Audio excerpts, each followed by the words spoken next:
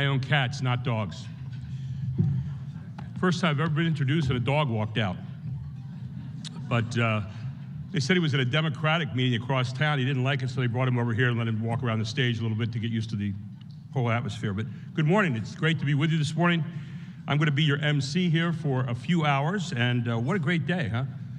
You've got a guy coming in later on today who might be doing something later. We'll talk about that in some detail. But your first speaker this morning is Scott Parkinson, who is the Vice President of Governmental Affairs at Club for Growth. He has over 17 years of experience taking on the swamp and actually having to work in the swamp during that time.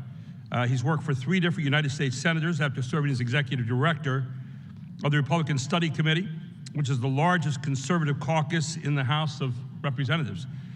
In 2018, he was Representative Ron DeSantis' chief of staff, a guy you may be hearing from later on today. And of course, we know Governor DeSantis went on to become Governor DeSantis.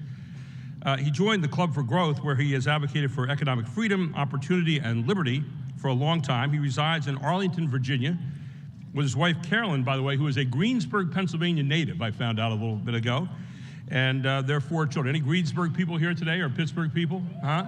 Okay. Anyway, he has, since the gubernatorial transition in Tallahassee, he has joined the Club for Growth, and he is an outstanding young mind here in the country. Looking forward to hearing a lot this morning from Scott Parkinson, the Vice President for Governmental Affairs for the Club for Growth. Give him a nice round of applause, would you please?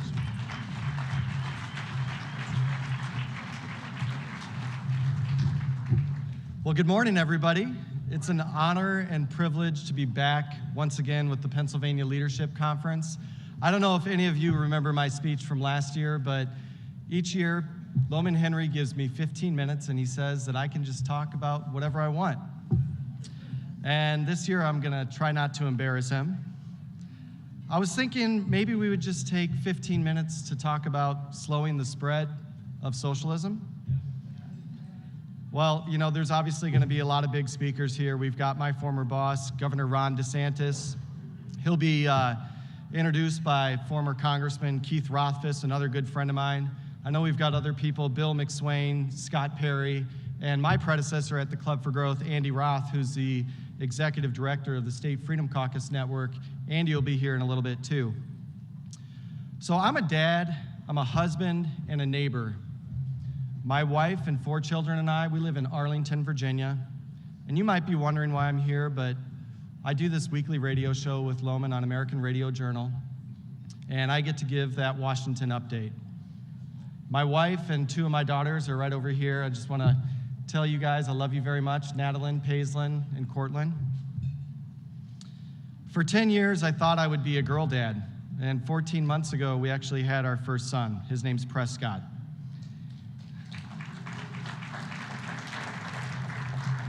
People often ask me, were you excited to finally get the boy? But I think the real excitement was from his 3 older sisters. Unfortunately for them, I'm not the kind of dad that actually says yes to everything. But when Paisley and I go to the grocery store, she loves to buy flowers, and I usually say yes. And Natalie, sometimes she asks for help cleaning up her bedroom, and I usually say yes. Raylan, my 3-year-old, she often asks for a bite of dessert after she's already brushed her teeth and she's ready for bed. I usually say yes because that little girl, she really loves chocolate. And a lot of the time, as a dad, I just have to say no, or don't do that. Slow down and stop. In 2020, at the beginning of the coronavirus pandemic, America needed more conservative leaders to say, slow down, stop, don't do that, and no. You see, 3 years ago, my worldview changed pretty significantly when COVID hit. For most of my career, I'd worked on Capitol Hill in Washington, D.C., in the United States Senate and House of Representatives. But I learned pretty quickly that Congress doesn't know how to handle a crisis, they know how to manufacture a crisis. Maybe in a lab in Wuhan. For the past 3 years, a familiar phrase has been, did you test positive for COVID? Well, as a father, COVID tested me. In 2020, Natalie, my oldest daughter, was approaching spring break in 4th grade. And she also worked really hard for a couple of months for a small role she had in a Wizard of Oz play in our community. But then the schools closed, and that play was canceled the week of dress rehearsals. She was devastated, as you can imagine, as a fourth grader could be, but kids are resilient. But throughout that spring and early summer, we saw basketball seasons canceled, track events canceled, proms and graduations abruptly ended and canceled. And these kids did nothing wrong. A few days after the lockdown began, the coronavirus task force began messaging that was 15 days to slow the spread. In hindsight, those 15 days were just the beginning of a deliberate manipulation campaign from government bureaucrats, and it greatly tested the American people's willingness to try and do the right thing for their community. What was the result? The middle class was crushed, and sadly, those elected leaders that we needed to say, stop, slow down, they just weren't able to do it. My 3-year-old can count to 15, but you know what she can't count to? May 11th, 2023. That's the date that the emergency declaration for the coronavirus pandemic is scheduled to come to an end. And we're paying the consequences still today. Last July, inflation reached 9.1%, the highest in over 41 years. Now it's at 6%. But that doesn't mean inflation is going down. You see, inflation is measured year over year. So if you look at the incompetence of the Biden administration's approach to taming inflation, it's only made things worse. Inflation has increased 16% since the coronavirus began in 2020. Many refer to inflation as the hidden tax. Well, that hidden tax cost us 58 days of work out of the year that vanished like a bad magic trick. Nearly 2 full months of earning power gone just through inflation since COVID. Well, I remember walking Natalie back to school her first day back about a year later when schools reopened. The school was clear that students needed to wear a mask and they wouldn't be admitted inside if they tested for a very slight fever or temperature. We walked up to school to find a really, really long line of parents and students lined up 2 by 2 all around the school. And I watched my daughter endure the required protocols, mask mandates, including having that temperature taken in order just to go back to the classroom. I was infuriated, and I know many parents throughout the country felt exactly the same way. As I walked back home alone, I was more emotional that day than the day I dropped Natalie off at kindergarten. I hope I don't get emotional like that again, walking her anywhere until the day I walk her down the aisle. And we needed our political leaders to stand up for children, not make them feel responsible for the pandemic. So why were the American people so sheepish in allowing our freedoms to be infringed upon? The elevation of Dr. Fauci and his propaganda, pushed and echoed through many in the media, was intended to damage President Trump's re-election chances. And back up to 2016, the media gave Trump all the attention he could handle because they didn't think he could actually defeat Hillary. But that didn't work. Trump won a historic presidential election. Unfortunately, 2 short years later, in 2018, during those midterms, radicals like Alexandria Ocasio-Cortez and the Socialist Squad got elected, and they used their new House majority to go after Trump. He had to spend the next 2 years defending himself against impeachment and against the Democrat House of Representatives led by Nancy Pelosi. So how lost is our culture when a concert or a sporting event can attract 75,000 people pretty easily, but a political rally involving our nation's leader can't even attract 50 people? If you don't believe me, many of Joe Biden's 2020 rallies are still available on YouTube. There is definitely a reason they kept him in the basement. But we got to take back our culture and reprioritize the nuclear family. There's a thing called the success sequence. And this is a study that another think tank has done. And it talks about how individuals are most likely to achieve prosperity through 4 different things in a direct pattern. 1 is to obtain a college education.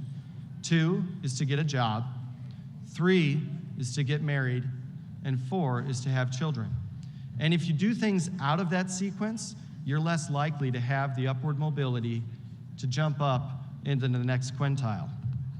Well, no parent looks at their son or daughter in the eyes and hopes or prays for them to be unsuccessful. We all want a better America for the next generation.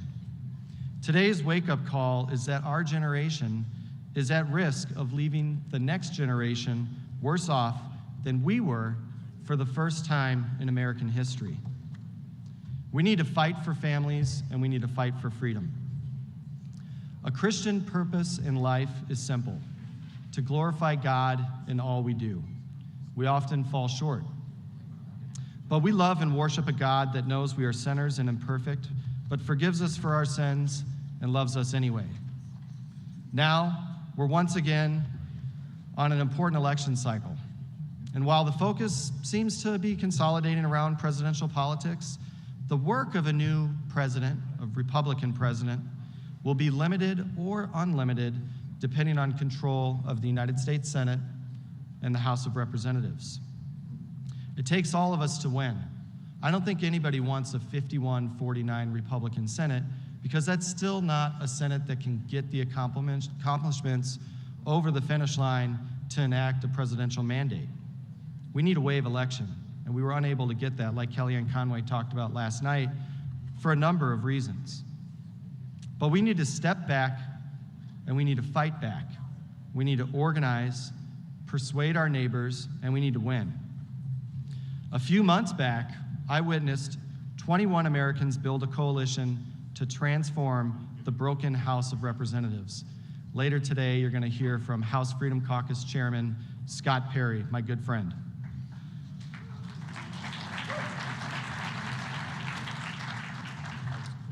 Mr. Perry led an effort to restore power to all representatives and limit the political oligarchy in Washington, D.C.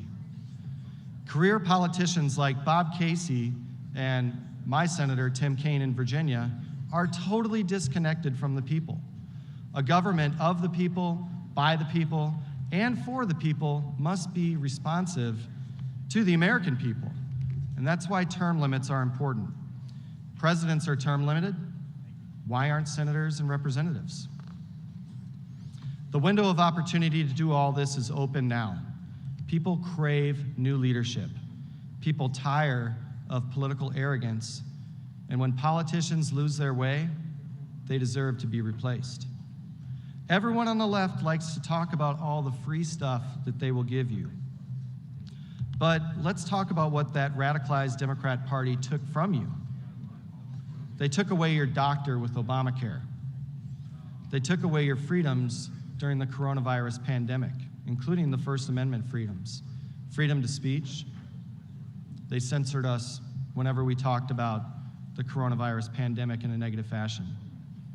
The freedom to petition government for grievances in person. They closed the Capitol complex. You could only get in if you were escorted by a member of Congress or their staff. So what does that do? That actually just protects the power within Washington. It doesn't open it up to a free and open society. And of course, they attacked religion by forcing the lockdown on churches throughout America. They took away our self-sufficiency. For many of you, they took away your jobs.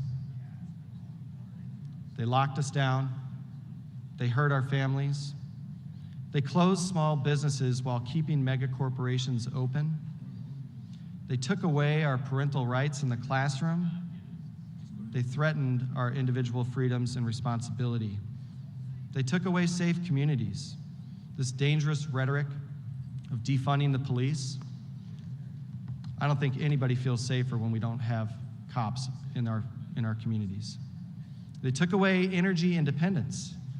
And they're taking away American sovereignty with millions of illegal immigrants flowing across the southern border. What else do they want to take away? Well, they want to continue to take away our free speech rights. They want to take away our Second Amendment rights. They want to take away our right to a speedy trial.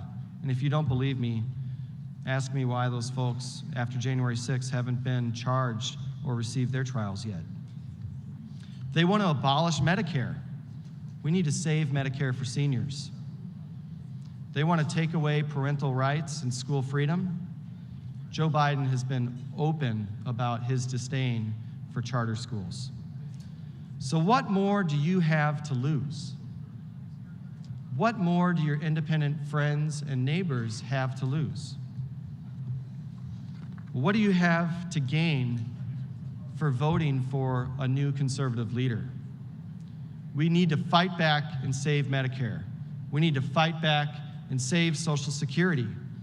We need to fight back and save high-quality health care.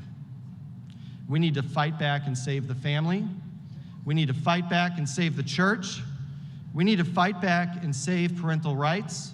And we need to fight back and save safe communities. We need to fight back and save the middle class. We need to fight. So I just want to thank everybody for listening to me today. It's such an honor to be with the PLC. I want everybody here to be re-engaged in the community because 2024 is just around the corner. It's going to take all of us. Stand up and fight. Thank you.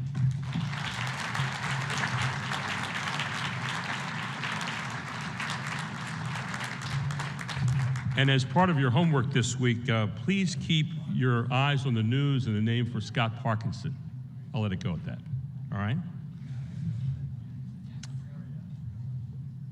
How do you win and how do you serve as a lifelong conservative? That's a big question, and you've heard some people talk about what conservatism is this morning and what it isn't. And you'll be continuing to hear that and shaping it throughout the day in terms of how you see things. But we have a panel coming up next, led by Justin Grice, who is a Pennsylvania native and actually lives down in Texas now, Texas-based political operative, he told me, not a strategist, but a political operative. He also said, are you going to read the whole thing here? I said, no, these people are Republicans. They can read this themselves. So I'm going to introduce Justin Grice, who is our next moderator, with a panel on how to win and serve as a liberty conservative. Let's welcome Justin Grice.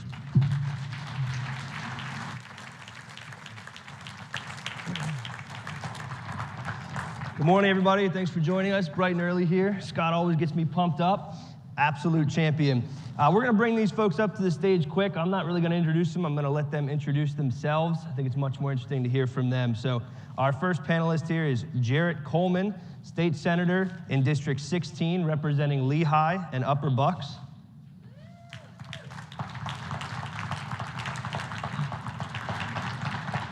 And our second freshman legislator, State Representative Wendy Fink, representing District 94, Southern York County.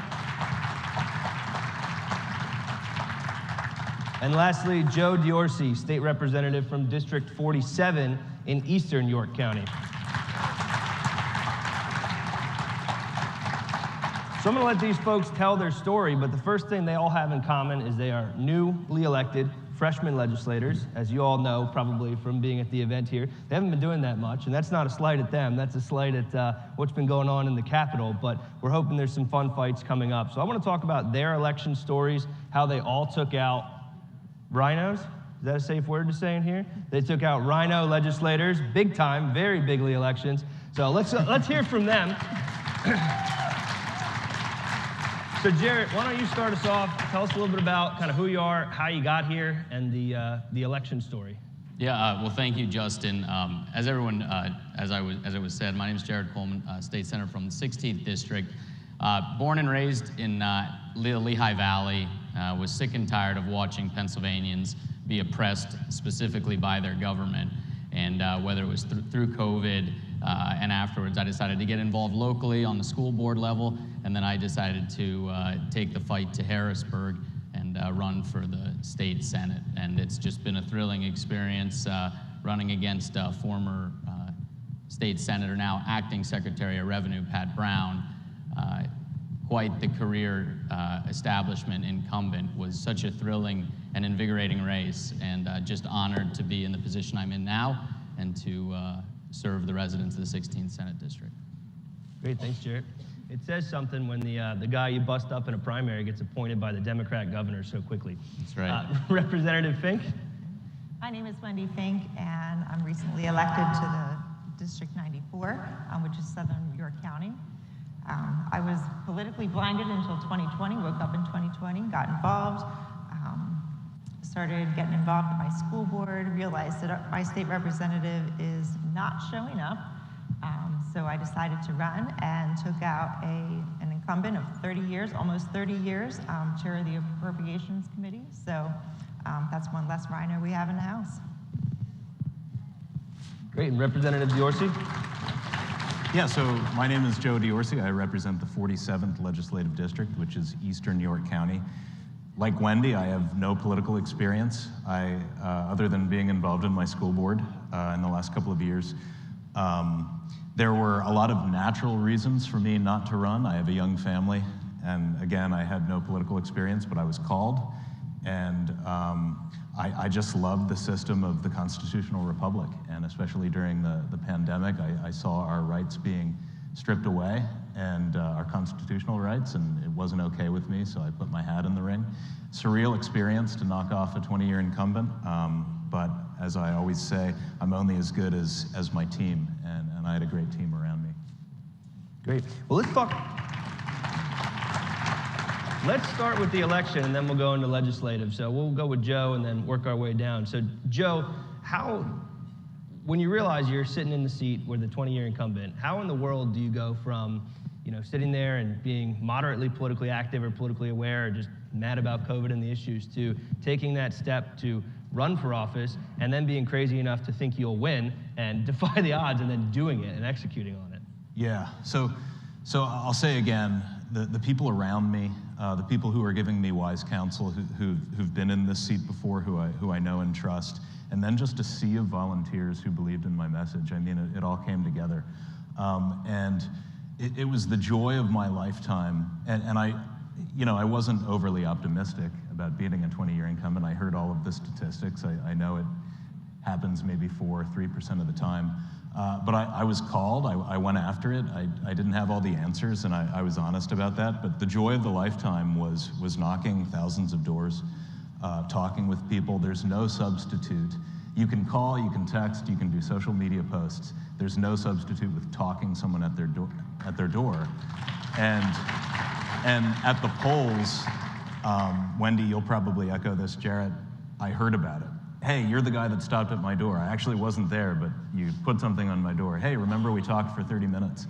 And people remember that, and it was fun on my end as well. Great. And then Wendy, to add to it, Joe mentioned a couple of the numbers. Incumbents get reelected at over 90%. When the incumbents raise more money and hold the incumbency, it's 96%. And then I don't even know if we have a number on it, but to beat an incumbent in leadership and in a very high role is a greater than 96% chance they're going to get reelected. But here she is, you've done it. So kind of the same question to you. How in the world did you kind of build the confidence in the team to get elected and take out an incumbent? Yeah, well, the team kind of came out of nowhere. We started going to the grassroots meetings, and people were just tired of their elected officials not showing up or saying one thing to their face and doing another thing in office, and people were just ready for change. Like Joe, knocking doors is where it's at. I love door knocking, thousands and thousands of doors and having those conversations.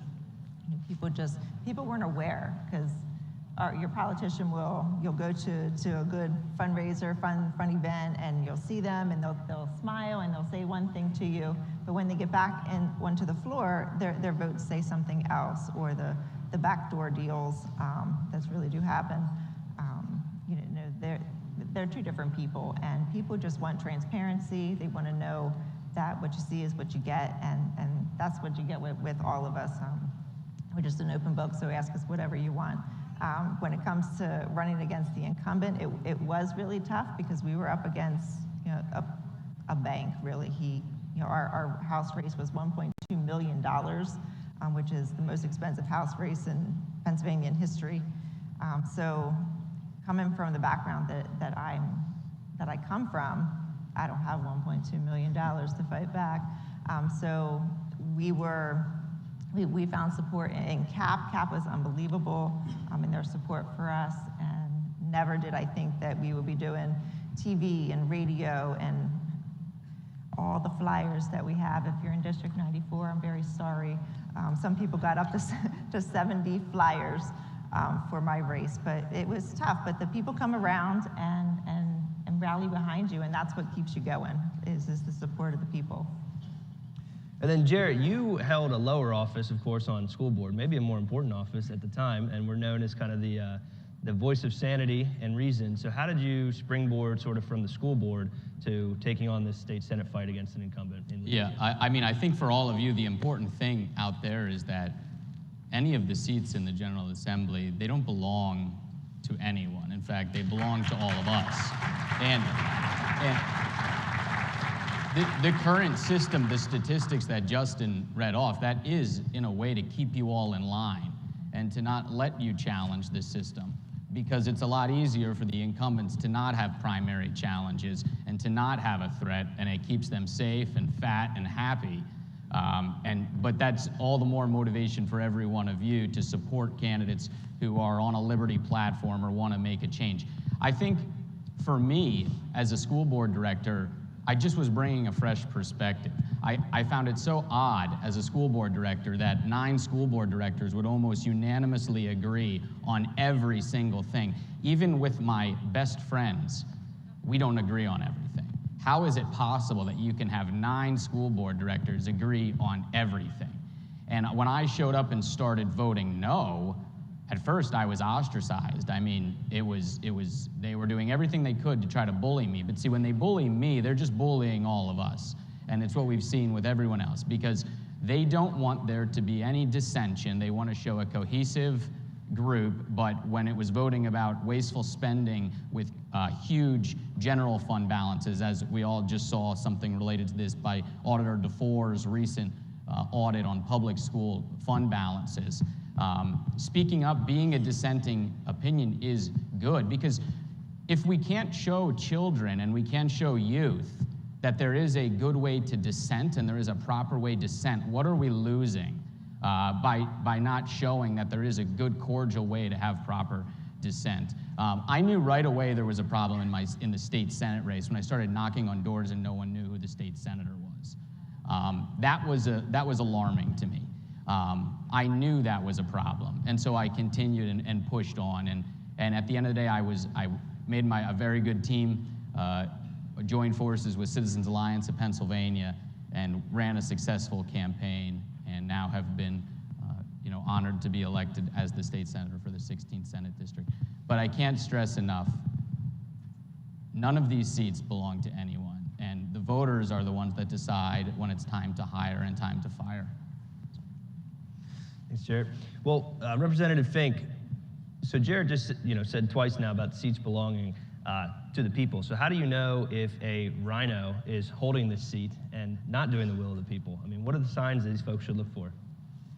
I think you really need to follow their voting record. Like I said before, your politicians will look you in the face and say one thing, and they'll promise lots and lots of things to you, but the reality comes, how are you voting, and how are you standing up against and pushing back against those things that are not good for us? So keep track of their voting record. It takes a little effort on you. You can't just listen to what somebody else says, what's being done. You need to take responsibility for it and get involved and be aware. You need to educate yourself. Gentlemen, anything to add? Sure, I think generally speaking, it's a nominal Republican who compromises on their principles for personal gain. So that's like my canned definition. But I'll go further. I believe that, so my authority is God, and my boss is the 65,000 people in the 47th. I think a rhino typically views the leadership team as their boss, and that's not how I view it. The 47th, my district, the 65,000 people, they're my boss.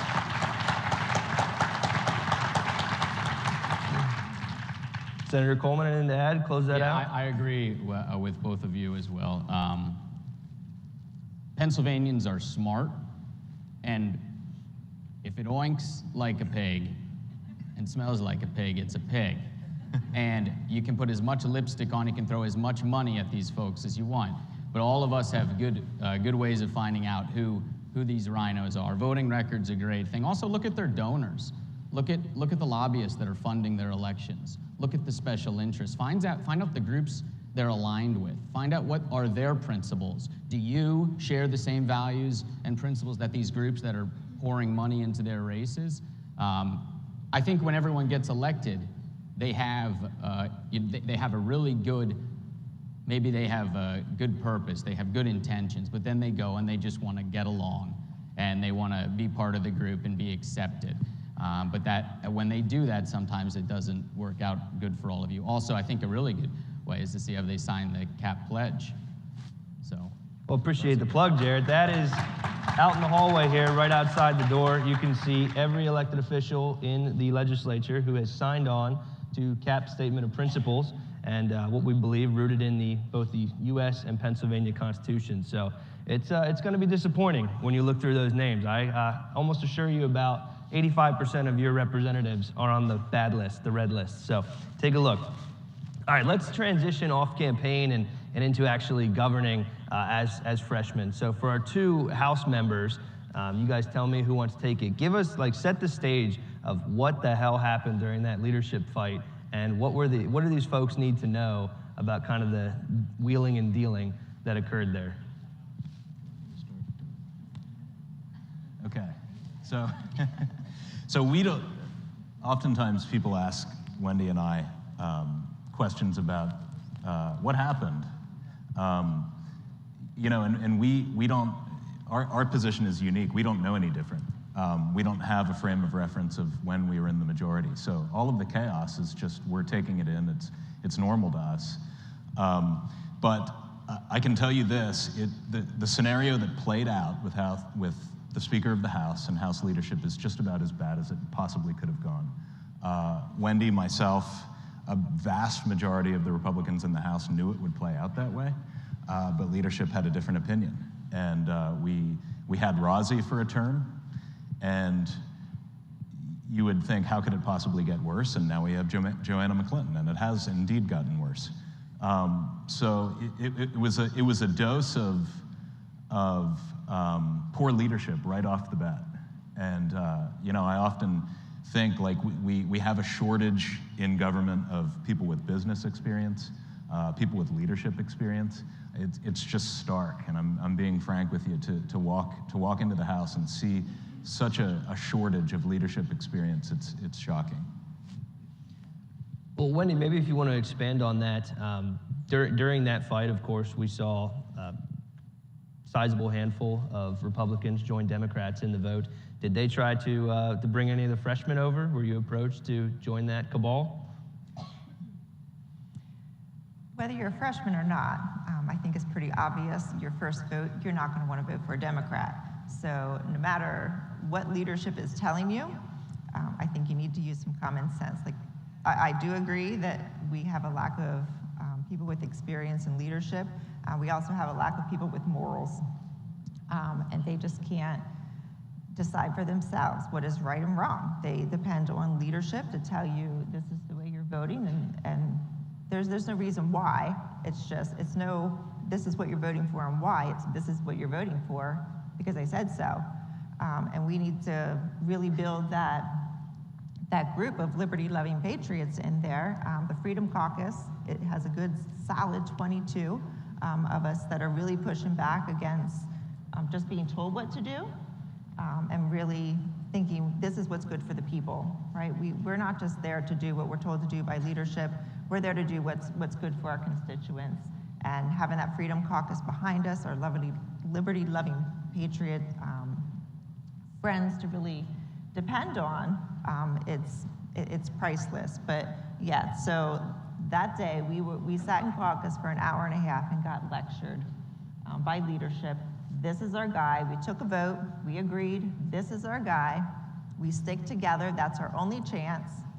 An hour and a half lecture on unity and sticking together. We get out on the floor, and there's our 16 that just pulled the rug out from under us.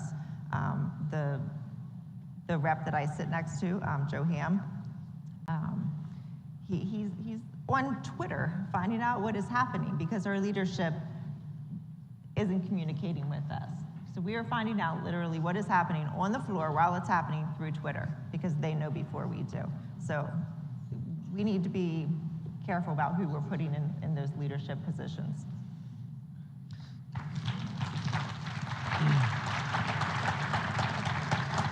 So, Senator, I imagine a pretty different experience in the Senate, who are acting as the adults in the room and in government right now with a functioning, somewhat at least, chamber. Can you just kind of add to that? What's your experience been like being in the majority in the Senate versus the House experience? Yeah, absolutely. And it's actually, it's very shocking.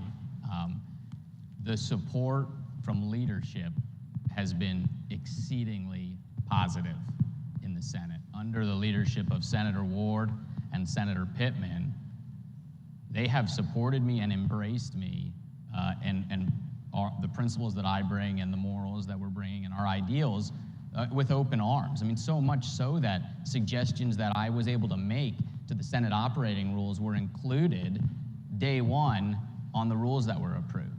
I mean, that's fantastic. And it kind of, for all of us, it makes us think, you know, that's great because oftentimes Democrats want to put us in a room and say, we're all extreme and we're radical. But the truth is that our principles and our ideals are actually not that extreme. I mean, things like not wanting to grow the government or not wanting to raise taxes, or I'm sorry, I declined the pension on day one. Why do you have to pay a retirement plan for me till I die when it's not supposed to be a career? I mean, these are all things that are supported by lots of people. And the leadership in the Senate has been refreshingly acceptant to everything that I've brought forward. And I think that speaks volumes to them and should give more encouragement to all of you.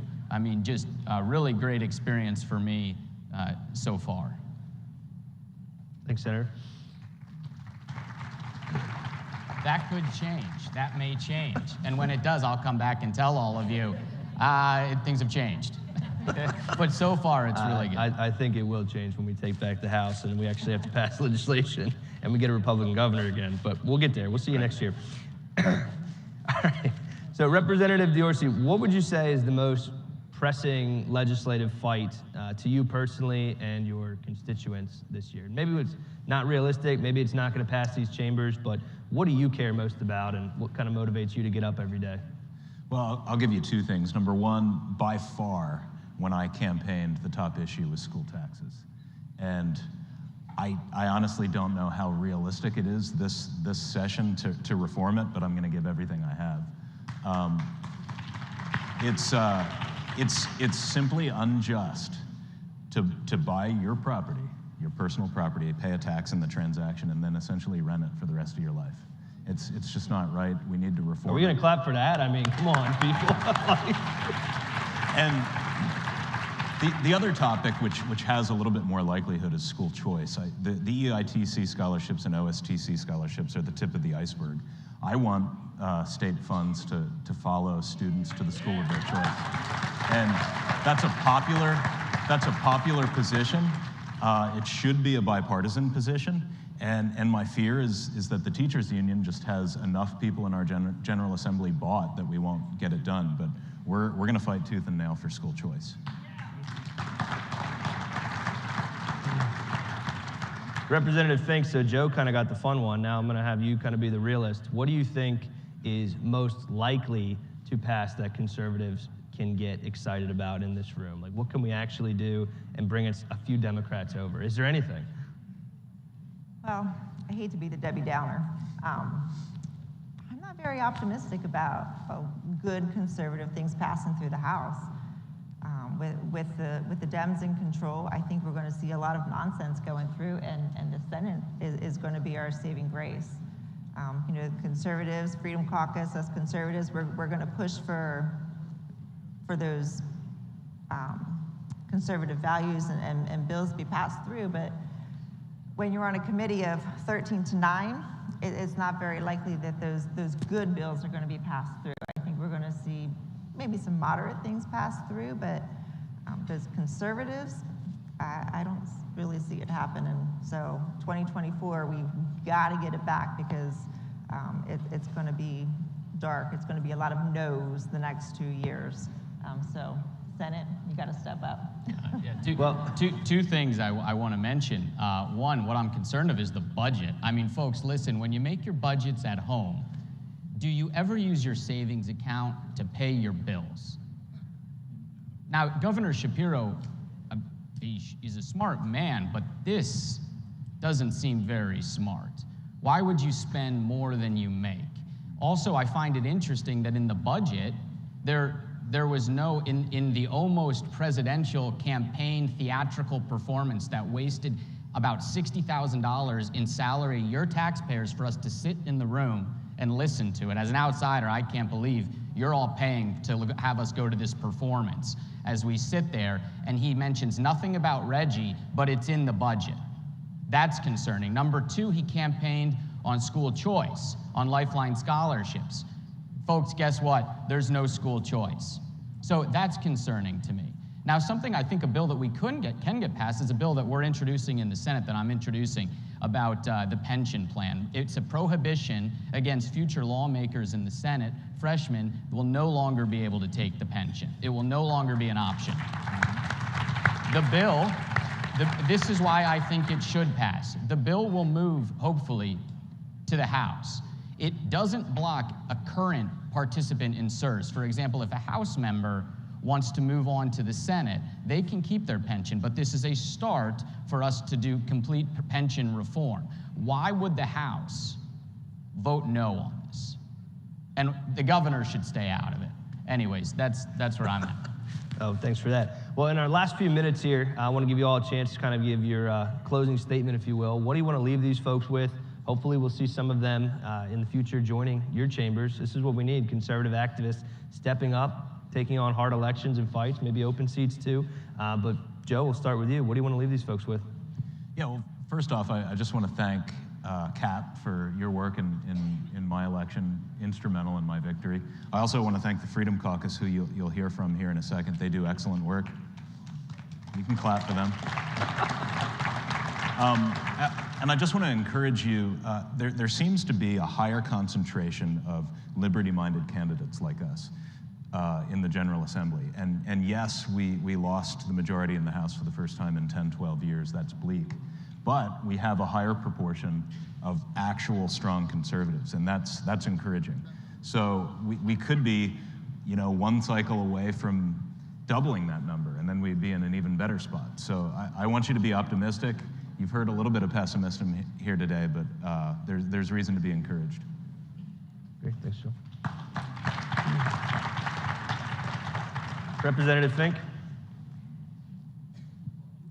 There was a little bit of pessimism. I gotta say, I'm an optimist, so that last answer was really hard for me to get out, because I'm quite the optimist, and I'd like to just echo what Joe said.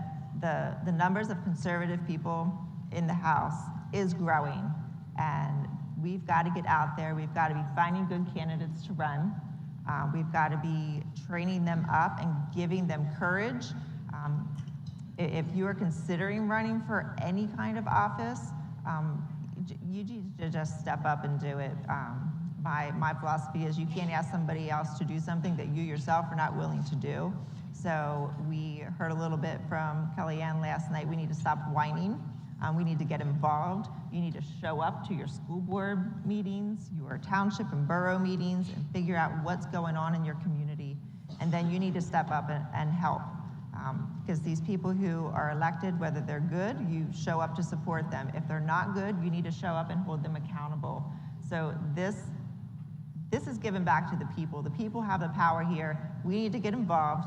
We need to educate ourselves. And we need to be pushing back against the nonsense that's coming out all across our community in every way. I'd like to echo what Joe said. The Freedom Caucus is there. We are growing. So talk to your Freedom Caucus members. Figure out who's good, who is squishy. We need to get rid of the squishies. Follow CAP. They have a good list of who is walking the line for the people, and who is not. So there are organizations out there and people out there who are trying to get the information out to you. Find them, follow them, and ask questions. Senator, final 30 seconds. Yeah, very quickly. We police our own, okay? We police our own and we hold ourselves accountable. Governor Shapiro, through his cabinet selections, through using the term of reaching across the aisle or bipartisanship, has selected what I think are the most polarizing individuals in our party. It is a strategy by him to separate us, okay? Don't fall into the trap. Find your candidates, support them, because we police ourselves through our primaries. But be aware of what's going on the larger stage here. Finally, together we are very strong, and we need to always come back to our values because that's what brings us together. We can fight it out in the primary, we can have that discussion, and then once we move forward, we come together and we do the hard work. Again, together we are most strong. That's it. Great.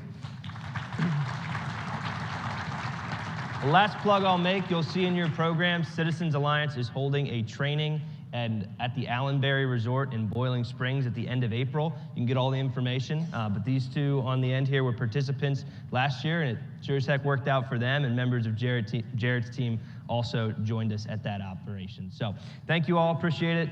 Legislature, thank you. Thank you. Thank you.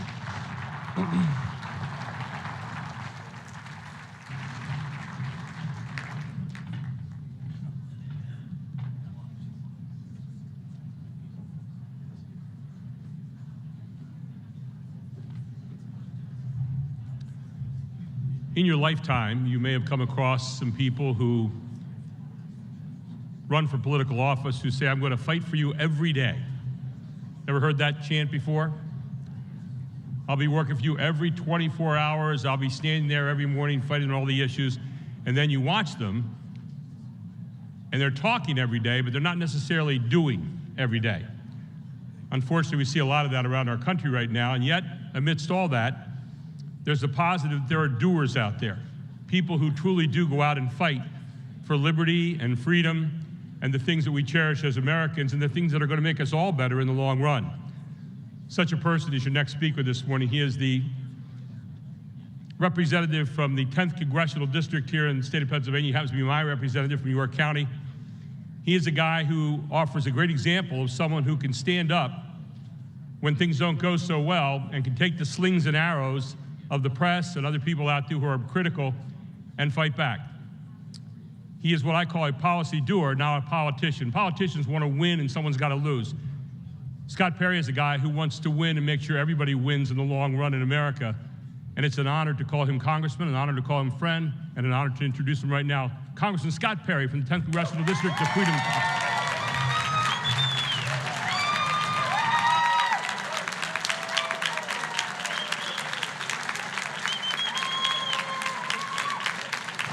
Let's get into it. We want to use up all the time, bring in the diesel, right? So I'm here from Washington to report to you from your federal government that the nation is in great shape. Yeah, it's April Fool's, right? It's April Fool's. I will tell you, I struggled about what to talk to you about this morning if you look at the last week that we had, right? Literally like 10 years of week. Or 10 years of events in 1 week. But I had to try and get myself right about the whole thing, so I thought to myself, you know,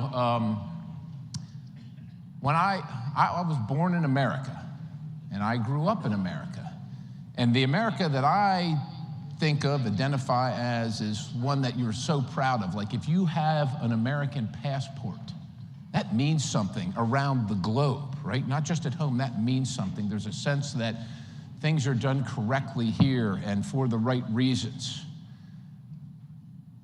But I woke up this week feeling like I woke up in the third world. Like I woke up in a banana republic, and I thought, well, look, Penn Live's probably gonna be here, so I better know what I'm talking about Banana Republic and third world.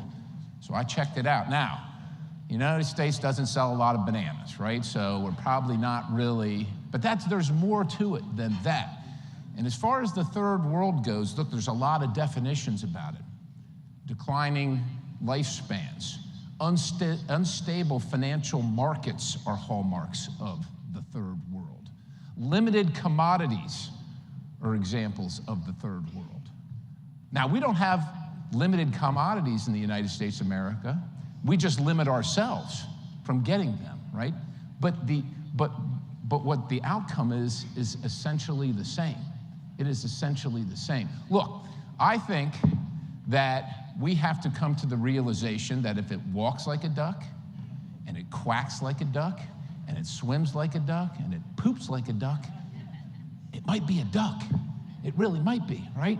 So I know that we are all concerned, and rightly so. Cataclysmic things are happening moment by moment.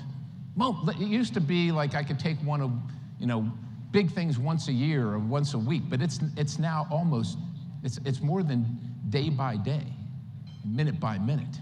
It's moment by moment. I mean, you think about the week that we had.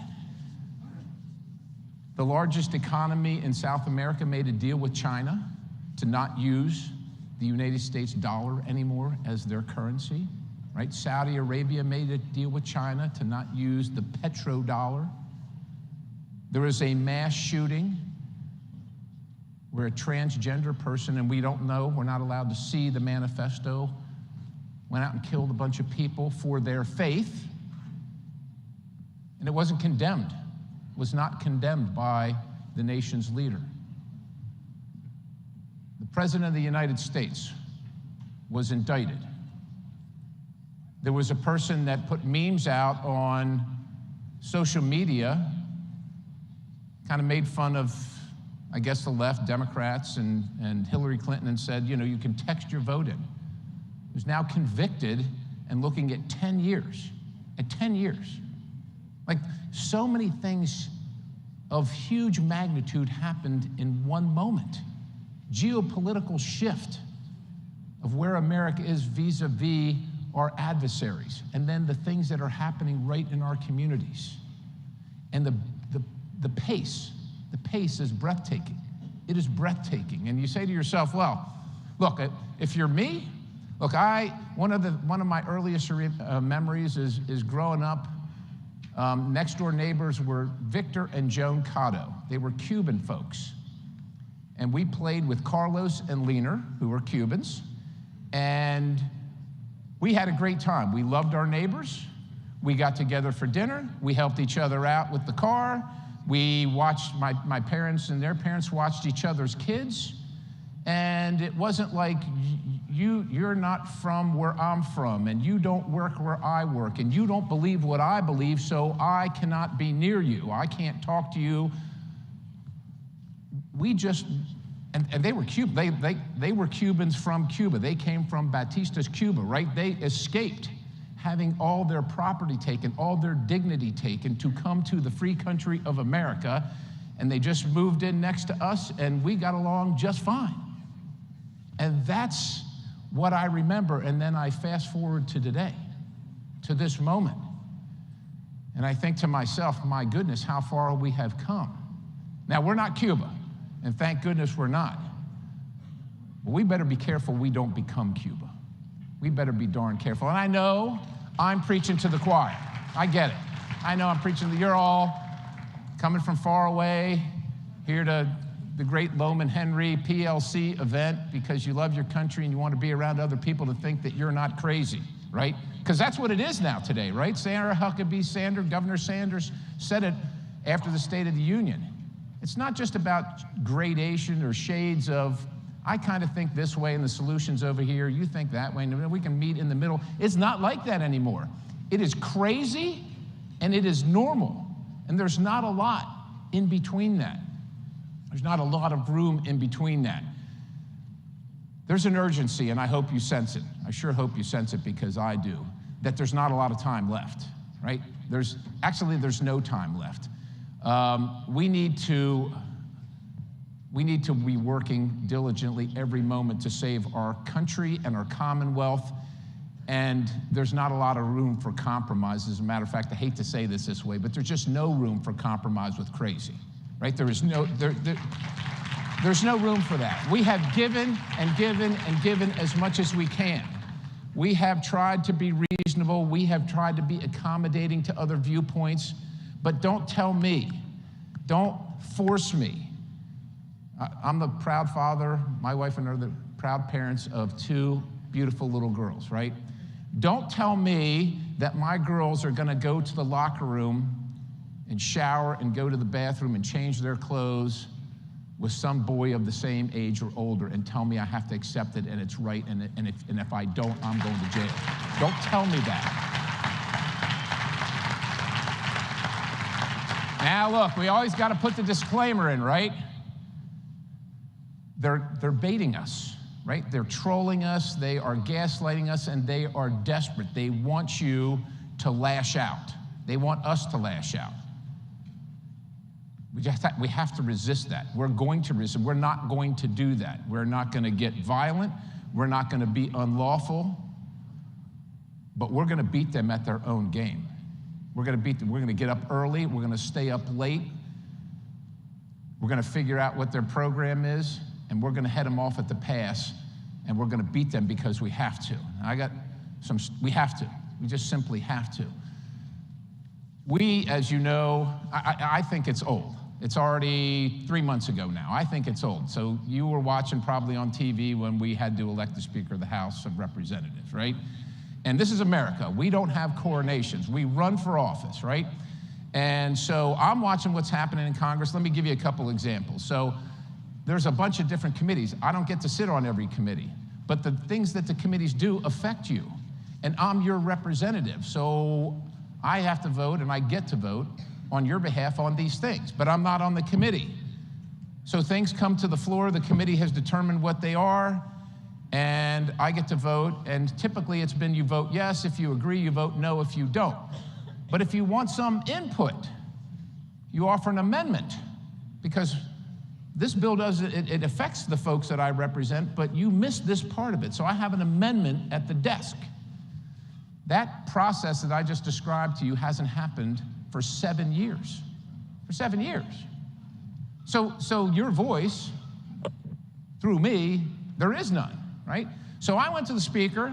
Well, he's the Speaker now. I went to the leader back then, back in July, and I said, look, I think we're going to win. I don't think we're going to win as much as you think we're going to win, because we haven't earned it, but that's another story. But I think we're going to win, and we got to make some changes around here. Now, in the interest of full disclosure, I've known Kevin McCarthy since we were in Young Republicans together, so you can tell that's a long time ago now. And so, but it's not personal. It can't be personal, but it's business. It's the business of the country, because I feel the urgency like you do. The urgency. So I said, we cannot keep doing the same things, the same ways, with the same people and think that there's going to be a different outcome. That's not going to happen. So look, we've got some ideas here, and we've worked very diligently on them, and we're very professional about it. Would you consider these? Well, you know what I got? We're going to have a 240-seat majority, Perry. I don't have to listen to you and your crazy band of lunatics over there. And so a little pat on the head. It's nice to see you out of my office. That started in July. Kept a smile on my face, because I could see what was coming. And I know a lot of you said, we want this huge majority. But I was saying, no, I don't want a huge majority. A huge majority of a bunch of squishes that say they want to change our country and save our country, but they won't vote for any of it, right? I want it to be narrow, right? I want a bunch of people that are willing to save the republic. So I kept going back. And I'd take some people with me, and we'd have a conversation, but the same thing would happen every time. Pat on the head, slap on the rear end, see you later, we're not interested. But I'm diligent, and like I said, I didn't make it personal, so I always have a smile on my face, because we have to be happy warriors. You turn people off if you come in and say, you're stupid, you're wrong, and I'm not going to accept your premise. Nobody wants to listen when you say that. So I kept going back. Now, I didn't get any traction until, I think it was November 9th. Remember that day before November 8th, there was an election. Instead of getting 240 seats, well, we're from Pennsylvania, right? Like, I don't even get to know if I get my seat, the seat that I've run for weeks later. But I thought it was looking pretty decent, so I rolled the dice, and I said, I think I'm going to be the next representative from the 10th District. I go down to Washington, and I call up Kevin McCarthy. I said, I'd like to get together. He said, yeah, I'd like to talk to you. Awesome. So sit down, have conversation. Well, you know, Scott, that's very difficult, the conference. I'm with you, but I can't. They're in disagreement and so on and so forth. I told him, I said, look, if you're for this, they're going to be for this. Well, we'll see. We'll see. And we kept on having these meetings, but nothing was really changing. And when we had the Rules Committee meeting, do you know what the Rules Committee is? So we run the operation with a set of rules. Like, you know, in baseball or football, you got a set of rules. Same thing in Congress, you got a set of rules. And a new member, brand newly elected to Congress, approaches the mic. He's got an amendment to the rules. And the conference chair says, sit down, you're out of order, welcome to Congress. Literally says that. And I'm like, oh, perfect. Set the tone for all the new folks so they can see it's not just the crazy people that have watched what's going on here. Keith Rothfuss knows, he was there. Not there at that, well, maybe you were there at that time. So anyhow, I called Kevin the next day and I said, can I come see you? He said, yes, sir. I went to his office and I said, Kevin, we're friends. I don't want to lose the friendship and I'm not going to, but you're going to have to do something dramatic and you're going to have to do it now. Because what you're doing is solidifying these people's positions, like your rhetoric and your actions are like a hot wind on wet concrete, and their feet are in the concrete, and they're not going to move. And I said, that's all I can tell you. I'm trying to help. You know what I got? I got a pat on the head, slap on the rear end, out the door. Nothing changed. So people came out and said, I'm not voting for this guy.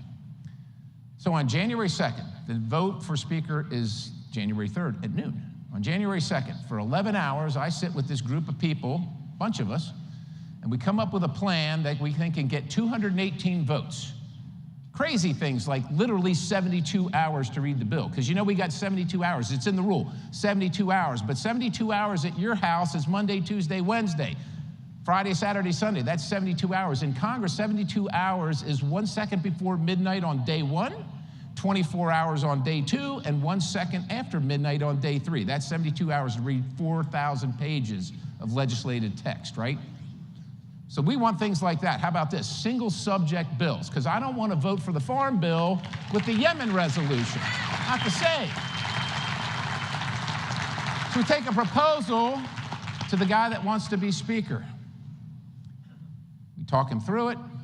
He stands up. He extends his hand to shake it, and he says, you're not serious, and he turns around and walks out. The next morning at conference, I was like walking into an angry Antifa mob. Conference, all Republicans, right? I was told, this is what I was told, your presence here disgusts me. It's very inviting. You should try it sometime, right? So we went to the floor, and away we went, because they said, you're going to blink, and you're going to buckle. Oh, I just got extended. Awesome. Awesome. Awesome. So you're going to blink, you're going to fold up like a wetsuit, cheap suit, and of course you saw what happened after that. The things we asked for were not unreasonable. If you looked at the list of the things that we asked for, not unreasonable. This is a once-in-a-100-year fight, because we can all lose our way. Even Republicans can lose our way. And there's too much power invested in too few people. We want to have amendments so that we can have our voices heard. I often say, I don't have to have my way. I want my way. I don't have to have my way, but I got to have a say. I got to have a say. And so after a few days of this round-robin voting, and they realized that we meant business, right? Because the Constitution, this thing, where is it here? This wonderful little thing. Like we all stand there and take an oath. We all stand there and take an oath to uphold and defend it. It is worth the trouble. It is worth the discomfort. It is worth the ridicule. It is worth the misunderstanding to get it right. And so after a couple days, when they realized we were not going to blink and we were not going to crack, then they wanted to talk. And you know what we ended up with at the end of this whole thing? What I went on the end of July with hat in hand and a couple pieces of paper to the leader of the conference. That's what we ended up with. Single subject bills, literally 72 hours to vote. A couple other people on the Rules Committee, people represented across the conference that you would see in this room as opposed to those that just vote the right way and pay all the money, right? That's how it ended up, because it is worth the fight. Because I will tell you this, folks, we're supposed to be a free country, and we consider ourselves a free country, and I want you to really think, I want you to actually go back and look when you get done at what the definition of a third world country is. I want you to look at Banana Republic. I want you to look at a Praetorian form of government, and I want you to think about just what happened this last week. And you think about the freedoms of America. The freedoms of America, right? We think we're a free country, but I would just ask you this. Does a free people, little things, does a free people get to choose whether they have a backup camera or not on their car? Because I want you to know you don't have a choice anymore. Like, you can't buy a new car without one. Does a free people get to decide what they're doing in their home without going and begging for a permit from their local community district, your township, your borough, something like that? Does a free people get to choose? Look, it's coming. I know they're telling you they're not. It's not. But does a free people get to choose whether you have a gas stove or an electric stove? Or if you can buy a car that's not run and controlled by the government and the power that the government's taken over? Does a free country allow you to dig coal out of the earth and use it, or have a copper mine, or do we have to buy it all from China? I would just tell you that we are losing our freedoms little by little, moment by moment, at a breathtaking pace right now. At a breathtaking pace right now. And it is urgent. And if we don't fight for the things that we believe in, if we don't make ourselves uncomfortable, if we don't challenge the way it's always been, everything that I grew up with Joan and Victor Cotto and Carlos and Lena back when we were little kids, for my little kids, is all going to be gone, and it's happening right now. It's happening right now. So I would encourage you this. We've got 1 minute left. You're going to see a bunch of candidates, people like me, people that used to be, people that want to be, people that are. Demand from them to stand up and fight for your freedoms, or you will not accept their candidacy. You will not help them. You will not support them. It's not personal. It wasn't personal with me and Kevin McCarthy, but it is business. It is the business of the salvation of the Republic of the United States of America, and it is worth your effort. It is worth your sacrifice. It is worth their and your discomfort, and we can no longer try to find compromise between normal and crazy. Crazy's got to go. We just want to be normal. And we're going to have to fight for it, ladies and gentlemen. We're going to have to fight. All right? I'm out of here. God bless you. Stay in it. Stay in it.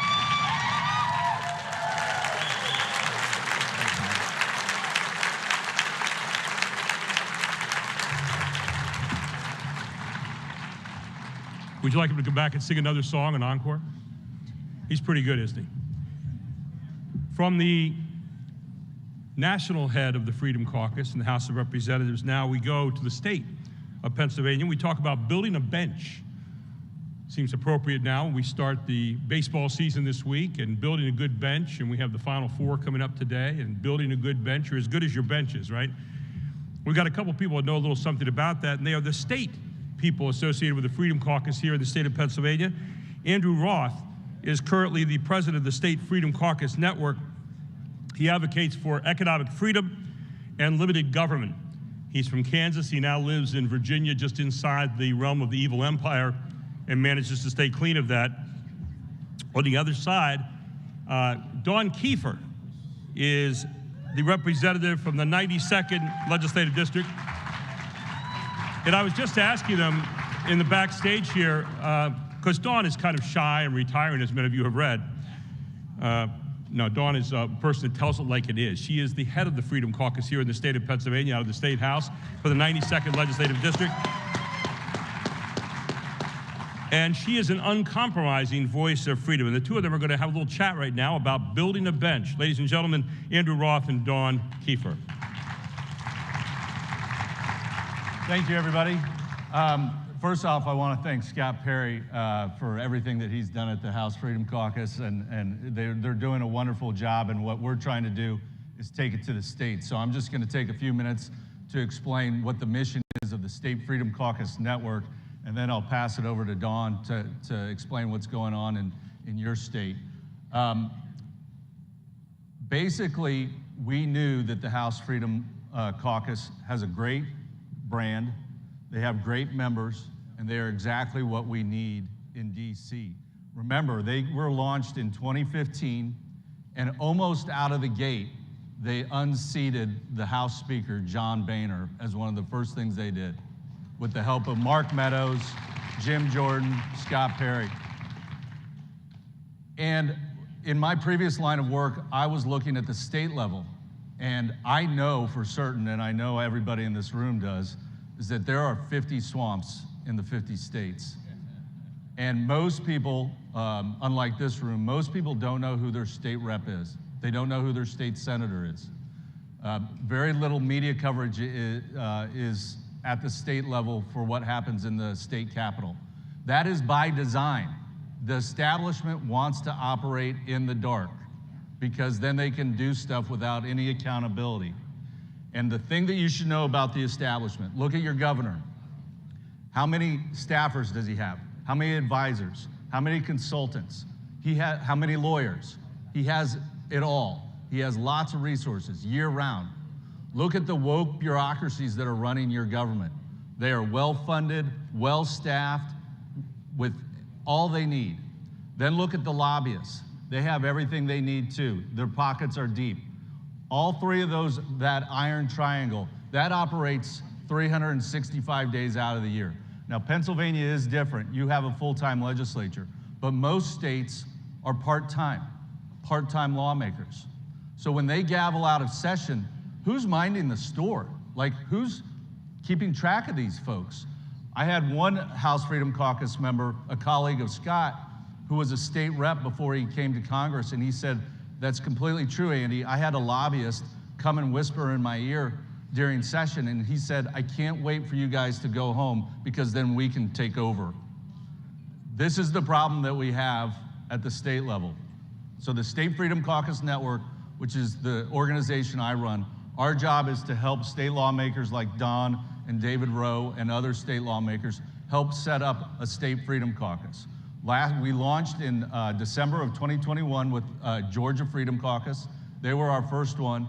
Then we went to Mississippi, South Carolina, on and on and on. And then in November, we launched the Pennsylvania Freedom Caucus. And I can tell you that this is going to be the loudest voice for freedom in your state. We have Scott Perry to thank to represent you guys in DC, but somebody needs to represent you guys in Harrisburg. And the thing that you can count on with the Pennsylvania Freedom Caucus is that it's year-round. It's always going to be there. Dawn is eventually going to retire or maybe move on to higher office. David Rowe, the other members of the Pennsylvania Freedom Caucus, they'll come and go, but a Pennsylvania Freedom Caucus will always be in this state fighting for you guys, and that's what we want to do. If before you leave, I want you to meet Nick Karen, who is our state director. Stand up, Nick.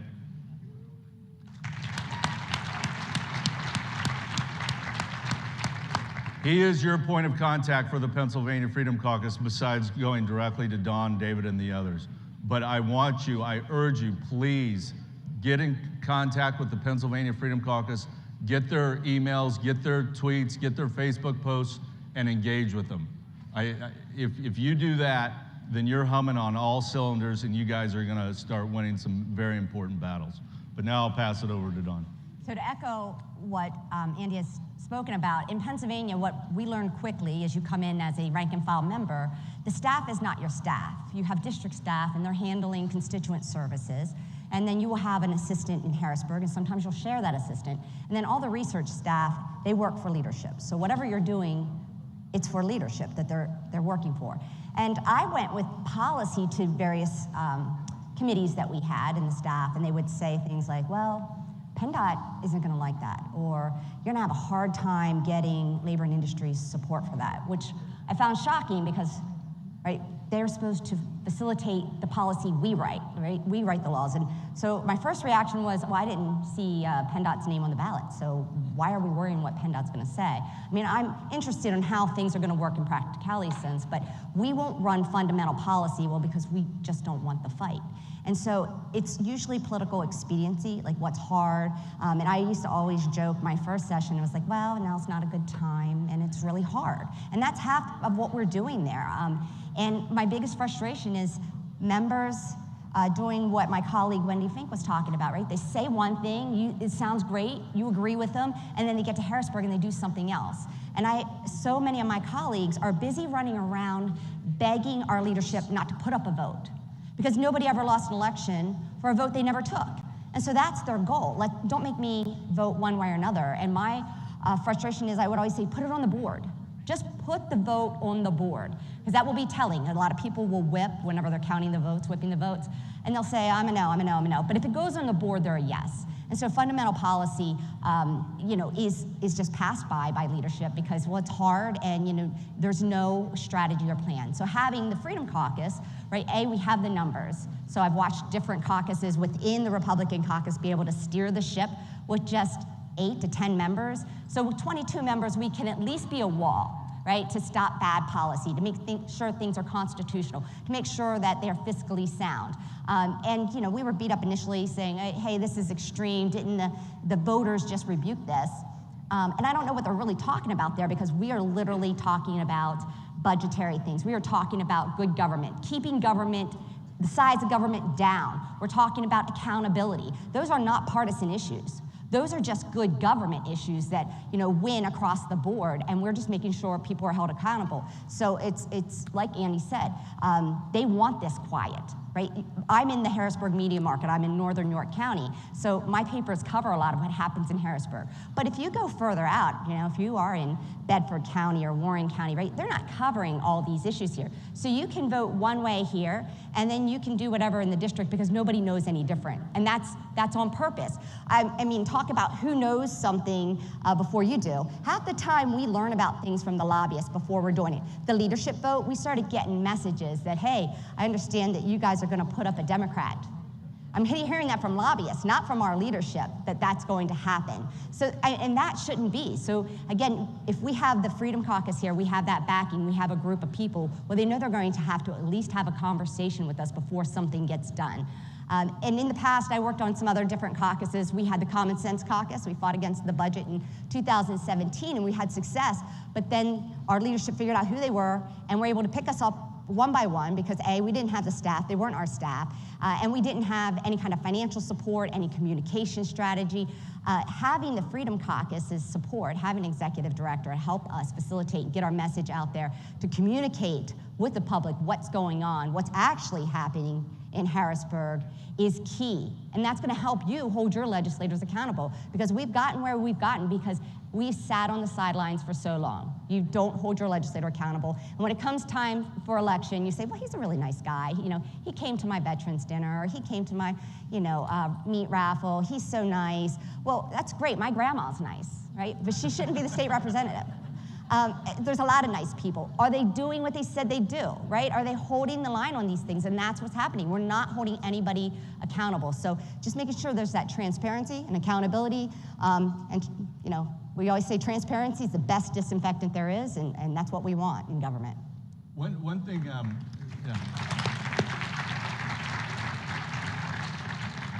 on the panel earlier, Wendy, Joe, and Jarrett, they were talking about how do you know whether your state rep is good or not? This is one thing I will tell you, and I'll give some examples in other states. Do not look at the R or the D after a person's name. Those are no longer relevant anymore. There are insiders and there are outsiders. There are establishment and there are fighters. Those are the things that you need to grade going forward. And you can find that out by engaging with CAP, Commonwealth Foundation, the Freedom Caucus. You can find out who the good guys are and who the bad guys are. In Wyoming, we have a Wyoming Freedom Caucus. There are 57 Republicans to only 5 Democrats in the Wyoming House. Let me say that again. 57 Republicans to 5 Democrats. They don't have school choice. They did not pass a ban on transgender surgeries for minors. They want to expand Medicaid. Thankfully, they haven't done that yet. But with 57 Republicans out of 62, you would think it would be a mecca, an oasis of conservatism. It's one of the most conservative states in the union. It's because Democrats are deceiving voters because these Democrats run with an R after their name. When we looked at the voting records in Wyoming, the reality is that there are 36 liberals to 26 conservatives. That's the truth. The R's and the D's, that's not the truth. So I urge you to get rid of the party labels and look at the actual voting records. One other thing, in South Carolina, our South Carolina Freedom Caucus has 19 members out of 100 and something. They exposed their leadership in such a dramatic way that they got kicked out of the House GOP caucus. The South Carolina Freedom Caucus is now on an island by themselves, and frankly, they like it. But they have now fractured that state house to where there's Democrats, liberal Republicans, and the Freedom Caucus. And that's the way we should start seeing things going forward. One other thing. I mentioned that a state freedom caucus is year-round, and I know that the Pennsylvania legislature is a full-time operation. South Carolina, the South Carolina Freedom Caucus was able to force a hospital to shut down a transgender clinic and fire their lead doctor. And it didn't require a vote. It didn't require a bill. It required zero legislation. All it required was conservatives to come together, have a freedom caucus, and publicly put pressure on this hospital. And they did it out of session, and they did it because they were loud, noisy, and they riled up all of their grassroots base like what's in here. And that is huge. So another thing that we've been working on as a Freedom Caucus is empowering local officials, right? We are not in the majority in the General Assembly right now. But what we're trying to do is there's a lot of power in your school boards. You have that local authority. You have that local authority in your municipalities, your townships, your boroughs. A lot of leeway of things that you can do there, and that we're helping them understand what the rules are, how to operate Robert's rules, how to conduct a meeting, and how to get some wins there, and how to flip some of these boards. We took a huge step in York County in 2021, where we are going to double down on that in 2023 with that. So there's things that you can do in that level as well. Another talking about, again, pushing back against leadership. Last year, the budget, and my colleague, Senator Coleman said, you know, the budget's huge. It's huge in Pennsylvania. And the way that we do it is backwards in Pennsylvania. It would blow your mind. It blows any accountant's mind. I would tell you to talk to Frank Ryan if you have like 3 or 4 hours. And that's cutting it short. But last year, you know, we get our little packet, the budget comes out after the governor gives his presentation, and, you know, we say, oh, it's voodoo math, right? It's, you know, it was a 17% increase. It's outrageous, all the little pie charts and graphs and all of that. We ended up, at the end of the day, spending $300 million more than the governor asked for. And when we got our little packet, we got that budget, I think it was like maybe 12 hours prior to them wanting us to vote on it. But we got the packet, and it was, they were telling us it was 2.9% increase. 300 million more, but only a 2.9% increase. How is that? Even backing out the federal dollars, I'm still at least 9% increase. And this is Republicans, right? You have Republicans in charge there, and then we're being pressured. Every day you don't vote yes on this budget, the price tag goes up. The price tag goes up because they have everybody on board. That, or they threaten you with, you know, we're not going to run your bill, which happened to me 2 years in a row, or you're not going to get your RCAPs, right? You're not going to hand out the money in your districts. So it's understanding that there's a lot of pressure coming from the districts on these legislators when they get to Harrisburg, like, aren't you going to support my $2 million RCAP, which is essentially what we used to call WHAMs? And that's the leverage that they hold over you. So if you don't know that coming in, or you don't have a support group like the Freedom Caucus, it's really tough to stand stand up to that, to understand it, to navigate it, to see what's coming down the pipeline. So fighting for rules, that's something that at the federal level, they're helping us navigate, here's how to get through the rules, here's how to amend your rules, here's how to use your rules to win some things on the floor and some policy and procedure things that we could possibly get using the rules. So that's where we're getting the support, and that's where we'll have an impact. Again, if there's a caucus, in Pennsylvania, in the Republicans' caucus that can wag the dog with essentially 9 members, there's a lot we can do with 22 members in the House of Representatives. One thing that we talk about, and this is where you guys can get directly engaged, is every state freedom caucus, we urge them to do 4 things. And if you do these 4 things, you're unstoppable. You're gonna win. You're gonna win a lot, and when you lose, you're gonna make it painful for the bad guys to steal victory from you. One is vote together. When there's a consistent block of 22 people constantly voting the same way, that scares the heck out of the establishment because they don't want to be on the opposite side of the Freedom Caucus on something. Number 2, plan together. Dawn, David, Wendy, Joe, the others, they constantly meet and they constantly strategize on how to fight. Number 3, defend each other. And this is where you guys can come in. When leadership goes after one of their members publicly, you need to come back twice as bad, twice as harsh against them. So they'll think twice about doing it again. And that's where you guys can come in and defend them as well. And number 4, and this is the most important thing, is be loud. If a conservative does something righteous in the woods, does it matter? Did it happen? No, you have to be loud in everything you do. So when Aaron Bernstein, during the rules debate, got up on the floor and attempted to read the entire rules package in front of the Democrats. How many people saw that? That was the most amazing thing ever. And his best quote was, "Are the beatings going to continue?" Like he was directly challenging the Democrats and the establishment in Harrisburg when he did that. That you have to be loud in everything you do because it will expose the liberal Republicans and the establishment, and it will force them to defend their own actions to their voters. And I'll tell you what, when you're winning, when liberal Republicans go home and voters say, "Hey, why aren't you in the Freedom Caucus? Why?" And when they get enough of those questions, it's gonna start to upset them severely. And then they're gonna try and punish the Freedom Caucus for exposing them. So those are the things that we're trying to do day in and day out, not only in Pennsylvania, but around the country. So, and just so a bunch of people have been asking yesterday and today, who our members are.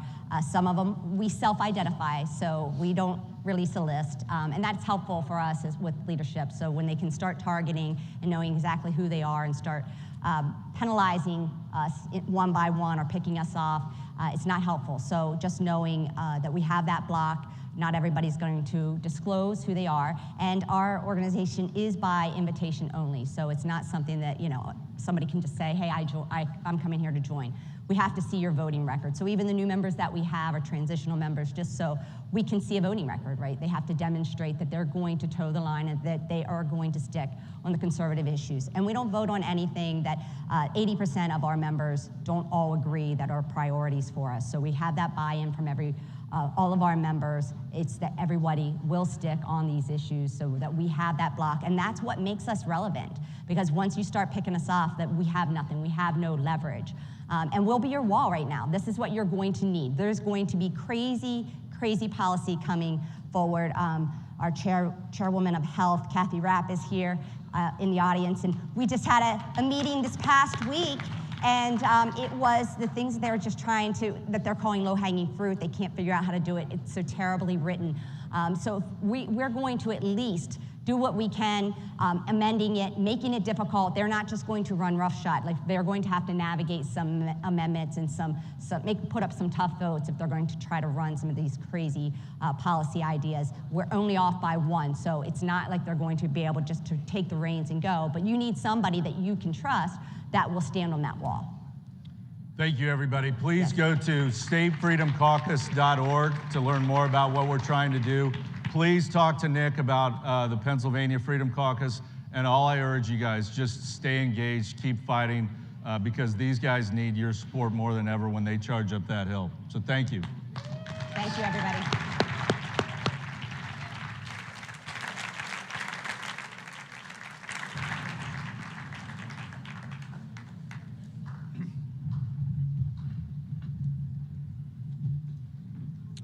Our featured interview this morning is with a fellow broadcaster. He is Guy Benson. He is a Fox News contributor, political editor of townhall.com, and he's the host of the nationally syndicated Guy Benson Show on Fox News Radio. He is also on the roster of the top 25 top millennial broadcasters in America, news and politics. He's a guy whose voice is heard regularly around the country right now and is becoming a real dent in politics in a very positive way. Let's welcome to the stage this morning, Guy Benson.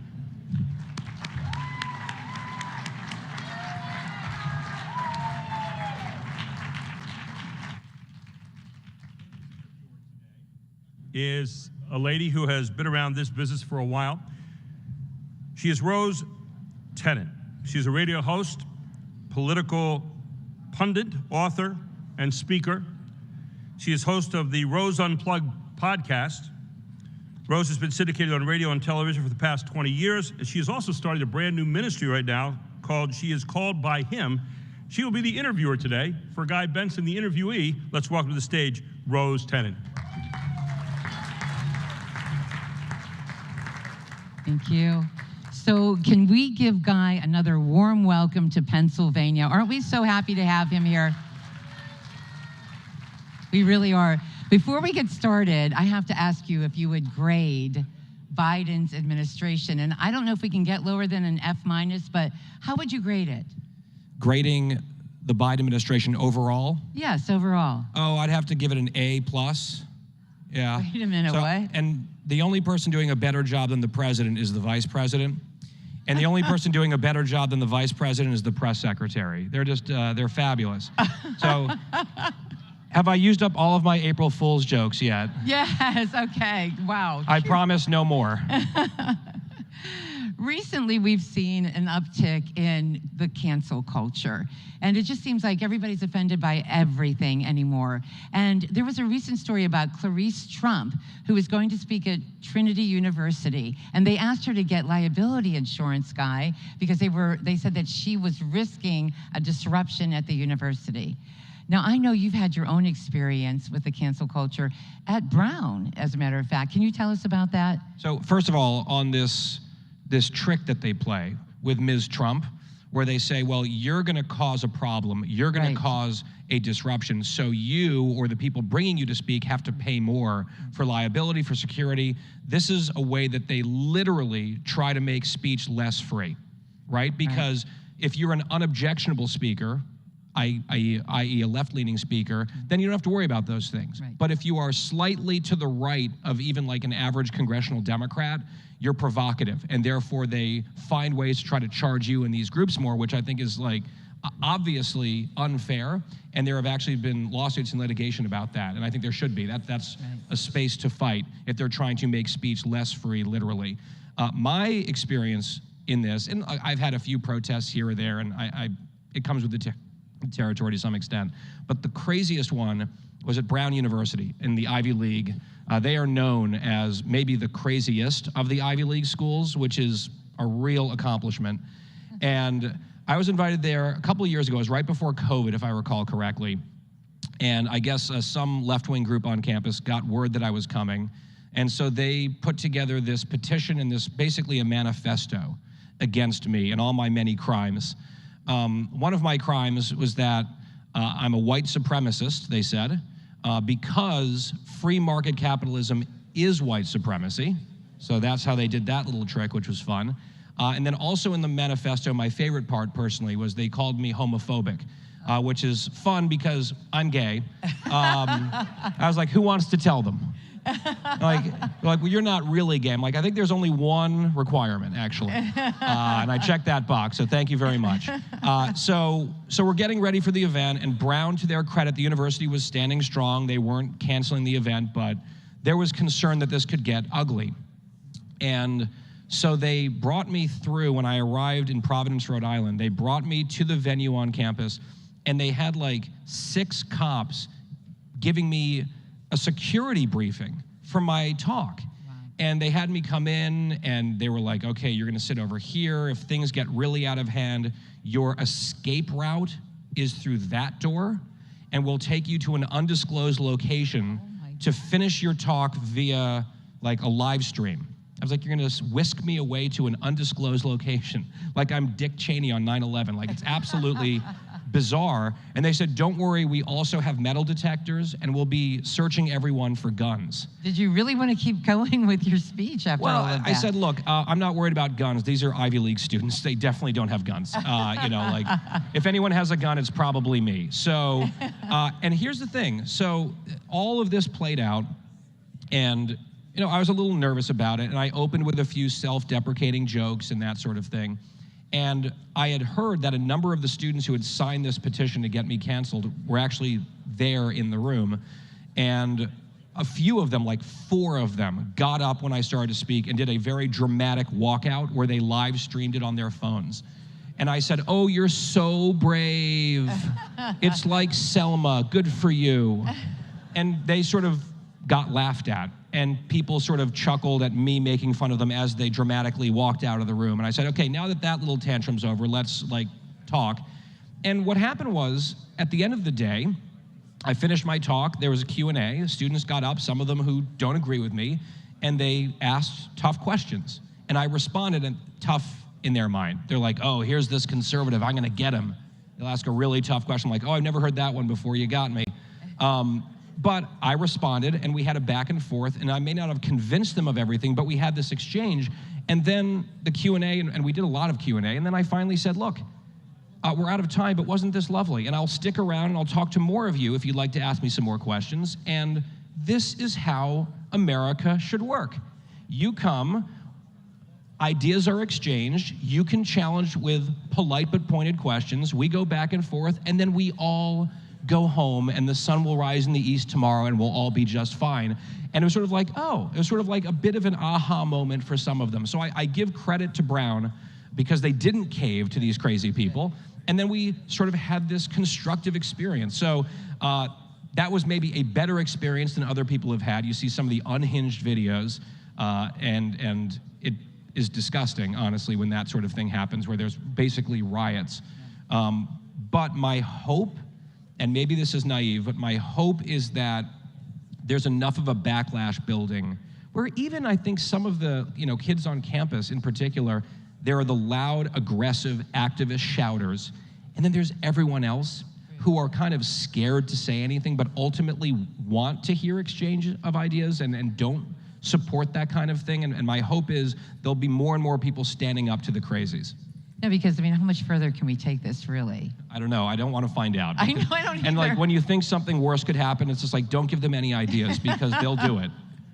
So true. All right, so let's talk about, we've got a majority in the House right now, and they are really on the offense. And one of the things that they did was to pass legislation on ESG, and they did get bipartisan support.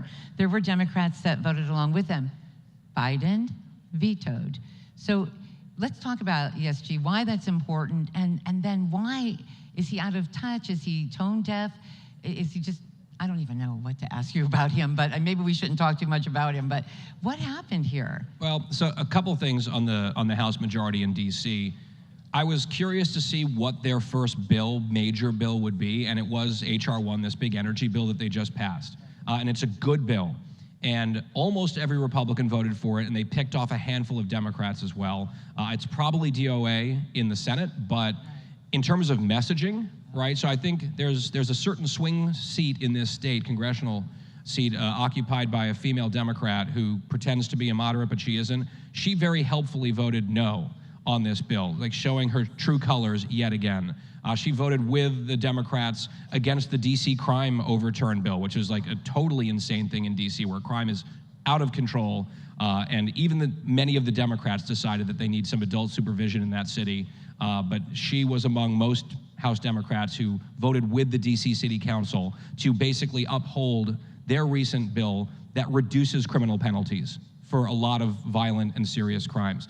Carjackings in DC have tripled in the last few years, and the DC City Council said, let's lower the criminal penalties for carjacking in DC, which seems, I'm not an expert, it seems like a bad idea to me. That's my analysis. That's why I get paid the big bucks for that sort of thing. Bad idea to lower crime penalties for carjacking in DC, but that's what they've done. But finally, Biden came out and said, oh gosh, I'm in a political corner, we need to overturn that. And he hung a bunch of his Democrats out to dry who had already voted the other direction. You mentioned the ESG vote. Very interesting. And this was a Republican bill, but it had enough bipartisan support to not just pass the House, which is of course held by the Republicans, but the Senate as well. So when Biden announced his veto, it was his first ever veto as president on this ESG bill, and the way that he described it was just this absolute word salad of nonsense, of like buzzwords that are poll tested. He said, oh, this is the MAGA Republicans, the extreme MAGA Republicans have done this because they want to put Marjorie Taylor Greene in charge of your retirement fund. It's like, no, that's not what the bill does at all. And I think what he's counting on is for a lot of Americans to be sort of ignorant of how bills become law, right? Unaware of the Schoolhouse Rock song and that whole thing, where MAGA Republicans could not have put this bill on his desk because MAGA Republicans, or Republicans generally, don't control the upper chamber of Congress. And yet it ended up on his desk because some Democrats voted for it. But the way that they're messaging the thing is it's like, oh, it's, you know, it's the backbencher, weird MAGA Republicans. Obviously, they have polling or focus groups that tell them that's what they should say, although he says it about everything, and it's exhausting. But, you know, you had a couple Senate Democrats who got on the right side of that. Not to be too cynical, but they happen to be up for re-election next year in their red states. So you might have a Joe Manchin getting nervous. You might have a John Tester getting nervous. So they have to cast a few votes for the folks back home so they can pretend that they're moderate, especially Tester. Total fraud. But at least on this one, they got it to the president's desk, and Biden's pretending that it's just a MAGA bill. So I think that's one of the things that conservatives and Republicans can use against all the other Democrats who voted no on this thing, because the reality is all the Republican bill, the bipartisan bill, did was pull back the politics of ESG. Like, get the garbage politics out of this stuff. And Biden tried to turn that on its head and pretend it was the Republicans politicizing it. Precisely the opposite was true, which is often the case with things that Joe Biden says. That is so true. All right, so we've got a 2024 presidential election coming up, and people have been talking about it a lot. And, you know, Pennsylvania is a very important state, of course, in the country. I've heard, Did you hear that? Yeah. Good. So when we think about this presidential election coming up, how is it crazy to have too many people that are running? I mean, should we hope for that? Should we hope for just some really good quality candidates? Or what are we looking for in a candidate this time around? Well, I mean, that's a lot to unpack. So let's just start with this. If you look at, so our new Fox News polling that just came out a couple days ago has former President Trump at the top of the heap, followed by Ron DeSantis, who's speaking here later, followed by everyone else who's in like the mid to low single digits. So if we're just talking about those top two for a moment, I think we've seen President Trump gaining steam. So he lost a fair amount of momentum after the midterm elections for a number of reasons. I think a lot of conservative voters said, okay, what just happened here? Is this the direction we want to go again? But recently, obviously, there's been a few things about the former president in the news cycle. He's getting a lot of attention. He's right in the spotlight, which is where he loves to be. And there's no such thing in his mind as bad publicity.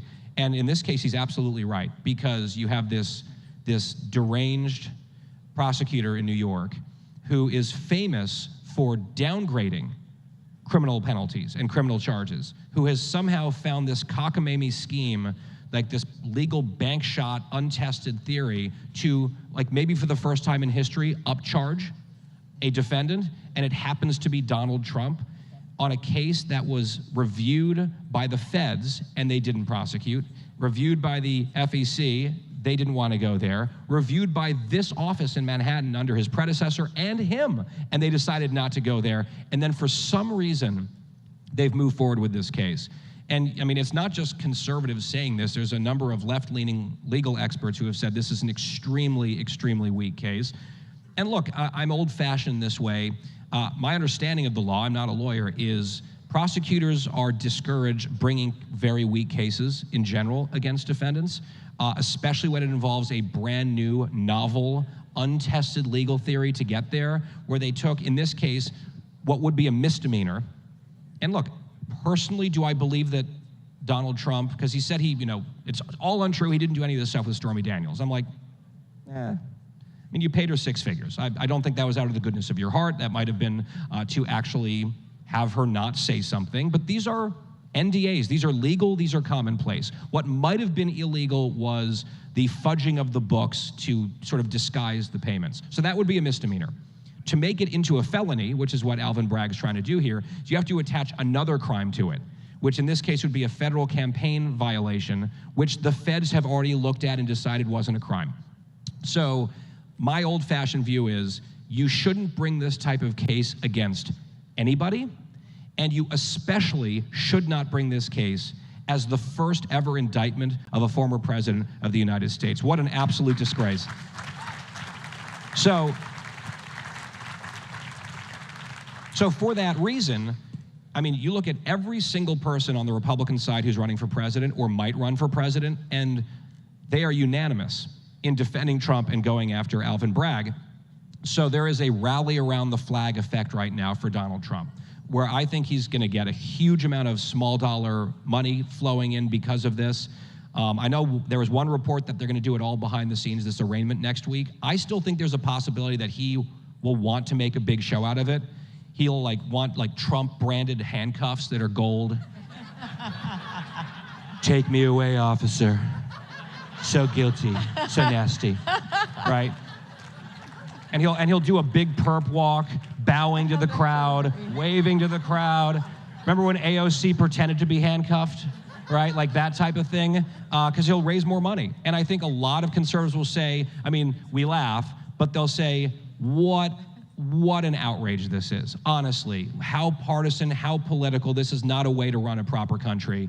And he will, I think, as we're seeing, have a lot of people instinctively rushing to his defense, and we're seeing his polls rising, I think, largely for that reason. Now, longer term, because we have very short memories and the news cycles go very fast, because we remember the big news story at the very beginning of the week was the horrible atrocity in Nashville, and then the whole media has basically moved on to the Trump indictment, and that was like 3 days. So where we will be collectively and where our thought process will be as conservative voters 3 months from now, let's say in June, when a certain governor of a certain state might be announcing for president, I don't know, perhaps dynamics will change a little bit. I think what conservative voters ultimately need to think about more than anything is winning. One of the things that I sort of admire / envy about the left is that ultimately they prize winning above everything else. They fall in line because they recognize, and it's like a very elementary point that everyone in this room understands, but they in their bones understand that in order to wield power, which is what they want more than anything, they want to micromanage our lives, they want to raise our taxes, they want to do all the horrible things that they do when they're in charge. In order to attain the power, they can't do that unless they win, which is why you have a bunch of people who don't like Joe Biden and don't want to be the nominee ultimately look around and they say, okay, we've got to win, and they nominate him. And you see that not just at the presidential level, but really filtering down even in congressional votes. Like Nancy Pelosi, the squad would make a big sound and fury about things, and there'd be, rumors that maybe she didn't have the votes, but ultimately they call the vote, boom, and they pass it. They fall in line. And I'm not saying that Republicans should blindly follow that same direction. Like, we're individualists, I think we're critical thinkers, at least we should be, and we're not sort of, sheep stampeding off whatever cliff Nancy Pelosi tells us to, or whoever it might be. But there is something, it's a team sport in politics. Sticking together and prizing winning really matters. And look, 2024 election is going to be, could be very clarifying, right? You're going to have Joe Biden, he'll be like 97, I think, in 2024, if I'm not mistaken. And the thing about, and here's the thing, and look, I hope to be 80 one day. Like I strive, I aspire to be like an old white man at some point. This is what I hope to be. But I also, if I'm 80 and that's sort of where I am, I shouldn't be making crucial decisions for 330 million people, right? So what Biden's gonna tell the country, because I think he's running, right? I wasn't convinced of that, but it's looking more and more. He's starting to do a few like fake moderate moves, so I think he's running. Plus, who else do they have? Honestly, right now, Kamala Harris, Gavin Newsom, Pete. You know, so like they're stuck. They're stuck with him, they're stuck with her, because someone was just asking me, well, can't they get her off the ticket? No, I don't think they can. How can the party obsessed with identity politics throw the first ever all the things off the ticket, no matter what a liability she is? Right? She'll just sit here prattling on about Venn diagrams and school buses, laughing at her non-jokes, and they can't do anything about it. They're stuck with her. Congratulations. Good call. But Biden's going to come to the American people and say, think about this. He will want to be president for the next 6 years. Can he physically do that? Can he be president for the next 6 years? There is a real opening, I think, for the Republican Party to say, we're back, here's our governing agenda, this isn't working, but just Joe Biden sucks isn't enough. Because Joe Biden sucks was kind of the midterm message, and under normal circumstances, that would have been enough for Republicans to win a wave, and they didn't. So the other side being bad is helpful. If we're in a recession next year, for example, that would be horrible for the country, potentially politically advantageous for Republicans, but not enough. So what Republican voters have to think about is, who is the person, who would the ticket be that would put the Republican Party in the best position to win? And that's not just who makes us feel the best, it's also listening to and looking at what independent voters are telling us about the types of Republicans that they are happy to vote for, eager to vote for, and those that they're not.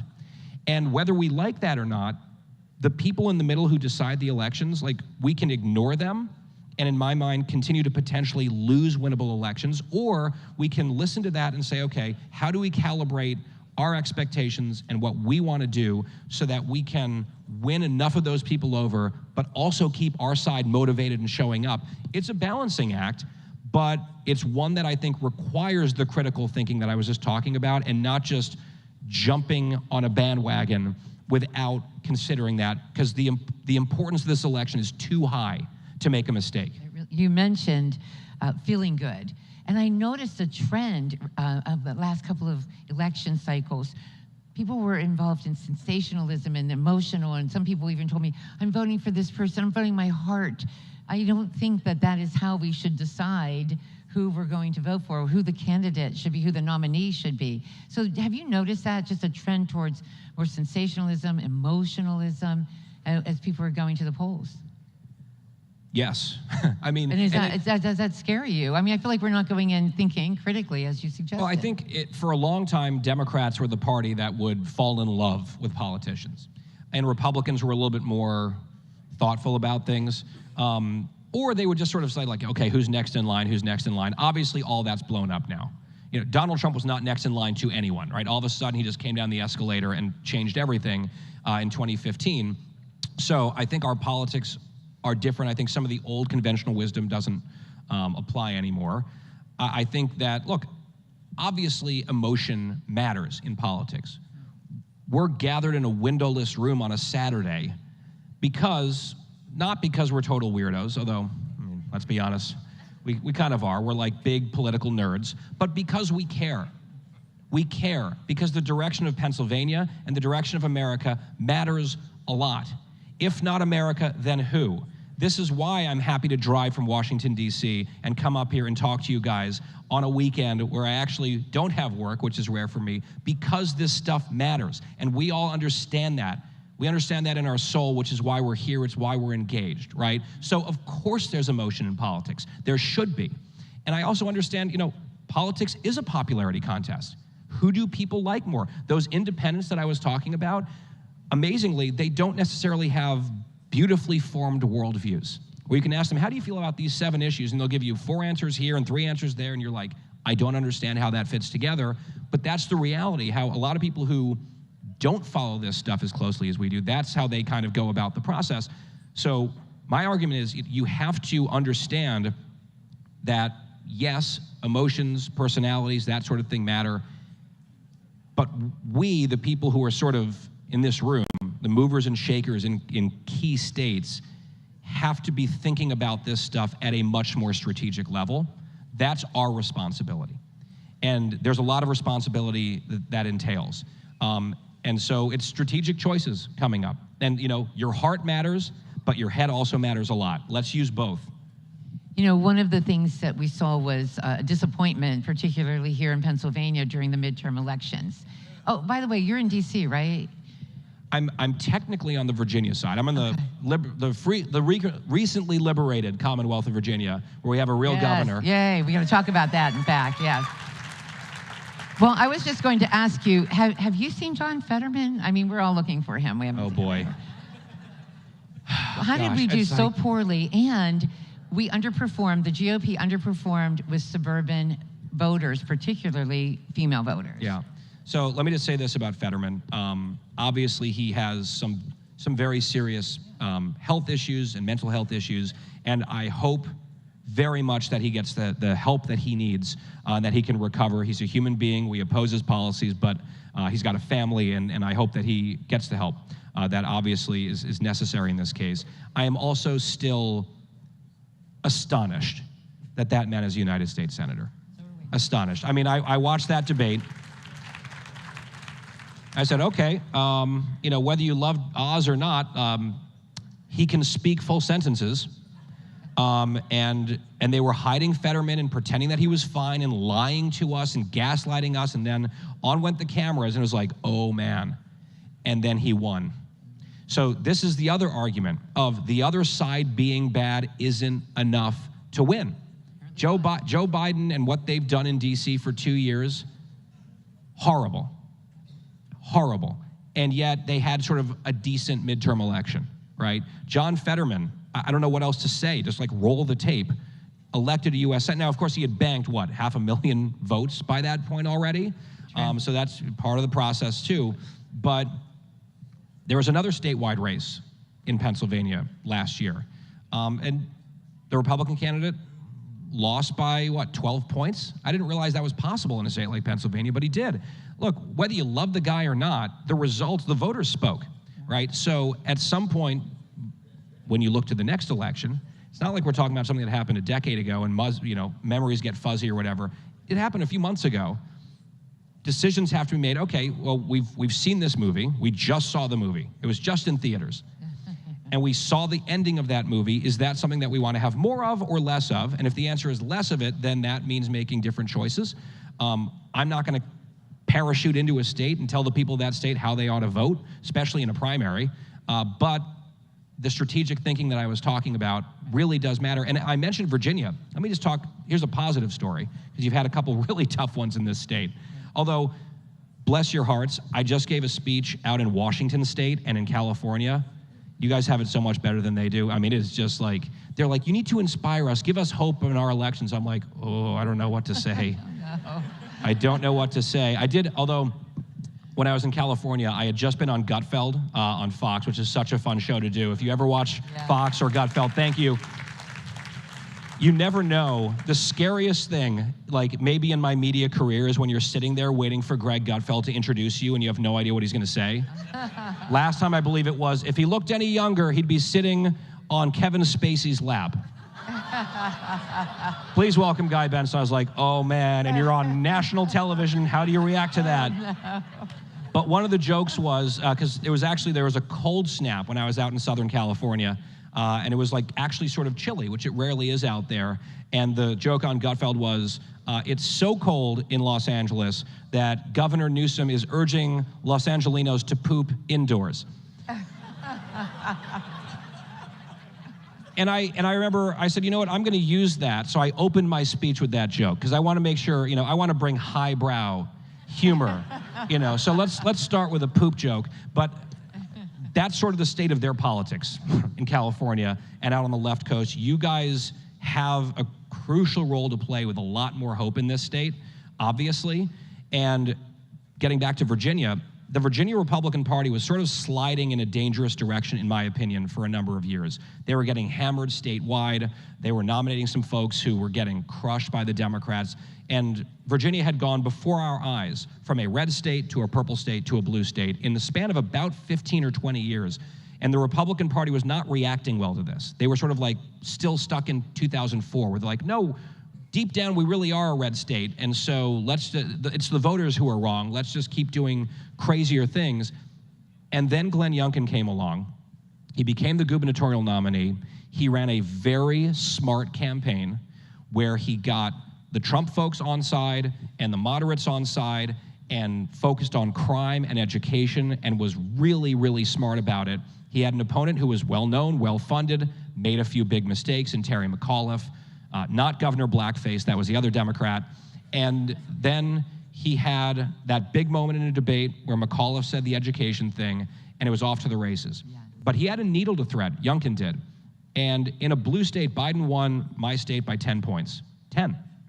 And then Youngkin came in and won it by 3. And what he did was he got almost presidential level turnout among Republicans and then won over independents and just enough Democrats. He won by 3 points. And sometimes in a state that's trending that direction, it's that kind of candidate with that type of performance that is required to win.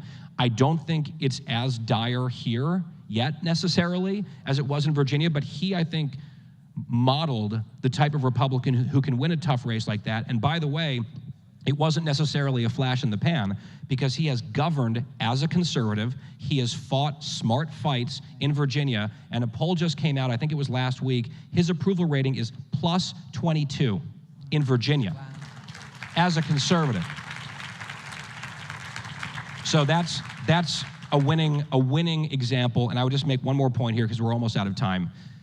I'm here connected with, in my affiliation with, Americans for Prosperity, and I'm very proud to be connected with them and affiliated with AFP for this reason. Because I've been working with and have known folks at AFP for my whole career at this point. And I actually am not quite as young as Greg makes fun of me for looking. So I've been around in this space for a while. And AFP has authentic investment in the grassroots, which is essential. Like, we can talk about the independents. We need to win them over, absolutely. If we don't have a motivated, active grassroots, we lose. You have to do both. And AFP is authentically invested in the grassroots. They also are principled on issues. Where they stood on big issues is the same today as it was 10 years ago, even though sometimes the political winds blow different places and Republican politics get weird. They're like, no, this is what free market principles look like, and we're sticking with them. And they do have that pragmatic side that I've been talking about as well. It's sort of a fusion, in my mind, of crucial things. The base, principled beliefs, and practicality when it comes to winning. And so that, I think, is the type of model that as conservatives, we ought to think long and hard about, because as I opened with, joking that Joe Biden gets an A+, he doesn't for obvious reasons, but he's not necessarily a shoo-in to lose. So we have to be strategic, and we have to be smart, head and heart. Working with some good people at Americans for Prosperity. Thank you so much for coming out to Pennsylvania. It's my pleasure. Today. Thank you guys very, very much. Very Keep nice up the to good see work. you. Thank you.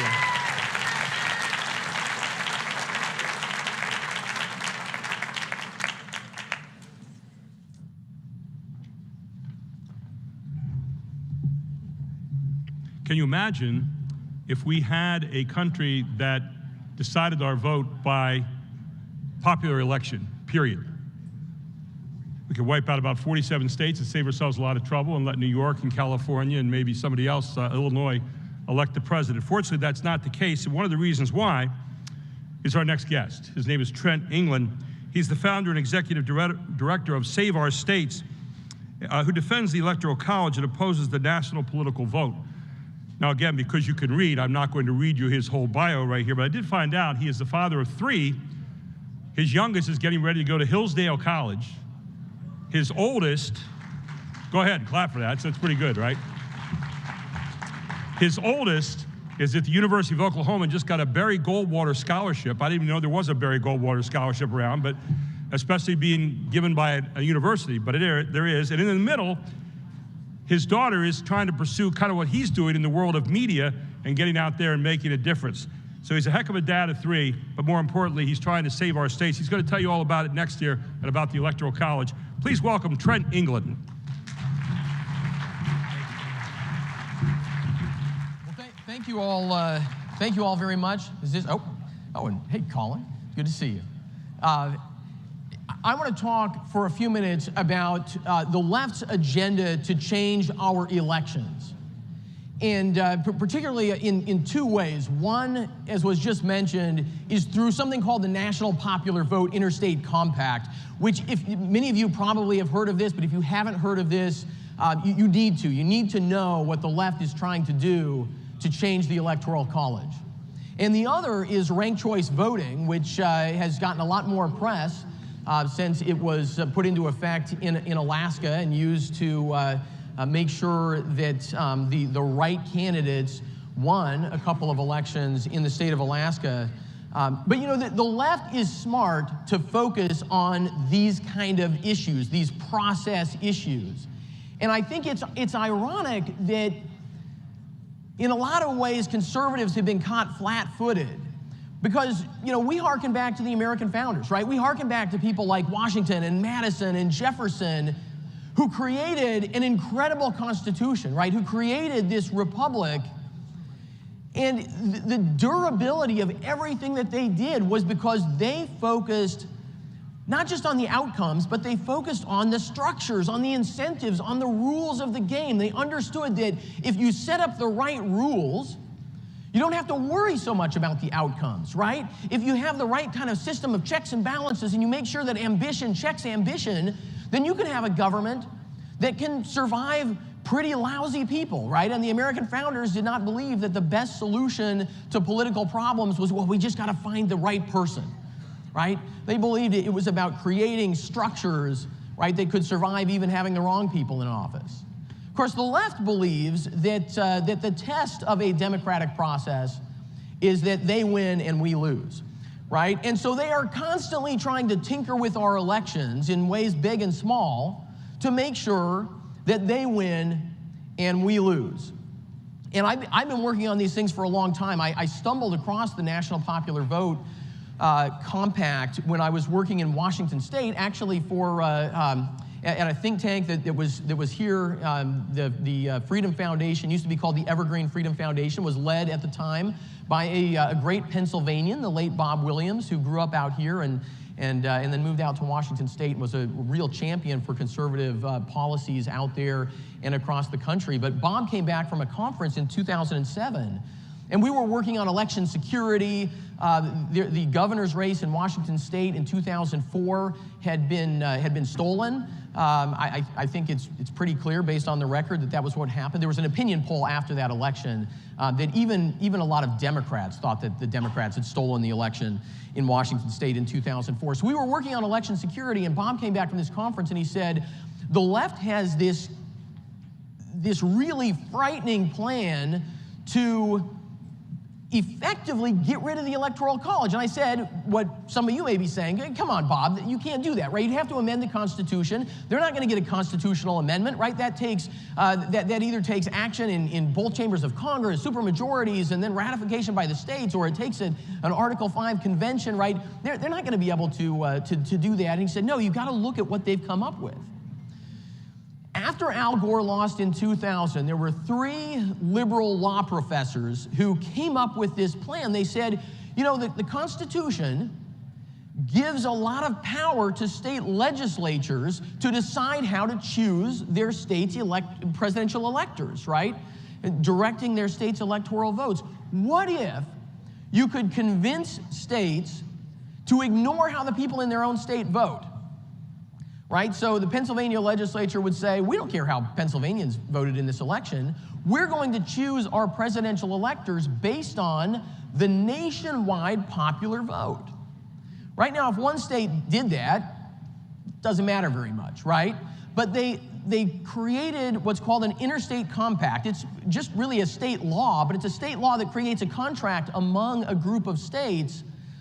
And the compact says, we commit to do this if enough states join this compact that we control a majority of Electoral College votes, right? And you know, the magic 270, the magic majority in the Electoral College, you control that, you control the outcome, right? And even if other states are opposed to this plan, right, even if other states don't do it, doesn't matter. And they turned this into an interstate compact, launched an effort in 2006, funded by a gentleman named John Koza, who actually invented the scratch-off lottery ticket. I didn't know there was someone who invented the scratch-off lottery ticket, but this guy like won on every scratch ticket. He lives out in San Francisco. He's a big donor to Nancy Pelosi, a big donor to Bernie Sanders and folks like that. He was an Al Gore elector for California in 2000. And so he was mad about the outcome in that election, looking for a way to make sure that candidates like Al Gore never lose again. And he discovered this national popular vote proposal, put right from the get-go about $12 million behind it. Jonathan Soros, George Soros' son, put in a couple $1 million more. And they were off to the races. They got blue states to start adopting this. Hawaii and New Jersey and Maryland, eventually California and New York. And so we created Save Our States in 2009 because we recognized at that point, we just looked at the math. At that point, they were winning states at a rate that would have put the compact into effect right before the 2016 campaign. And so we launched Save Our States. We said we cannot let this happen. We have got to defend the Electoral College, both in state legislatures and also in the court of public opinion. Because one of the things I discovered, I was out in Nevada actually testifying at a hearing against the National Popular Vote Compact. And you sort of react to these things if you're like me. You're like, what are they teaching in schools, right? Why don't people understand how important these structures are in our Constitution? Well, there was a social studies teacher there to testify in that hearing on the National Popular Vote Interstate Compact. And he sat down, and this is what he told those legislators. He said, I'm so glad that you might take action to basically get rid of the Electoral College, because every semester I tell all my students how stupid the Electoral College is, how racist the American founders were, and how we've got to get rid of this, right? This is the problem that we have. So we work at Save Our States to stop the National Popular Vote Compact in state legislatures, but also to educate the public about all of this. And the irony of this whole issue is that the other side doesn't like the Electoral College because it works exactly as it was designed to work, right? They talk about wrong winner elections and misfire elections and all this stuff that, 2000 and 2016, these were mistakes, these were things that the founders didn't expect. And even most of the folks on the other side, at least the ones who know anything about this, understand that's not true. The Electoral College was designed explicitly to limit the power of the biggest states, limit the power of the biggest cities. We would say today, limit the power of the biggest markets. It's part of our system of checks and balances, right? You limit the power that those places have so that you balance power out across the country. That's why we have an Electoral College. Frankly, it's also why India and Germany have versions of an Electoral College. It's also a benefit that comes from a lot of countries' parliamentary systems. It is not, our Electoral College is unique in its specific design, but it is not unique in its intention, right? It's not unique in the effect of forcing our politics to be more national and less regional, right? And the Canadian Liberal Party did not win the most popular votes in Canada's 2 last national elections, but they won the most seats in Parliament, right? So don't let anybody tell you that we're this weird outlier around the world or that we're not democratic, right? Most major democratic nations don't use a national popular vote for anything. But they have, excuse me, they have taken this from 2006 basically just being an idea, to today they have 15 states that control 195 electoral votes that have passed this compact. And so we travel around educating state legislators and talking with folks like you, because the way that we stop this, the way that we defend our elections, is to make sure that people understand what's going on, and people understand that even if you've never heard of this, there are millions and millions of dollars being spent to push this agenda. And the same thing is true of ranked choice voting, right? Which is another idea to change our elections, to try to make sure that the right people win, the people the left wants, or the people, some of these major center-left donors, like John Arnold, who's a former Enron executive down in Texas, who has put millions and millions and millions of dollars behind ranked choice voting. They spent, I think they spent $4 million in Missouri on this, trying to gather signatures. Didn't get enough signatures in the last go-around, and they're back at it again, right? Because they just have that much money, right? And how does ranked choice voting work, right? I mean, this is a system that is designed to artificially create a majority by convincing people that instead of voting for one candidate, you can rank a whole bunch of candidates, but then you put all that data into a computer, and the computer runs a bunch of tabulations over and over and over again, dropping out the candidates who get fewer votes, also dropping out ballots that have mistakes, which you get a lot of ballots with mistakes when you give people a ballot that instead of voting for a candidate, it's got a big matrix on it, like, looks almost like a crossword puzzle or something, right? All these ballots get thrown out, all these ballots get adjusted, and at the end of the day, surprise, surprise, right? In some circumstances, the people the left likes win.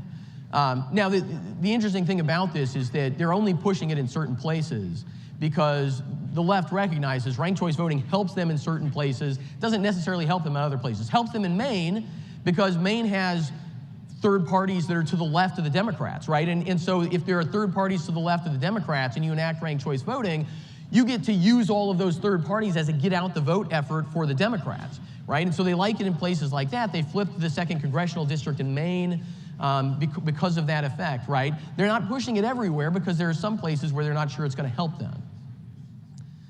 But the left, I just want to conclude with where I started, right? The left is right to focus on these kind of issues because whether you care about guns, whether you care about life, whether you care about tax policy or regulation or anything else, right? And I think a lot more of us have come to appreciate this in the last couple of years. If we can't win at the ballot box, we can't win on any of those other issues, right? If the left creates a national popular vote and shifts all of that power to our biggest cities, right, and effectively disenfranchises a lot of middle America, right, then I mean, particularly I think on issues like gun rights, on issues like human life, right? If all of a sudden we have the big urban political machines running the show, it'll be game over. And so we have got to make sure that our state legislators, who are the ones who face these issues most of the time, and this is true with national popular voting and ranked choice voting. Ultimately, it comes down to what your state legislators do. We have got to make sure that they're not blindsided by these issues, because I have seen great legislators, great folks who are honestly conservative, they are earnestly pro-life, and they are pro-Second Amendment, but they get co-opted by some of the sound bites of the other side. They get co-opted by national popular vote because they go out, they hire a couple of Republican lobbyists, and and they'll take folks to. They've been trying to take a group of legislators to Miami, they've taken folks to Puerto Rico, they've taken folks to Costa Rica. They take all these fancy trips and they hire a handful of Republican lobbyists.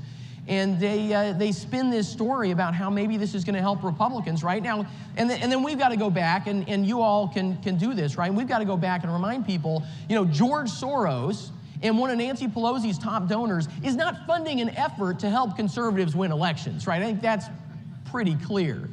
But we have got to make sure that we encourage our legislators, our other officials, to keep their eye on the ball on these kind of issues, right? And to remember that if we don't get the process right, If we lose control of our elections, right, if we lose something as fundamental as our Electoral College, then we will not win on anything else. So I thank you so much for being here, and I thank the organizers of the conference for letting us be here, and thank you so much.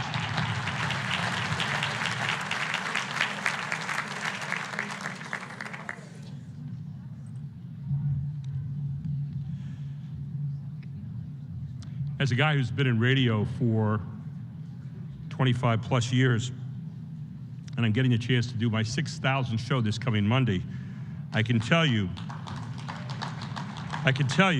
I'm not bragging, I'm just saying it to myself because I can't believe it, I'm tired. No, I'm serious. Someone said, when are you gonna retire? And I often look at them when they say that and see if it's wishful thinking or not. But when they say that, I say, no, I'm not gonna retire. And said, when are you gonna do it? I said, first day I go to work. I never go to work. You know, I think if you're passionate about what you do, no matter if it's talk radio or whatever it might be, it's really important that every single day you go in with a passion and a love, trying to find the truth, and being ready to have a conversation where two sides actually listen anymore in this country. Well, our next guest is pretty good at that. She is the executive producer of the Sean Hannity Show, guiding topics, guests, and overall content, driving insightful, intelligent commentary on news and politics. She's worked alongside Sean Hannity for over a decade now to produce the award-winning 5 weekday radio shows. Ladies and gentlemen, please welcome Linda McLaughlin to the stage.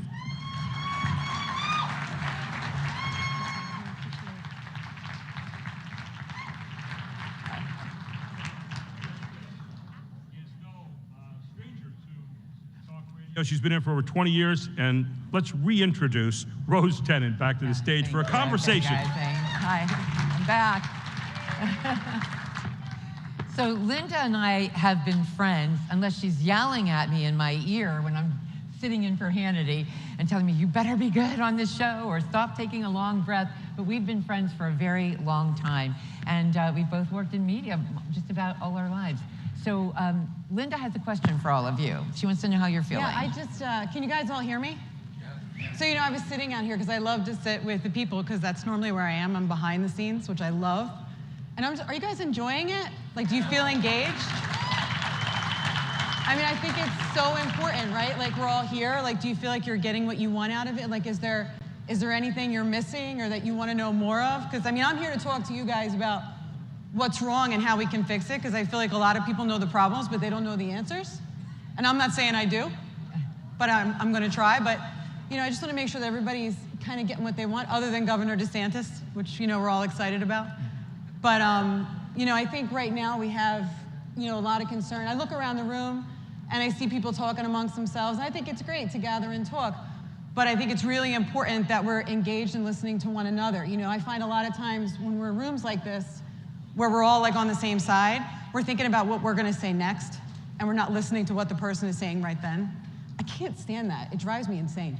And so, you know, Rose is here to ask me about conservative media and how we can win and what we can do better, and I hope that we can. But if there's anything anybody wants to tell me that we can do better with some of the people I work with, I would love to hear your thoughts. So. And she'll have time afterwards, too, for that. So one of the things that we've noticed, or I've noticed, and I think a lot of people in this room have as well, is that even conservative media seems to be a little out of touch these days. And I'm reminded, Linda, of the 15-ballot, 4-day vote for McCarthy, for Speaker, right?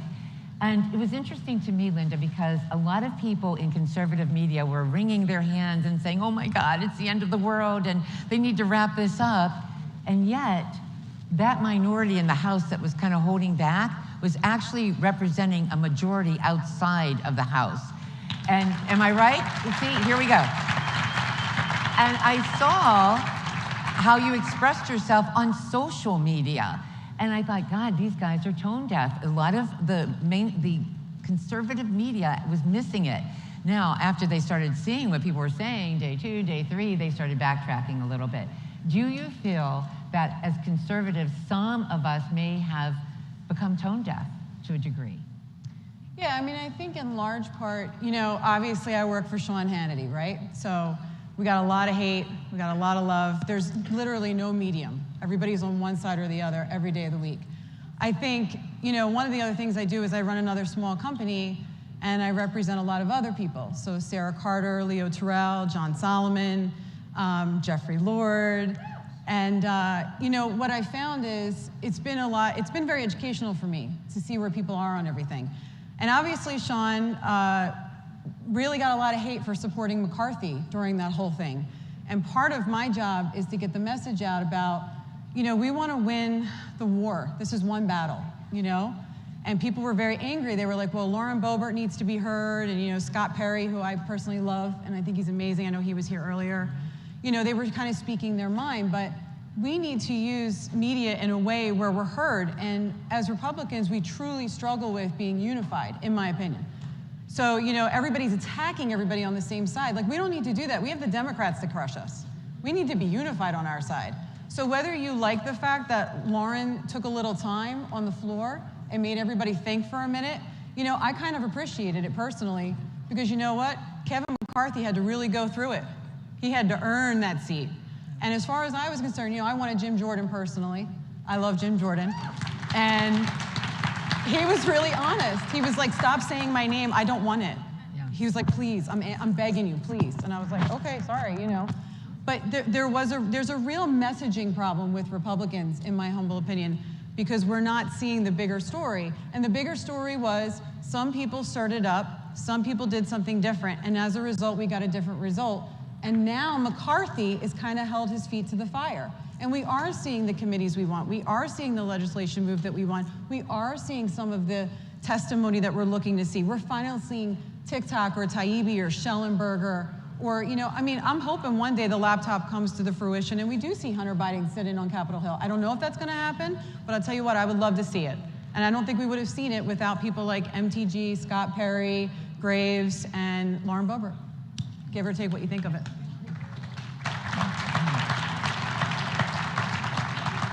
It seems as though lately we hear a lot about the problems, not just from candidates, but from our media sources.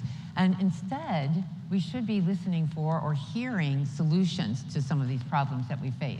And I know that you agree with that, Linda. You and I have conversations on that all the time. How can media best provide solutions rather than constantly talk the problems? So I want to talk about this in two ways. Earlier this week, I was on the air with Sean, and I said something, and I don't know if it stuck or not, but I would love to get your thoughts on this. So if you've ever watched C-SPAN, it is quite literally some of the most boring television ever, and we've all watched enough C-SPAN to know that that's true. I personally, as Guy Benson said, I'm a huge political nerd, and I love it. But what I will tell you is, one of the ways I think we can use it for our benefit from a media perspective is, if you look at, you know, our recent budget bill or any of our current legislation, it's passed without being read. It's always passed without being read, right? Pelosi, literally one of her most famous audio bites was, well, we got to pass the bill to find out what's in it. What are you talking about? And nobody said anything, right? Our side was upset, but we didn't do anything. So what I think would be great, it would be a great use of our media and of our tax dollars, and to really make C-SPAN interesting again, right, would be if we filmed every single voting process. Every single member of Congress or the Senate that has a right to vote on legislation that involves us as the taxpayer, as the citizens, would be filmed. And if you weren't in the room, sitting there, reading the bill, all 2,000 pages of it, or 1.7 trillion of it that you think is so important to pass for all of your woke agenda, well, I want to know what part of that means the most to you. And you're going to read it. And you know how we're going to know? Because we're going to see it on TV. We're going to see it on social media, because they're going to stream it on Twitter. They'll definitely stream it on Truth. We'll see it on Parler and Getter. We can tweet it out, and we can become their accountability, because they're not holding themselves accountable. And that, to me, is a good use of media to get back into Capitol Hill, Congress, Senate, and our legislators and saying, well, I didn't see you on camera. Were you there? Because when they do roll call, I don't know about you guys, but unless it's like a really important vote, I don't know who's in the room.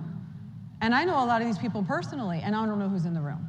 So as far as I'm concerned, that's a really good use. Additionally, I think when we look at Twitter and the viral TikToks and things like that, like, we love to see other people like getting hurt, falling down, not doing well. I think we need to support each other more. I think there needs to be more videos, more positive messaging, and more things out there about, you know what, I don't really care for Donald Trump. I don't like the way he talks, you know, but if it's a choice between him or DeSantis, I would love either one of them over Biden. right? That's the real message, right? I'm not going to tell you who I like more or better, right? Doesn't matter. I just don't want Biden. For me, it was anybody but Hillary Clinton. Now it's anybody but Biden or Newsom or any of these people. I was going to use a different word, but I didn't do it. Okay. How many of you are seeing Linda for the first time? You hear her all the time, right? But you're seeing her. I happened to look up and I thought, God, she's beautiful. She really is. She's beautiful inside and out, too, I can tell you. We underperformed here, particularly in Pennsylvania, but really across the country during the midterm elections. Yeah. Is there something that conservative media didn't do right, or at least could have done better, in your opinion? So Fetterman here, right, we talked a little bit about this, our hoodie senator that no one can find. We all know where he is. He's laying down somewhere. It doesn't really matter. It's what he would be doing if he was in Senate, right? Because he's a check mark for the Democrats, so it doesn't really matter. It doesn't help us either way, so I don't really care. But I think the larger issue was there was so much infighting in Pennsylvania. There was so much noise, and it was the loudest on social media. And so social media is something that I do all the time, whether it's print, whether it's radio, whether it's TV, whether it's any of these many platforms. The messaging is the most important thing. And the one thing that Pennsylvania had down was hating one another. We did it really well. I'm from McCormick, I hate Oz. I'm for Oz, I hate Kathy Barnett. Kathy Barnett was never in the military. Oh, you know what? Oz is a shyster. He's not from here. I'm like, oh my God. Right. I'm like, are you guys looking at Fetterman? They came from the same side, yeah. Fetterman is your enemy. Fetterman, you know? And this, to me, was our biggest problem, right? I'm like, oh my God, guys, please, you know? And it's so funny because, you know, I'm not a proselytizer, but I'm in church every Sunday, and I have a very conservative pastor, but he doesn't act like that in front of us. But like sometimes he'll look in church and he'll be like, you know, like I got your number kind of thing, and I laugh because when that vote was going on, his thing was, let's do the best we can for Pennsylvania and vote for what matters. Get your voices heard, get out there. And I don't know about you guys, but I'm very concerned with our voting process. Specifically in Pennsylvania, it's a national problem, but Pennsylvania is a real problem. And I think one of the ways that we need to get heard is on social media, right? We obviously are going through a lot, and I'm going to divert just a minute here. But the Trump indictment is a really big deal on Tuesday. Everybody's talking about it. You can't escape it. And the one thing that I'm telling everybody that I know and that I can, and I said it on the air yesterday, is do not rally, do not go out, because you will not win. The FBI, the DOJ, unless you are in Florida or in some other red state, you will not win here. And I work on 55th Street, and I'm telling you, Trump is across the street, and they are already there. They are camped out. They can't wait to capture you on video doing something, and for all you know, it's an Antifa member dressed up like a MAGA person pretending to do something, and you will lose. You will lose, because we don't own the narrative right now. And until we get that narrative back, we don't make the rules. And that's a very hard reality, but it is the reality nonetheless. Look at all the J6 people still sitting in prison. And those things are silenced on social media. Those things are silenced in the news. And one of the biggest questions that I get working with Sean is, how come you don't talk about this? How come you don't talk about this movie? How come you don't talk about this person? You have no idea the amount of restrictions that are put on us on a national show. I see you on Newsmax all the time. I love you. You're amazing. Just want to tell you that. I think you're fabulous. But in all truth, like, you know, these people are, we are hamstrung by what we can say. And we are not allowed to say certain things. It has to be vetted, approved. Our advertisers are down our throats. It is a very serious problem. And unless you're in a national media circuit, you have no idea how serious and how restraining it actually is. When we started out in conservative media, it was a very exciting time. And we didn't see all the conflict, because you just talked about how we weren't even supporting one another. This was all of that, those memes and the meanness came from the same party. Yeah. We didn't really see a lot of that then. Are you as excited about working in conservative media as you once were? Do you see some things that concern you right now? Something different, a trend that you're not particularly happy to see? I mean, I hate TikTok. That's the trend that scares me the most. Yeah. I mean, people think that it's, you know, a restriction. You know, I think the thing that I'm most scared of is people who want to silence other people's voices and then won't stand behind them. So, you know, if you looked at what happened to Sean Davis, who runs The Federalist, I don't know if anybody saw what happened to him. He tweeted out something about what happened in Nashville, and then they shut his account down. And like there was no noise about it on Twitter or Parler or Truth. There were, like nobody supported him. And I think unless and until we start to speak very loudly about what's happening to one another, then when it happens to us, it's like, oh yeah, well, it wasn't me. There's a lot of the, it wasn't me. You know, and that to me is one of the biggest problems that we have in media. They're not paying attention to, it might not be you right this second. It may be you next time. And I hope that the person sitting next to you doesn't go, well, it's not me. Right? So you have to get louder on social media if that is your only avenue. You have to be willing to write an op-ed. You know, like I just got, you guys know Mark Morano? I mean, talk about a baller, right? I mean, he's coming out with this book. He's going up against the Go Green movement. These guys are well-funded, well-sourced.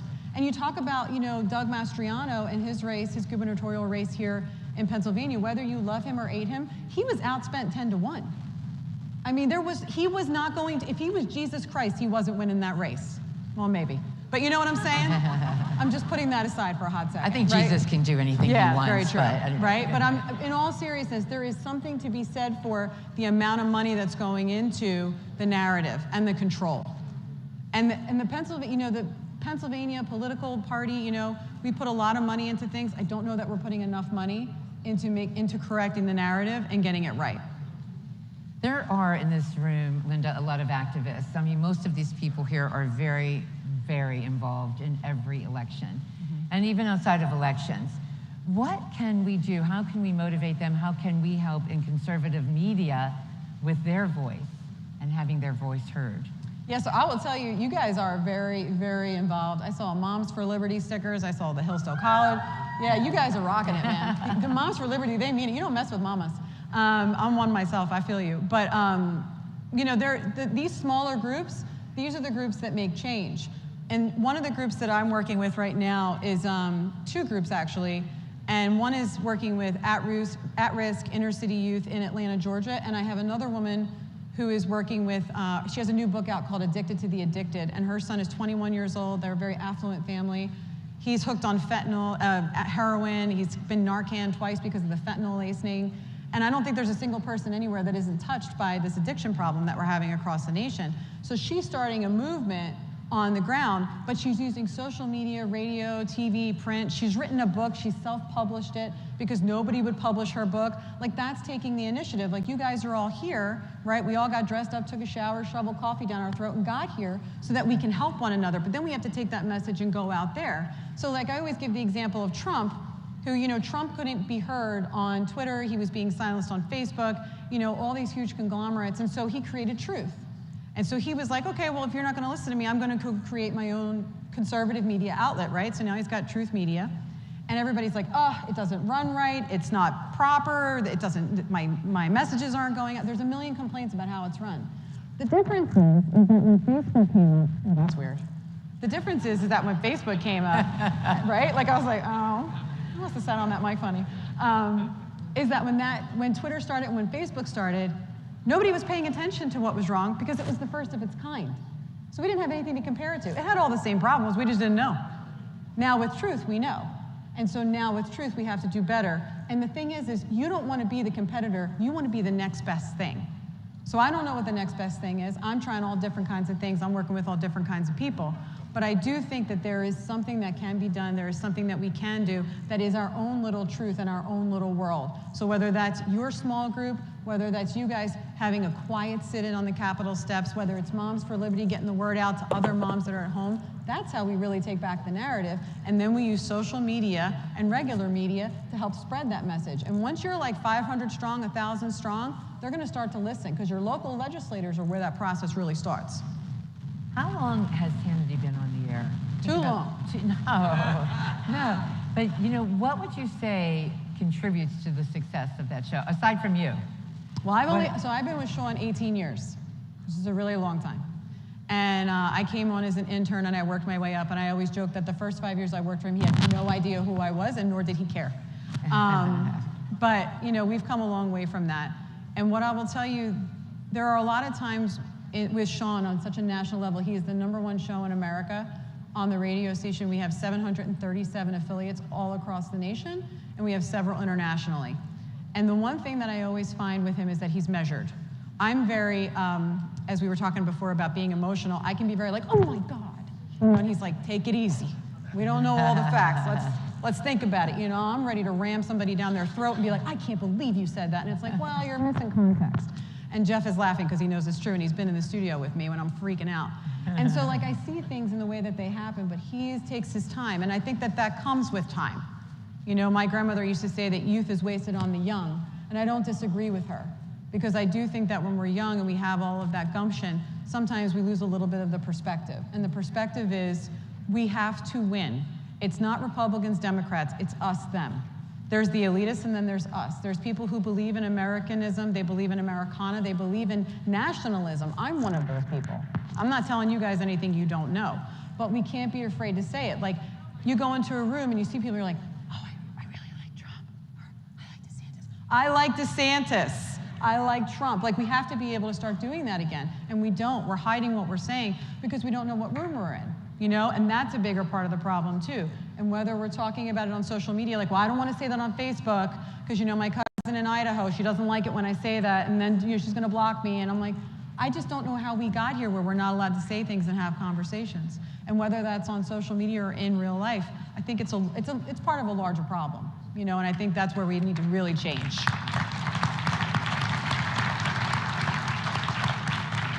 Okay, you've got to give us like some inside info, okay? Like what goes on behind the scenes? What would people be surprised to know about maybe you and Hannity, the show? What's the craziest thing you've had to do? I would say the weirdest thing about the show is the amount of corned beef that Sean Hannity eats before every show. Oh my God. It is the most repulsive thing I have ever seen in my life. That man eats raw corn, like just, I'm like, wow, that's like real Irish. That's like deep in your heart Irish, right? No, we went to, I think when we went to Vietnam, we did the Russia Summit 1, we did Russia Summit 2, and we were going through Singapore. It was my second time in Singapore. We went to Vietnam for the second Russia Summit, and we missed our connecting flight because we had all of the gear for TV and radio, and we couldn't get to the next flight. We got laid over in Singapore. We're getting into Vietnam. I'm standing in line. And it's a communist nation in Vietnam, and they have all of the guns and the things and yada, yada. And this guy behind me slaps me in my head because I wasn't moving fast enough for him. Well, I'm from New York. You don't slap me in my head. I'm not sure that you understand what happens after you slap me in my head, but it's not pretty. So I turned around after flying for 3 days and having all this gear, and of course I said very politely, why did you slap me in my head, sir? And like, I'm not even kidding you, like a swarm of military came over and they're like ripping me off the guy. And Sean and the other team is like looking from a few lanes over going, what is happening? What did you do? I'm like, it is not my fault, okay? That guy hit me first. But I really realized in that moment how much we take for granted. Like, I'm annoyed at JFK because somebody's like shuffling too long or like taking selfies of themselves for no reason. Like, I'm like, we're in JFK. But like in Vietnam, I was like, wow, like that just happened. That guy was allowed to hit me, shove me, and the cops came after me. Wow. You know, how much we take for granted those little moments, you know? And I think I've been very fortunate over the last 18 years to meet some really amazing, wonderful people. You know, Rose guest hosts our show all the time on Hannity. Jeff guest hosts our show all the time on Hannity. Governor DeSantis has been a guest. Scott Perry has been a guest. Like, I've met all these amazing people. And don't think just because I work for Hannity, I only like Fox. I love Newsmax. I absolutely love News Nation. I watch all these other things, you know? And I think that's a huge misnomer, is that it's like, oh, you work for Sean Hannity, you know, you only like Fox. Let me tell you something. I got a lot of complaints about Fox, just like the next person. And I am with you on a lot of those things.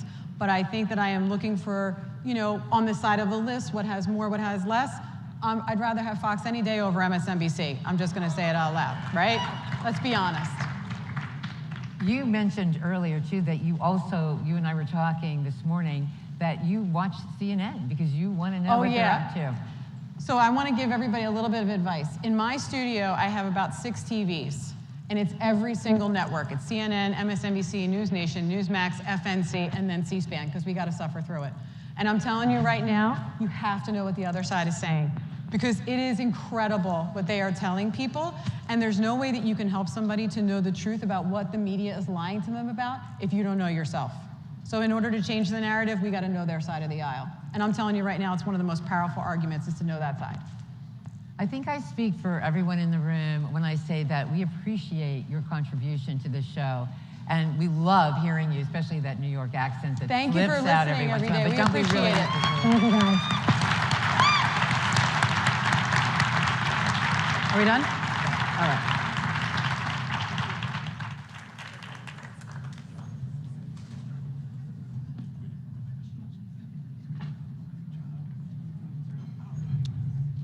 Ladies and gentlemen, it's been a privilege being with you all morning. I hope you've gotten a lot of good information today and a lot of good exchanges, and I think the speakers all morning were outstanding. How about a nice round of applause for everyone this morning, right?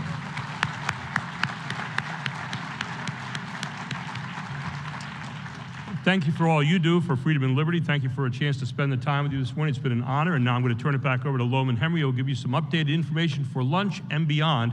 Loman Henry. Do we have a good time this morning? Yeah. Well, we have more for you. Now, a couple of program notes here. We are going to begin serving lunch immediately. Those of you who have been here before know that usually what we do is we try to get everybody out of the room, reset the tables, and then let you back in. Well, with security today, we're not going to be able to do that. So we're not going to clear the room. You're welcome to stay. If you want to go out and you want to use the restroom or you need to get information, stuff out of the exhibit halls, you can do that and come back in. What we will ask is when you do come back in, if you're an early lunch eater at the table and you finish, it would be great if you would maybe move over to the theater seating so somebody else can have a table to eat. We do ask that once we get the program underway for lunch, please do not stand along the walls in the back. Number one, we want everybody in seats. We have over 60 members of the news media who are going to be here today. So we're going to need the space along the back walls for the news media. So whenever the program starts, please make sure you're at the table or in the seating over here. We want to get everybody in their seats. Governor DeSantis is here, and we plan to start the program hopefully promptly at 12 o'clock. We're going to have results of the straw poll first, and then the governor will speak approximately 12:30. The lunch will be put out momentarily. There's buffet lines on either side. We have, as usual, box lunches. Please only take one. Last year, a number of people took 2 or 3, and then we didn't have enough. So please only take one, but you'll be welcome to begin eating as soon as it starts. Again, come in and out as often as you like. And we will be back at 12 o'clock to start our lunch program. By the way, the tables in front here that have reserve tags on it are for those particular sponsors. Otherwise, hold on to your real estate because you're going to need it. Thank you.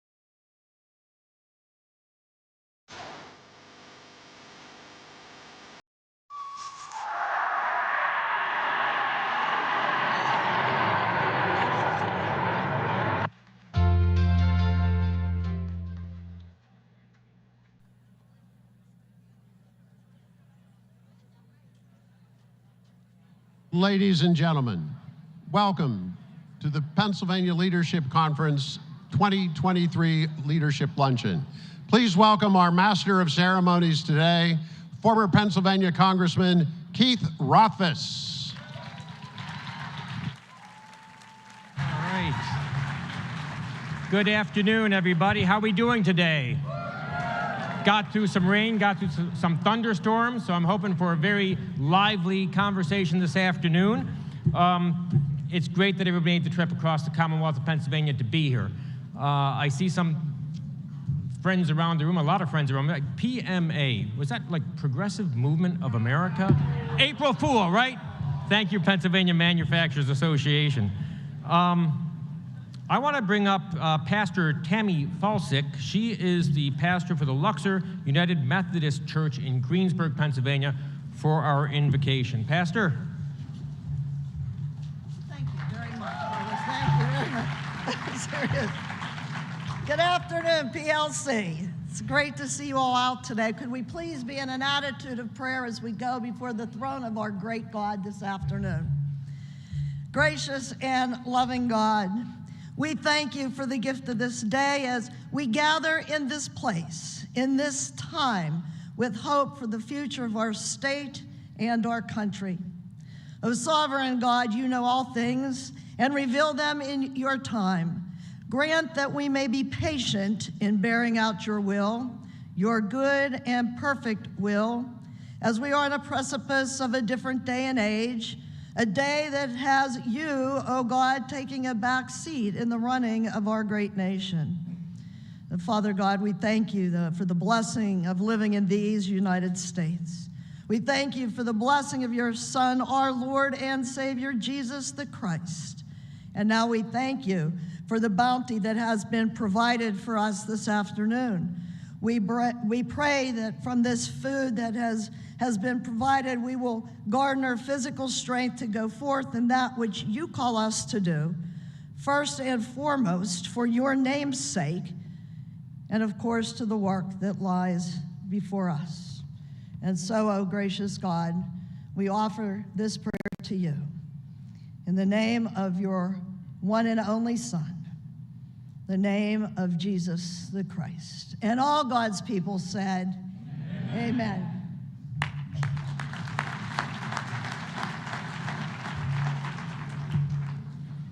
Thank you, Pastor. If we could just take a moment, and I could ask anybody who has served our country as a veteran or a first responder, if you could please stand so we can recognize you.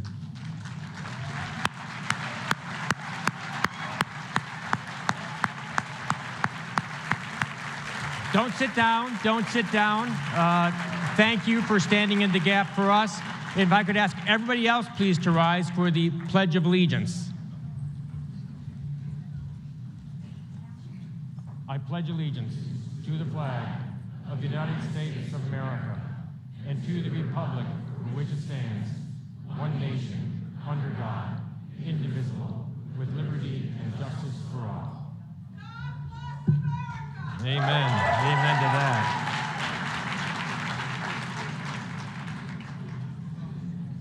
The chairman of the GOP, Lawrence Tabus, was supposed to be here today. He's celebrating a birthday this weekend, but unfortunately, he was not feeling up to it, under the weather, and he was going to introduce our judicial candidates. But we have Elizabeth Preate-Havey here, I believe. Yes? Is she coming up?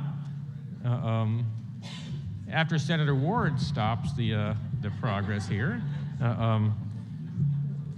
Elizabeth is our secretary for the Pennsylvania GOP. She's going to recognize the judicial candidates we have in the room. So, Liz, if you could, there she is. How are you? Good to see you. Nice to meet you.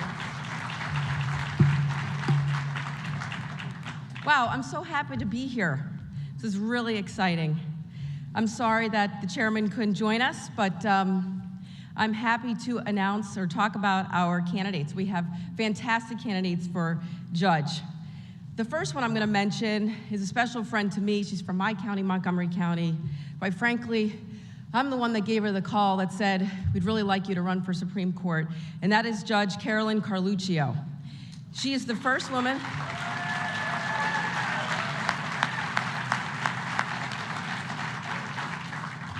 She is the first woman president judge in the third largest and busiest trial court in our Commonwealth. She was a federal prosecutor, a chief public defender, a county solicitor, and even president of our Bar Association. She shares our conservative values, and she is the most qualified person to lead our ticket to victory in November.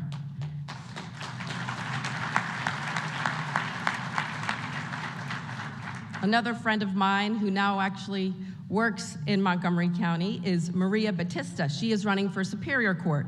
She has more than 15 years of experience as a former assistant DA and a private practitioner.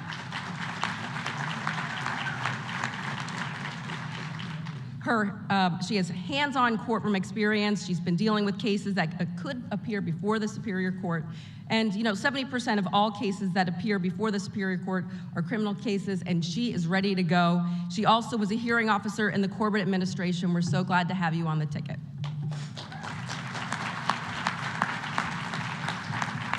We have our second candidate for Superior Court, who's wonderful, from Westmoreland County. He has served as a Court of Common Pleas judge for the last 9 years. It's Judge Harry Smale, Jr., right there.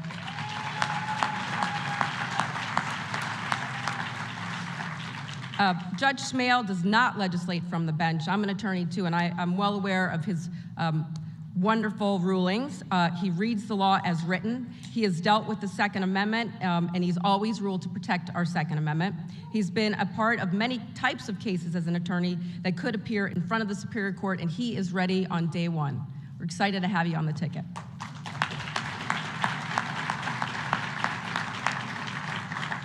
And last but not least, we have Megan Martin for Commonwealth Court. She has served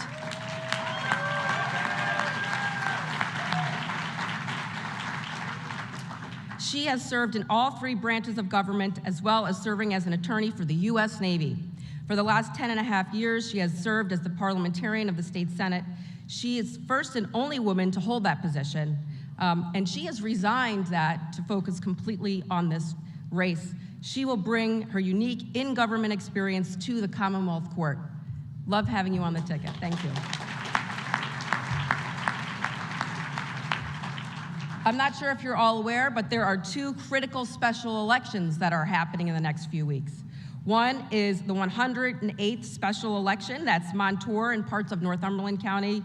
Michael Slender, he is looking to continue his career as a public servant. He currently is a full-time firefighter, but he would like to join the Republicans in the State House. He will not stop fighting for the people of the 108th. I don't know, is Michael Slender here today? All right, we've got another great candidate, Katie Ford. She's running in the 163rd, that's in Delaware County. She's a lifelong resident of Upper Darby, a U.S. Army veteran, a special education instructor, and has a lengthy volunteer resume, and is our candidate for the special election in the 163rd. She will bring her diverse background and experience to Harrisburg. Please pay attention to these races because we have an opportunity to take back the House. So if there's a way for you guys, take election day off and drive to those districts and help, donate some money, volunteer to make phone calls. We could really use it. Thank you so much.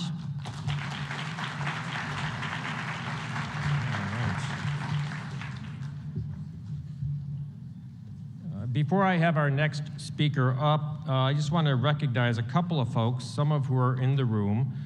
Everybody should have received a copy of Governor DeSantis' new book. We had some very generous folks from the Pittsburgh area who helped out with that, and I'd like to recognize them. Al and Mary Barber are here with us, Pat Gallagher.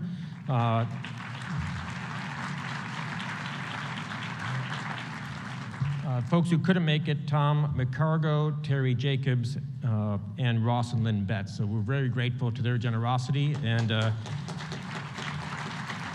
it's great to see Governor DeSantis' book at the top of the chart, isn't it? I'm going to bring out Scott Davis. He has been indispensable with putting the conference together. The thing would not have happened without all the work he's been doing over the last couple of weeks. He's been very generous with his time with me, last-minute changes for everything. But Scott, why don't you come on up and tell us about the straw poll that you were orchestrating?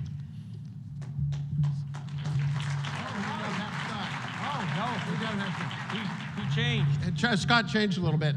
We have a situation We have a number of mail-in ballots that came in late. And we just got an order from the Pennsylvania Supreme Court allowing us to count the ballots until Wednesday. Well, in all seriousness, as if that isn't serious enough, Scott, April Fool, right? Scott is finishing the PowerPoint, so we're going to take just about a 5-minute or so pause, and then Scott's going to come on. And actually, I think I see Scott running around the back of the hall. Now that's what we need in a Secretary of State. There right? you go. There we go. Yeah, right. Now, so what's going to be interesting is whether he's going to be totally out of breath when he gets up here. I want to see him leap the. You're not allowed to leap the rope, by the way, guys, just so you know. But we'll let Scott do it if he wants to.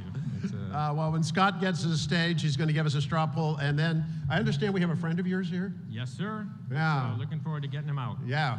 In about 15, 20 minutes, we will have Governor DeSantis with us.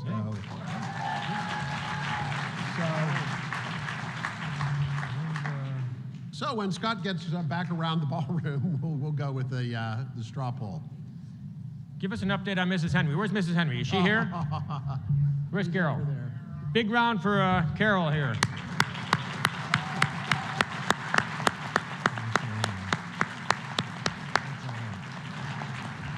You should have seen the other guy, right, Carol? Yeah. Yeah, one of the, see, the protesters were trying to get in. Carol stopped him. There you go. Don't mess with her. Sign her up for Florida Department of Law Enforcement. Sign her up, law enforcement, yeah. There we go. So, you know, even the best laid plans, there's a little bit of a, yes. Now, we've had a great team in, so again, I mentioned the Florida Department of Law Enforcement. We have local law enforcement. These guys have just been tremendous. We've had some private security contractors, and this would not have happened without their help. And again, these guys,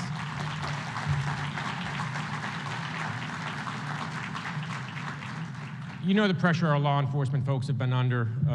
We have a real shortage of candidates in the police academy over in Pittsburgh. That's what happens when you beat up the police for a number of years and discourage them. I'm hoping that we're going to get some encouragement from some of our officials. I know here in this room we have elected officials who are very supportive. Yes. And yes, Scott is here, so we're going to bring him out. Before we bring Scott out, I do want to also take an opportunity to express our appreciation to all the volunteers who worked the registration desk and helped smooth everything along. I think we owe a huge round of applause to the staff here at the Penn Harris.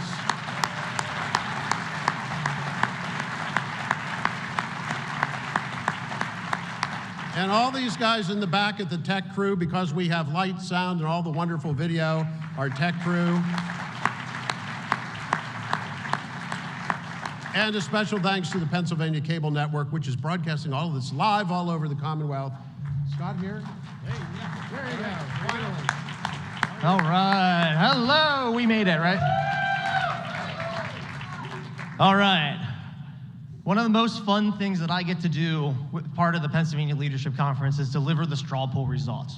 What makes it interesting is when I started with the PLC now 14 years ago, it was just with a table as an exhibitor for the Ron Paul campaign. That then progressed to the website was not very pretty. And I took over the website, then registration, and I feel like this weekend I've done security, website, this, social media, straw. So anyways, I was told I have 10 minutes, so we're gonna fly through this. So let's get the deck up.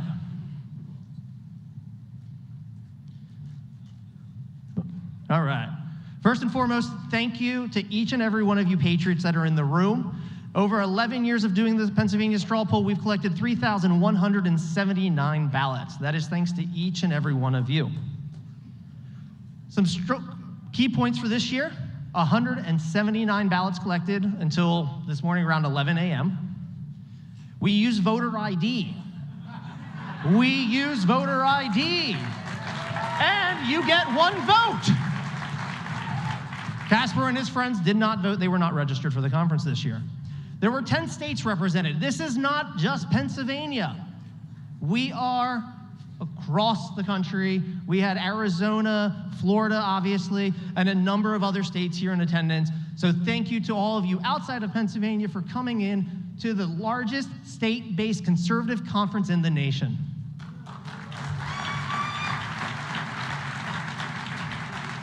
Now, Pennsylvania specifically, look how red this is.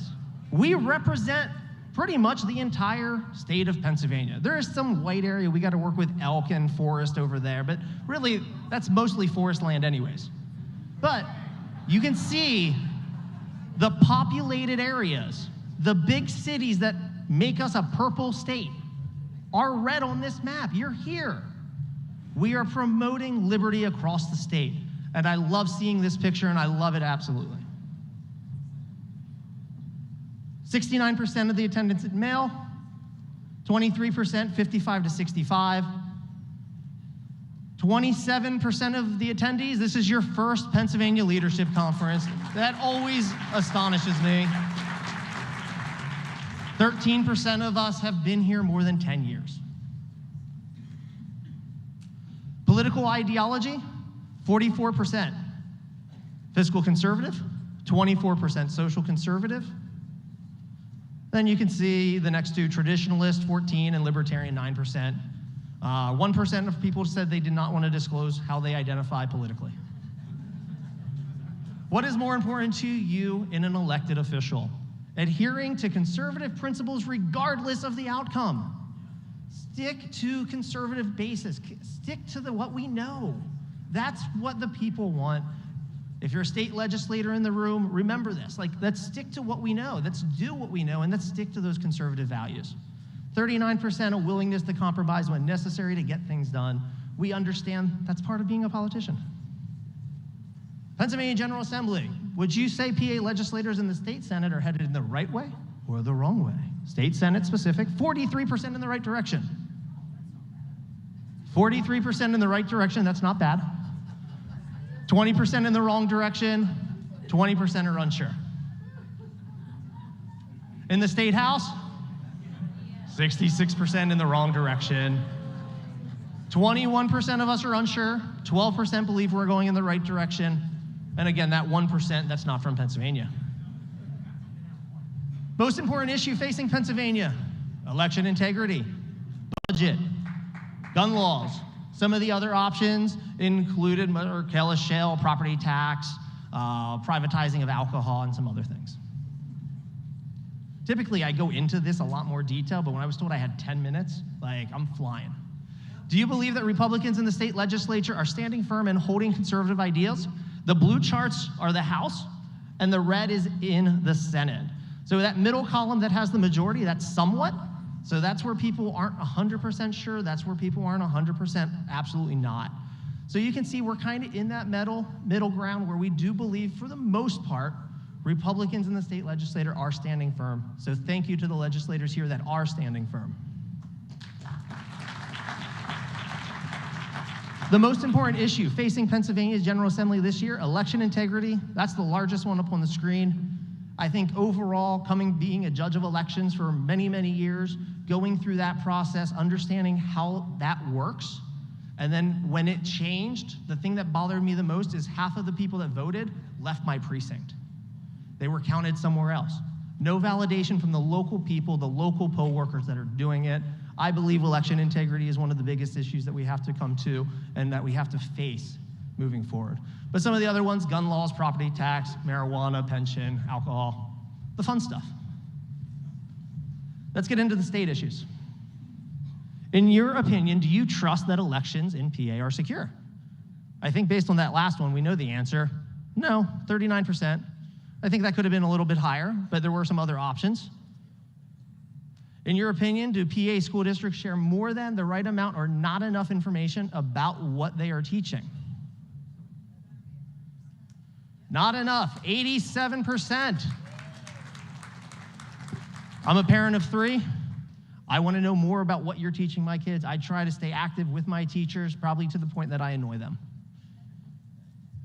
Should public schools in PA be required to post a detailed curriculum online? 79% of you agree strongly. Absolutely. So a recent Commonwealth Court ruling held here in PA that funding of public schools was unconstitutional the way it was handled. So instead of saying, do you think this is a problem, yes or no, we asked you what you thought we should do. Provide funding for more education alternatives. school choice. Some of the additional ones were spend significantly more, provide funding for more options, spend the same, but change the formula. Those were some of the options that were available. But you can see overwhelmingly more than half of us think we should implement more school choice. How do you believe justices of the PA Supreme and state courts should be elected? Continue to be elected statewide, 46%. And some of the other options that weren't the highest, continue the same process, elected by districts similar to legislatures or merit selection. And I apologize, we flew through this PowerPoint really quickly, so I can get more detailed in the version that's online. But you can see 46% was the majority, continue to be elected by the state. Do you think local Pennsylvania governments should be empowered to declare themselves a sanctuary or otherwise encourage or fail to prosecute illegal acts as defined by, this is why it took so long to take the poll this year. Just reading this. 7% says yes, local governments should overpower. I mean, I think that's about the same, 15%, those people must live in Philly. 79% said no, state law overrides. We shouldn't encourage sanctuaries. We shouldn't encourage the capability of you saying, oh, well, my laws are more powerful than the states or the federal governments. Social issues. Would you support the automatic audit of the election regardless of the result? This is one I asked last year, and I enjoyed it, so I kept it on there. 79% of us still agree, yes, we need an automatic audit. If we can't trust our elections, then what's the point of having them? In your opinion, do you believe your local community is safer or more dangerous than it was 5 years ago? I mean, just think about that. Think about 5 years ago. I mean, I go back to when I was a kid, being able to stay outside till it was dark. Even then, my parents were probably yelling and screaming for me to come home. But the reality is, do we trust our kids today to do that? Let's see. What is that? 7% said yes, they feel it's safer today. 32% feel it's about the same 5 years to today. 61% feel it is getting less safe for our children in our local communities, for our parent, for whoever in the local communities than it was 5 years ago. That's shocking. And that's something we have to work together to fix. How do we fix that? The law enforcement that you see around the perimeter, thank them when you leave, because that is what keeps us safe. Have you ever felt personally or professionally threatened or intimidated because of your political beliefs? I hear some laughing. I heard a never. 40% said yes. 37% about the same. I was kind of in the middle. And then 24% no, they haven't felt that. If you're in that no column, I would probably recommend having conversations outside your social group because I think I get it more often than I want to admit. Do you support a person's right to choose who they want to be, as long as that person doesn't infringe on your right to be who you want to be? Now, I haven't seen the result of this one yet, so I'm not really sure, but let's see. 49% of us said yes. That's half. 28% about the same, where you're really not sure. It's probably a case-by-case basis. That's overwhelmingly. Only 23% of us said, no, you shouldn't be able to choose who you want to be. You're a man, you're a woman, whatever, or furry, whatever you want to classify yourself as. But I think overwhelmingly what I like about this slide is it does show the majority, almost 3/4 of the audience, supports you to do what you do, supports you to be who you are, without you forcing us to say, I have to accept you, I have to adopt you, I have to listen to what you believe. Be you. I love that.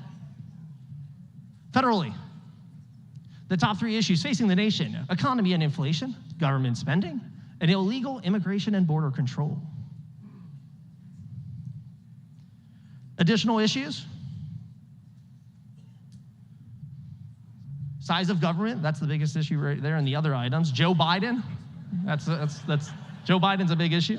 Gas prices, Russia, Ukraine, Federal Reserve policy, and some of the other issues, some of your write-ins. Do you approve or disapprove the job Republicans are doing in the U.S. House or the U.S. Senate? 60% of you agree or approve the job the U.S. House is doing. Only 46% of us agree, or actually 46% disapprove with the US Senate. Only 32% approve what the US Senate is doing. Do you think the Russian invasion of Ukraine poses a significant national security risk? 32% said yes. I believe I'm getting my timer pulled, so let's fly through. Do you think US financial and military support of Ukraine should be open-ended? 7%. Continue, but with more accountability, 55%. And the US support of Ukraine, 39%. So continue, but with more accountability. The US has hit its debt limit. 46% of us, debt limit lowered, cuts across the board. The most serious component regarding the border crisis, flow of drugs across the border. What do you think the biggest cause of the current continued high rate of inflation? Government overspending, Biden policies, increase in the money supply. Will your children grow up to be better than you or worse off than you? About the same, better. 67% of us believe our children will be worse off than we were. 16% of you didn't have kids. So that's a fun one. So this one here, this is approval ratings. 1% approve the job that Senator Casey is doing. 1% agree, approve the job that Fetterman is doing. I mean, it's kind of known. We have 8% that like Josh Shapiro. I have like 3 more slides. Treasurer Stacey Garrity, 69%. Tim DeFore, 60%. U.S. Supreme Court, 75%. The PA Supreme Court, 7%. And Joe Biden. There were 3 people. There we go. 3 people. I need to know who you are. Where are you? Security, can we locate these 3 people? So with that, because the coat hanger is currently around my waist, I do have to say thank you to my wonderful wife that is sitting outside. She has been instrumental in everything that I am capable of doing. Thank you to all the volunteers that helped registration. Thank you to everybody that helped with the straw poll. But most importantly, again, thank you to each and every one of you. All right. Hey, thank you. All right, ready for the main act, everybody.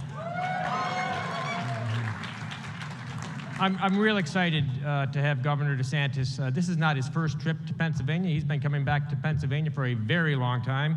I met him about a decade ago. It was 10 years ago when both he and I were sworn in for our first time in Congress. We came to Washington, each of us with different backgrounds, different life experiences, but we actually both had common Rust Belt roots. His dad grew up in the old steel town of Aliquippa, Pennsylvania, just 10 miles from where I lived. There you go. And his mom grew up just over the PA border in the old industrial town of Youngstown. He's done remarkable. You know, while some of us, and I'm going to expose myself here a little bit, some of us were assigned to right field in Little League, right? You know, guys, you know what I'm talking about. Ron himself was in a different class. In fact, he made it all the way to the Little League World Series in Williamsport in our state. He excelled in high school. He went to Yale College and Harvard Law and served our nation as a Navy JAG officer with deployments to Iraq and Guantanamo. He and I clicked in Congress when we got to know each other. I think because of our common sense Rust Belt roots, but also because of our deep appreciation for what this country is and its exceptional nature. Governor DeSantis understands what happened 247 years ago in our Commonwealth in the city of Philadelphia. He understands the importance of what Lincoln said 80 years ago and just 40 miles away in Gettysburg. And he understands what Western Pennsylvania steelworkers and military service members, along with millions of others, did to defeat fascism in the middle of the 20th century. Simply put, with Governor DeSantis, I believe we have someone with the courage, the conviction, and the competence who can speak truth to power and push back against those who defame America. With Governor DeSantis, we have someone who can tell us that we are not who the left says we are. He can remind us of who we really are. This isn't just a man from Florida. This is a man who's from the heart of America. I could go on a good bit about his achievements and how he has led his state with remarkable success over the last 4 years, but I thought it might be better if you heard from the citizens of Florida to do that. So if we could play the tape, please. Ladies and gentlemen, Governor Ron DeSantis. Today we deliver for the people of Florida yet again. You saved our jobs. And kept us going. They tried to shut us down, but you saved our business. $1,000 bonuses. You had our backs. And honored our service. You led by facts, not fear. And you let us decide. You let me go to school. You gave me a voice. You put us first. And didn't let them keep us apart. You let us learn. You let us compete. All of us. You protected our right to worship together in person. And you raised our pay. You protected our waters. And kept Florida beautiful. When they attacked you, you didn't cave. You stood strong for Florida. Thank you. Thank you. Thank you, Governor. Gracias, Gobernador DeSantis. Thank you. Thank you. Thank you. Thank you, Governor DeSantis. Let's give a warm keynote welcome to my friend, Governor Ron DeSantis.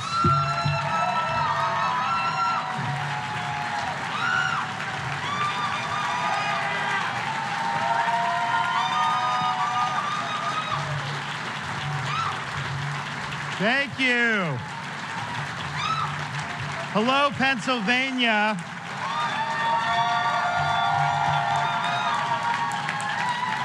I bring greetings from the free state of Florida.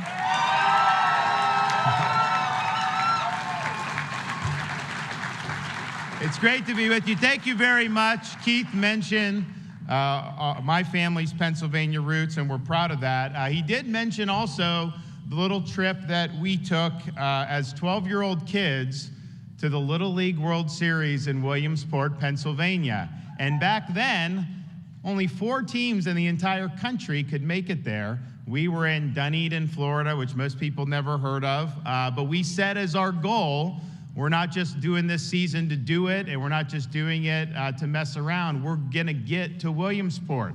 And that was our goal. And by golly, we accomplished that goal, and being able to go there in that beautiful stadium had a huge impact on me. And I think that it just taught me, swing for the fences in life. Anything you do, set your sights high and get it done. And I think it's impacted me in different ways, but definitely when I became governor, I think I brought that same mindset. I got elected governor in 2018 by 32,000 votes in a state that has 20+ million people. We won by about a 0.5 percentage point, and Florida, for the 10 years prior to that, had been a 1-point state.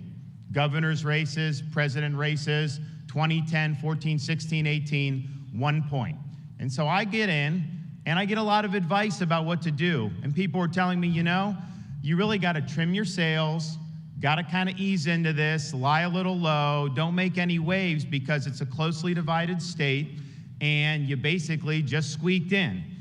And I appreciated that advice, but I rejected that advice.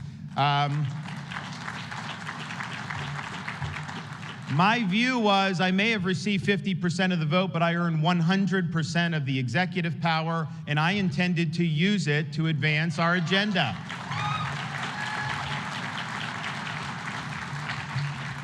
We resolved to lead by conviction, not by polls. I have never taken a poll about any of these issues that I've championed since I've been governor. Didn't on day one and still haven't to this day. A leader doesn't respond to polls. A leader gets in front of issues, identifies what needs to be done, sets the vision, executes the vision, delivers the results, and guess what happens when you do that?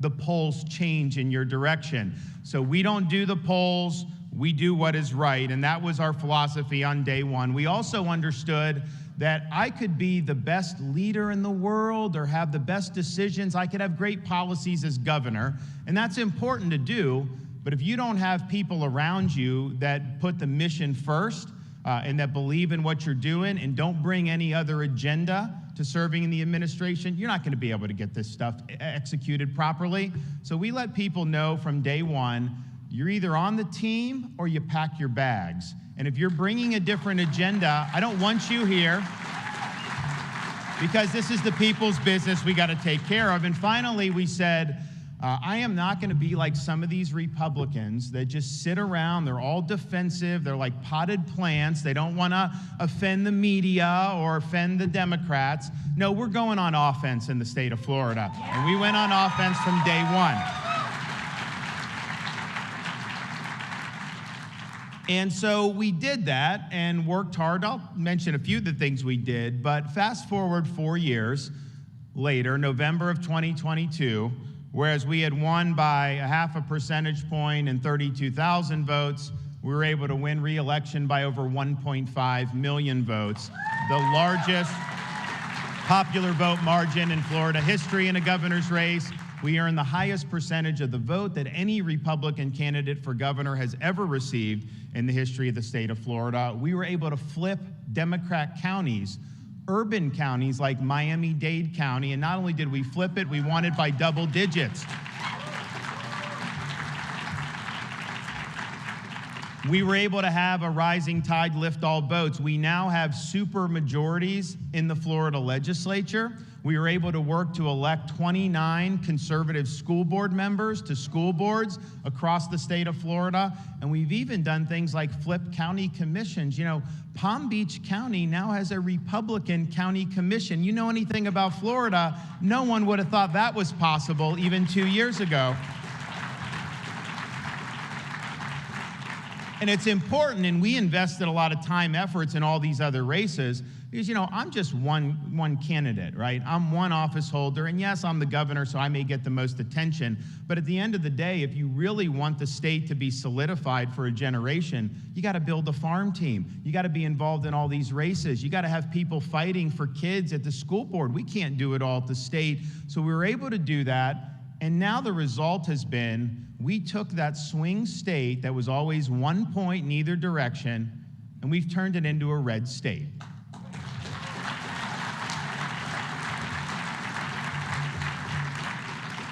When I got elected, there were almost 300,000 more registered Democrats in the state of Florida than Republicans, and we had never, in Florida history, had more registered Republicans than Democrats. Well, fast forward today, we now have 448,000 more registered Republicans than Democrats. No one's ever seen anything like that. And what that represents is a massive defeat for the left. It's been a massive defeat for the Democratic Party. They did not want to see Florida go red. They threw everything but the kitchen sink to stop us, and yet we have left the Democratic Party for dead in the state of Florida.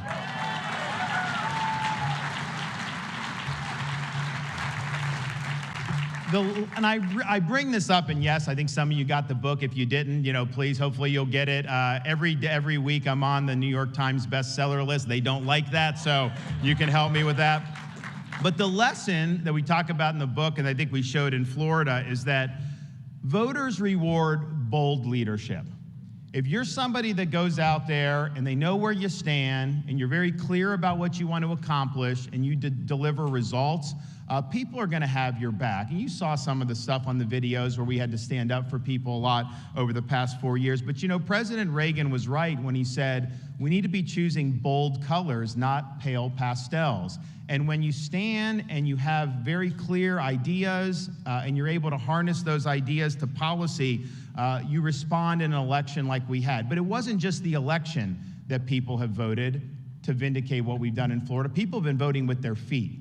And if you look at what's happened over particularly these last 3 or 4 years, we've seen a great exodus out of states governed by leftist politicians pursuing leftist ideology.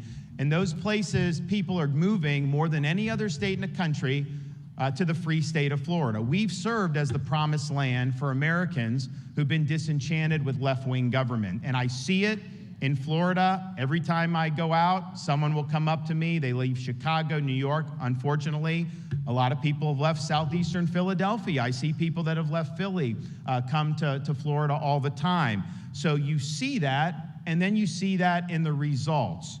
We are the fastest growing state in America. We are the #1 state for net in-migration in America. We're #1 in new business formations. We rank #1 in education freedom. We rank #1 in parental involvement in education. We are the #1 state amongst large states for GDP growth.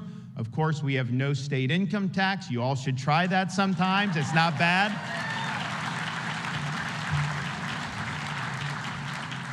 We have the second lowest state per capita tax burden in America and the second lowest debt per capita tax burden in America. Florida's economy is over $1 trillion and our debt is $20 billion. Can you imagine if the federal government had such a ratio? We would be in much better shape. And here's the difference between conservative governance and left-wing governance. New York State is the closest state to Florida in population, but we have now millions of more people in Florida living than New York has residents, and yet, even with us having millions more people, New York's budget is twice the size of the budget of the state of Florida.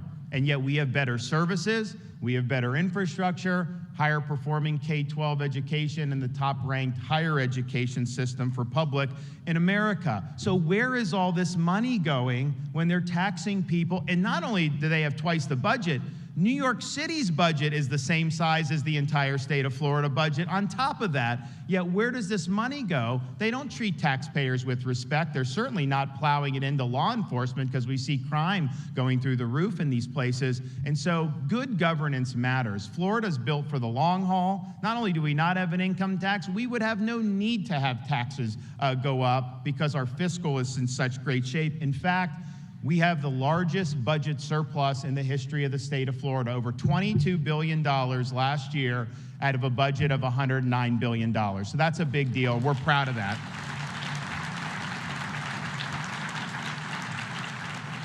Now, when you come into office, you don't know what's going to be thrown your way. And there's certain things as governor I get in Florida. Yeah, we think we may have to deal with a hurricane every now and then. That's just part of growing up down there, and that's just part of our lifestyle. We get it. But you go back 4 years, people were not talking about that you'd have a pandemic. I mean, obviously, that'd be something that's possible, but no one was thinking that would be something that was likely. And I'm just proud that when the world lost its mind, when common sense suddenly became an uncommon virtue, that the state of Florida stood as a refuge of sanity, a citadel of freedom for people all over this country and across the world. We refuse to let our state descend into some type of Faucian dystopia where people's livelihoods were destroyed and their freedoms were curtailed. No, we chose freedom over Fauciism. We were not supported in making those decisions at the time by the bureaucracy, by experts, by the media, by the left. I even had a lot of Republicans, that were attacking me if you go back 2020, particularly in the summer. And I had a lot of supporters who are like, man, you are getting hammered by the media. They're killing you with all this stuff. You got to just do something to get them off your back, impose a restriction here, do a mandate, close this, close that. And at the end of the day, my job as governor is to care more about the jobs of the people that I represent than to worry about my own job. And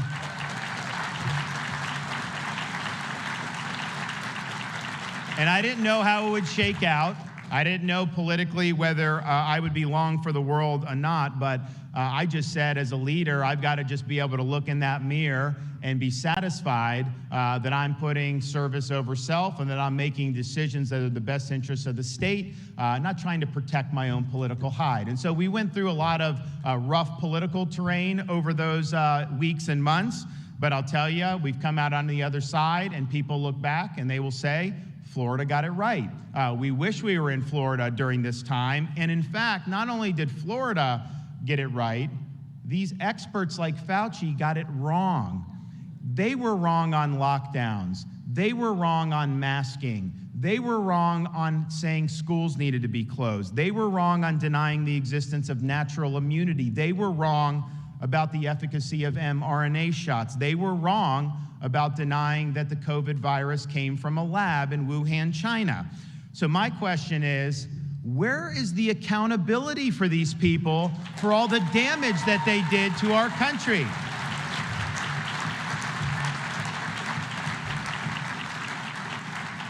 And in Florida, we really served as a roadblock against Fauciism, because what they wanted to do, they wanted to basically turn our country into a biomedical security state. And that wasn't going to happen on our watch in Florida. We led the effort, and we're the first state to prohibit COVID shot mandates for school children. That is not appropriate to be doing. We banned vaccine passports in the state of Florida. You have a right to participate in society. You shouldn't have to cough up medical records just to go get a cheeseburger somewhere. And then when both corporate America and the federal government were working in concert to deny people the ability to earn a living based on whether they got an mRNA shot, we called the special session of the Florida legislature, enacted legal protections for Floridians so that nobody has to choose between a job they need and a shot they don't want. We banned the mandates.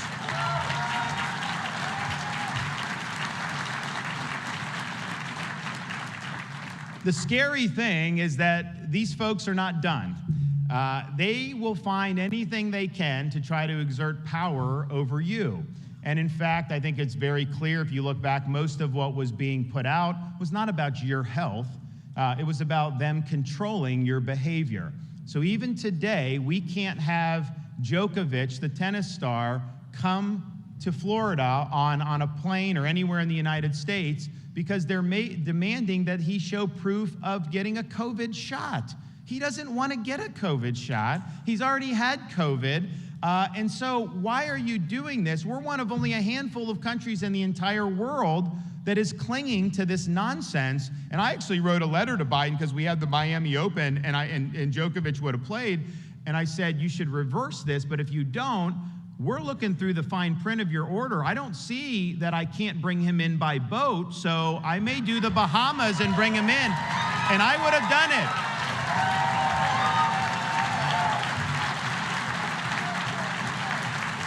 But not only that, they're clinging to that. They're also now in federal court, in an appellate court, arguing, because we had a district judge in Florida, federal district judge, strike down the federal airline mask mandate. And she's a great judge, and it was a great opinion. Biden has appealed that. They've argued now that the mandate should be reimposed. So they're actually fighting right now in court for their right to muzzle you on commercial aircraft all these years later. So this is just fundamentally wrong. So what we're going to do in Florida, we've already done a lot to protect people. We're going to continue those protections, expand those protections, and make them permanent. You should not be subjected to any of these forced medical interventions. That is your decision about a mask, about a shot, and that's what we're going to do in Florida. I can tell you one of the reasons why we had people flood into our state was because we made it very clear from the day I took office that Florida was a law and order state. And that wasn't fashionable everywhere, but it was the right thing to do. And so when you had the rioting that was going on, the BLM riots in the summer of 2020, we were not taking any chances with that in Florida. I immediately mobilized the National Guard. We dispatched state law enforcement to every corner of the state, and we were ready to react if things got out of hand. We were not going to let cities in Florida burn to the ground. And because we were prepared, because we were serious about it, you didn't see what happened in Minneapolis happen in the state of Florida. In fact, we looked at what was going around the country, and we understood, the left was fomenting a lot of this disorder, and they would likely try to do it again. So even though we handled that, we knew going forward we had to do more. So we signed legislation after the BLM riots to create strong anti-rioting penalties in the state of Florida. In Portland, they will riot, they get arrested, they take their mugshot, slap them on the wrist, and put them right back on the street. In Florida, we say, no, if you riot, you loot, if you engage in mob violence, you're not getting a slap on the wrist. You're getting the inside of a jail cell, because we're going to hold you accountable for that conduct.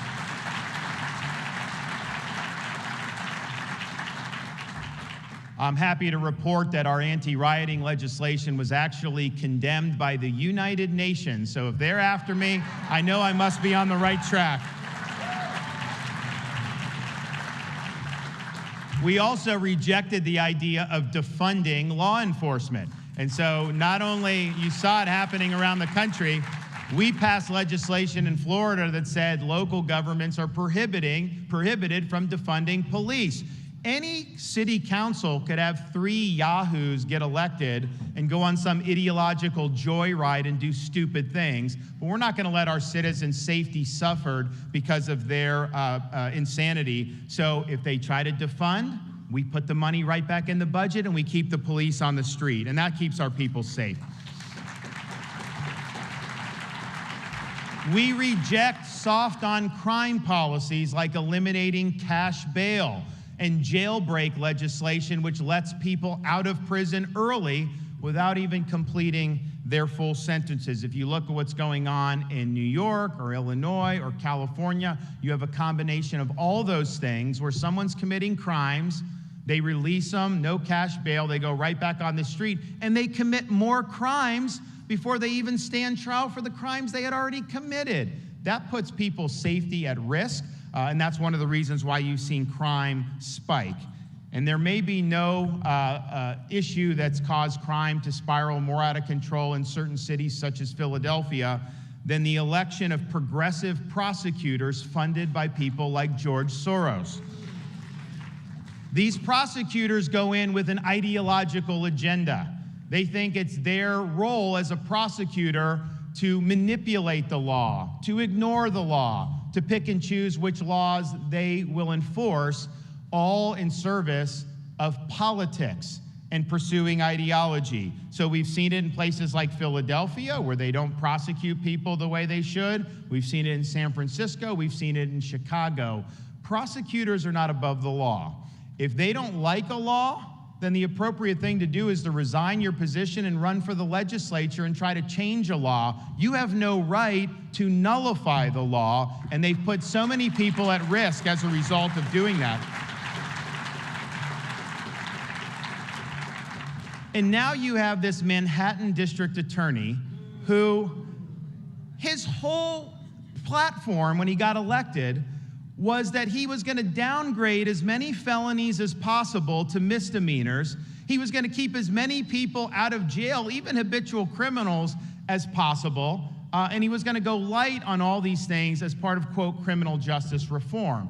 So that's his posture. He doesn't want to charge people with felonies. So now he turns around, purely for political purposes, and indicts a former president on misdemeanor offenses that they're straining to try to convert into felonies. That is when you know that the law has been weaponized for political purposes. That is when you know that the left is using that to target their political opponents. And I can tell you this, these Soros-backed DAs, they are a menace to society. They are a menace to the rule of law.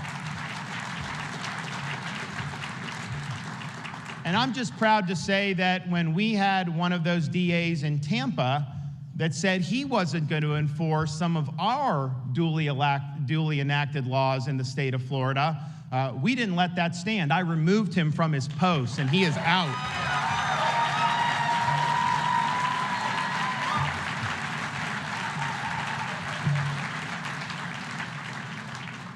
Part of the rule of law, part of public safety means that you have strong borders and that you're enforcing your immigration laws.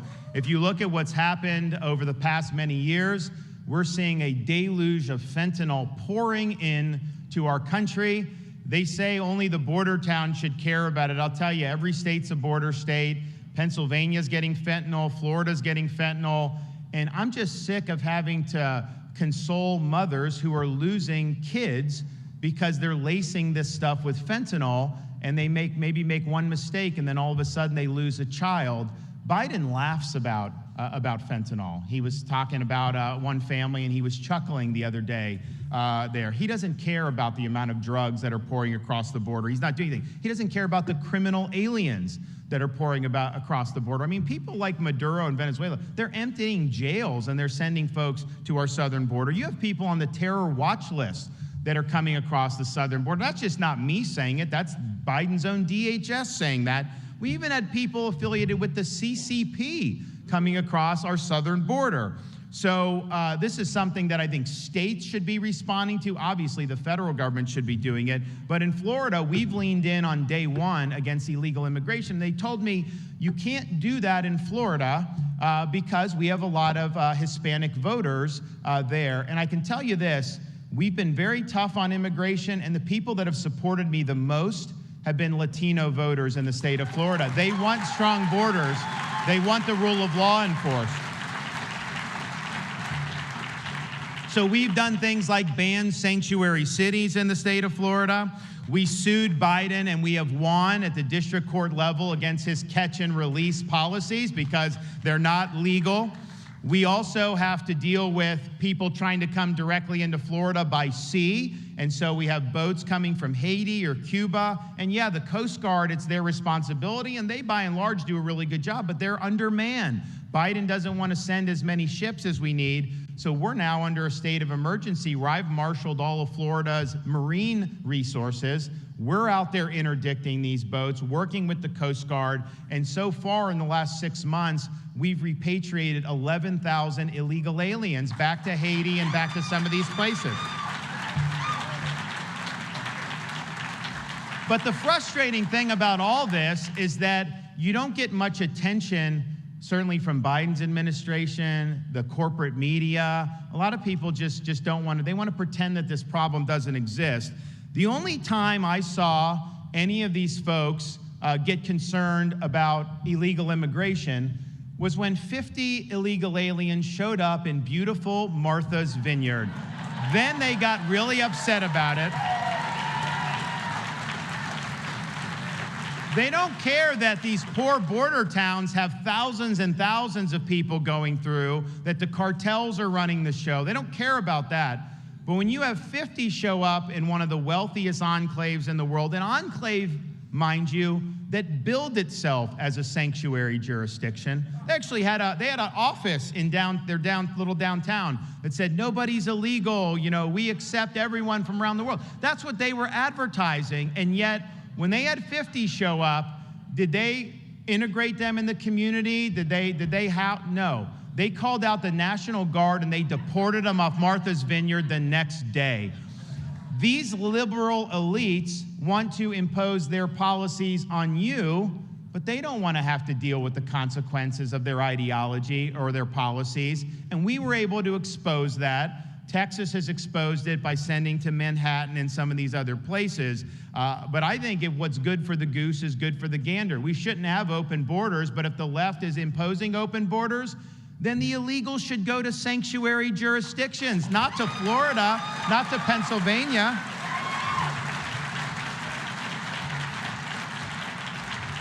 And a big part of the solution, no doubt, is the construction of a wall along the US-Mexico border.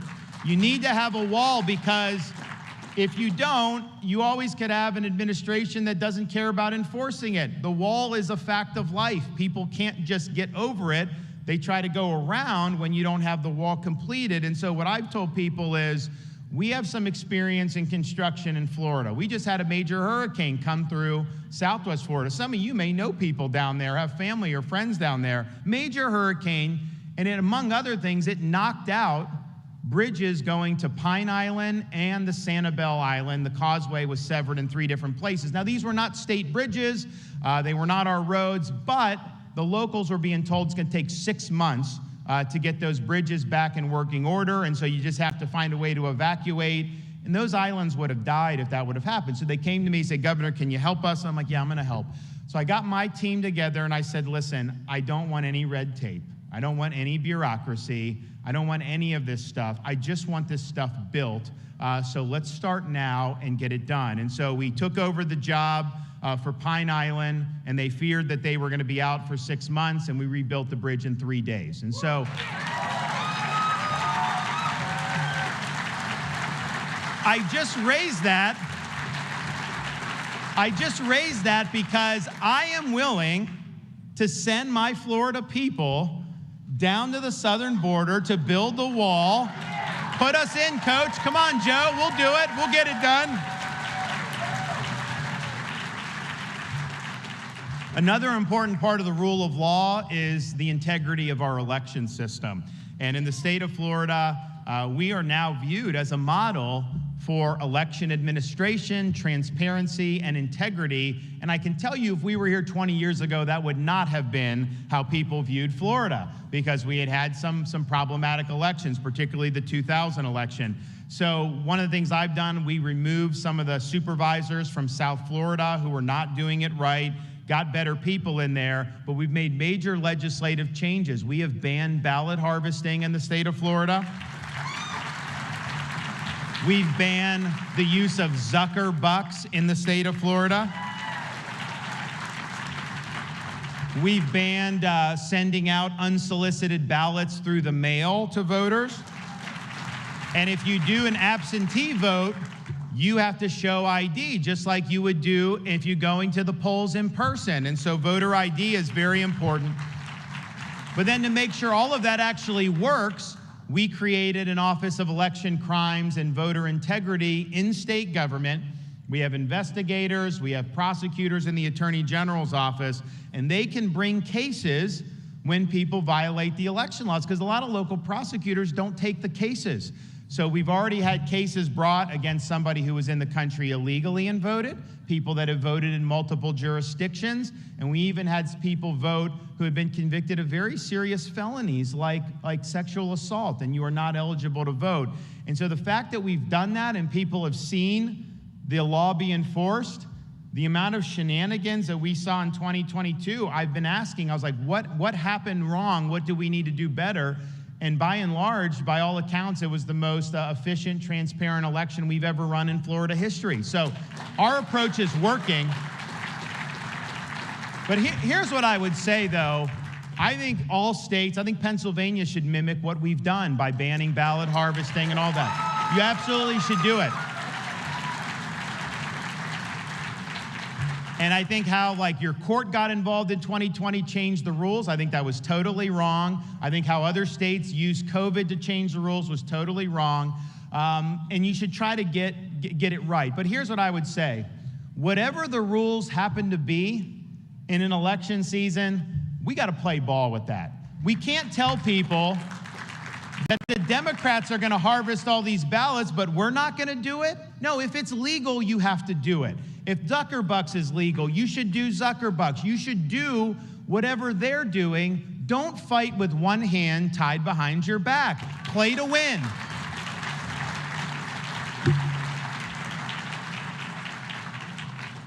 One of the things I'm most proud of in the state of Florida is that we are really leading on the issue of education.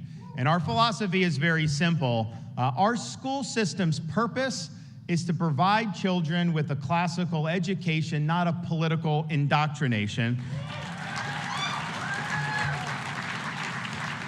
Our K through 12 system, our higher education system, these are funded by tax dollars. These are public institutions, and they must serve the public interest. They are not just playthings for the left to impose their ideology on society. So we're making sure that our education system is moored to the pursuit of truth, to academic rigor, and to giving students the ability to think for themselves so that they can be citizens of our republic, not to impose political ideology or political activism. Now, part of what that means is we honor and support the rights of parents to play a critical role in the education and upbringing of their kids. They have a right, every parent in Florida has a right to send their kid to the best school that they can. And so we have universal school choice in Florida. We have 1.3 million students in choice programs. I signed legislation on Monday, which is going to expand that And so we've not only done more for school choice than anybody in the history of Florida, we've had the largest expansion of school choice on my watch of anybody in the history of America, and probably anywhere in the history of the world if you think about it. So we're proud of doing that, but we also want to make sure that our schools are focused on what matters and not going off on ideological tangents. So we have banned critical race theory in our K through 12 schools. We're not going to teach our kids to hate our country or to hate each other. We're going to treat people as individuals. We're not going to divvy them up into groups. And we're going to teach history that is accurate, not history that is trying to pursue a left-wing agenda. And part of what that means is you can say you're against CRT, which you should, but what are you for? What's the positive vision of education? And what we've done in Florida is we've put a new emphasis on American civics in our K through 12 schools, particularly our high schools. We now have them taking tests when they're seniors, modeled after the citizenship test that naturalized immigrants have to take. We have strong civic standards so that they understand the basics. And here's the thing. You're going to have students that go into the workforce immediately, to community college, to university. Some will go into business, some will go into medicine, finance, all these different things. And those are great paths, and people should follow their heart. But every single person that we send out of our school system is going to be called upon to exercise the duties of being an American citizen. And we owe it to ourselves, but also the people that have sacrificed for us to be a free country. We owe it to them to make sure these students are graduating with a foundation, knowledge about what it means to be an American, not just graduating listless vessels who really have no idea of what they have in our country. And so we've done that, and we even have a course now for teachers where they can learn. I've got people from like Hillsdale College, all these great people that have participated. It's a 50-hour course.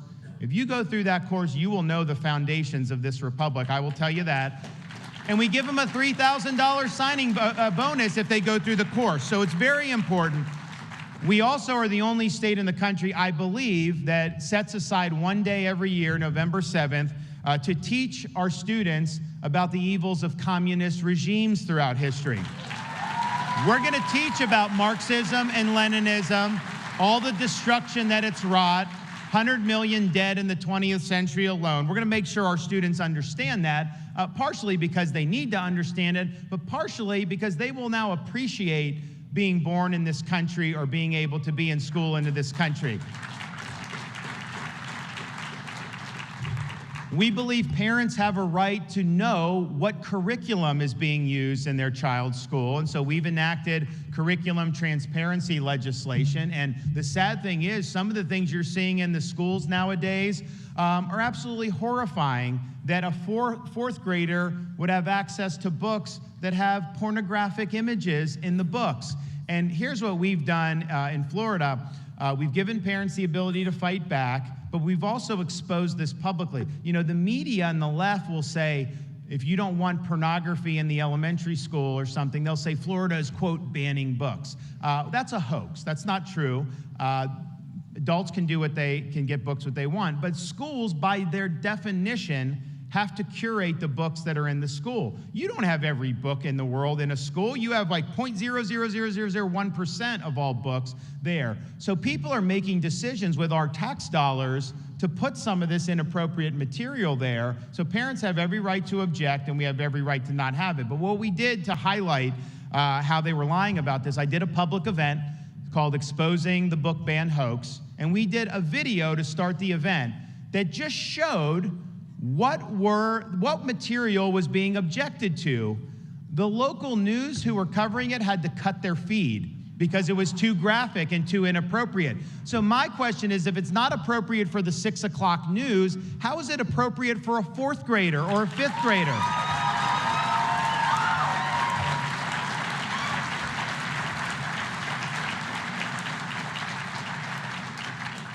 And part of what flows from the parental empowerment is it is inappropriate for teachers to be doing things like telling a student that they can change their gender, that they were born in the wrong body. That is wrong, and we do not allow gender ideology in our K through 12 schools in the state of Florida.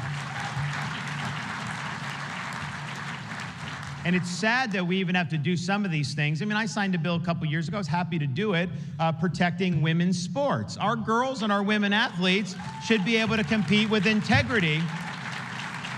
And how do you have a situation like you saw in Pennsylvania? You swim on the men's team for 3 years, then you switch to the women's team, and you win the national championship in women's swimming, 500-yard. How is that fair? What about all those other women swimmers? The one that came in second place, she's actually a Florida resident. I did a proclamation saying she was the true champion. She got denied of a national championship.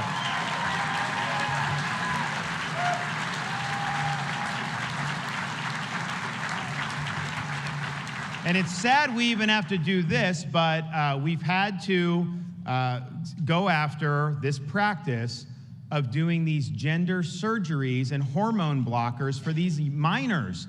They will do someone 13, 14 years old. They'll put them on puberty blockers. They'll do double mastectomy for someone that's 15 or 16 years old. Here's the thing. Kids of that age go through a lot. You don't take off their body parts like that. That is not medical science. That is ideology run amok. And so what we've done in Florida is we've done rule through our medical board. Physicians that do that with those minors will lose their medical license in our state.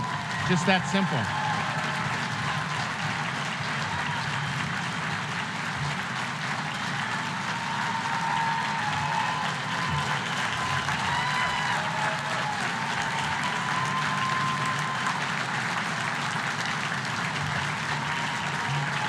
It is ideology run amok. It's woke medicine. It's not real medicine. We've also understood that higher education plays an important role, but it needs to be focused on traditional academics and not ideological indoctrination. So we've already enacted reforms to tenure for professors in Florida. Now all tenured professors must undergo review every 5 years and can be let go at that time.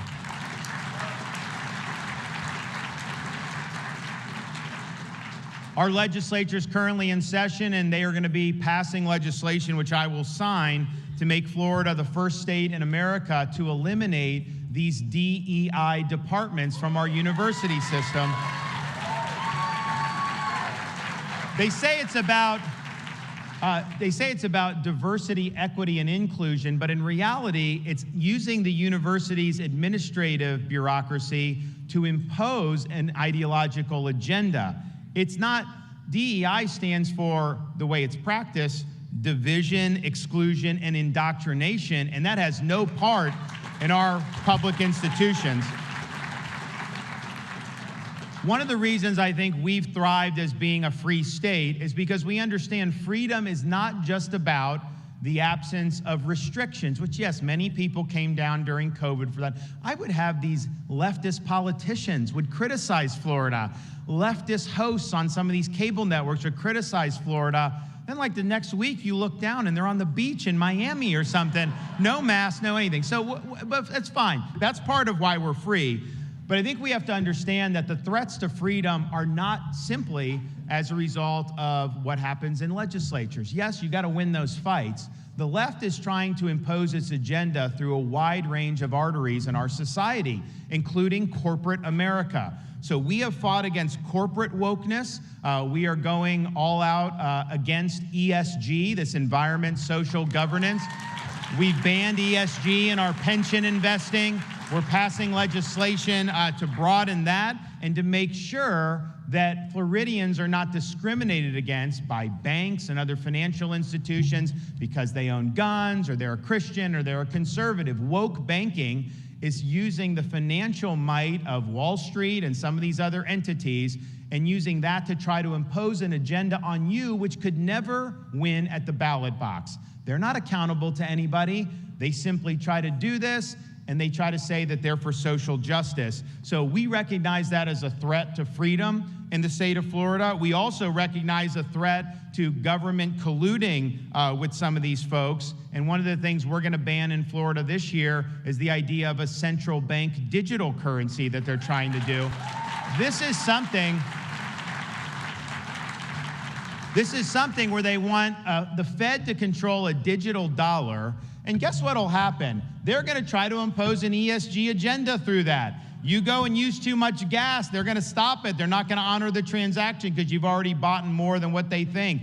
You want to go buy a rifle, they're going to say, no, you have too many of those, you can't do it. So it's ceding the power of our financial freedom to a central bank, which does not have our interests at heart. So I think all states need to band together, need to say we're not doing this central bank digital currency, and we're going to let you be in charge of your own finances.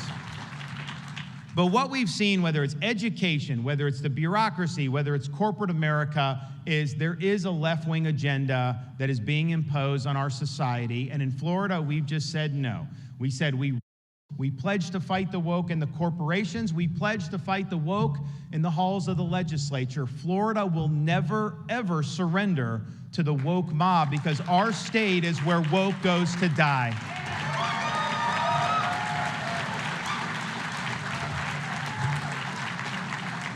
Now, we're proud of the stands we've taken. We're proud of the success Florida has. And one of the things I kept noticing during the last campaign were the vast majority of Floridians were really satisfied and happy with the trajectory of Florida, but they were very pessimistic about the trajectory of the United States of America. And why not? You look what's going on in D.C. You see Joe Biden, weak, floundering leader. He's controlled by the leftist elements of the Democratic Party. You look at what he's done, he has probably done as much as anybody, maybe Jerome Powell at the Fed, to unleash the worst inflation that this country has seen in over 40 years. This is making our country weaker, it's making our citizens poorer. And here's the problem, they've mismanaged this from the start. Massive trillions of dollars of fiscal stimulus, trillions of dollars of the Fed printing money.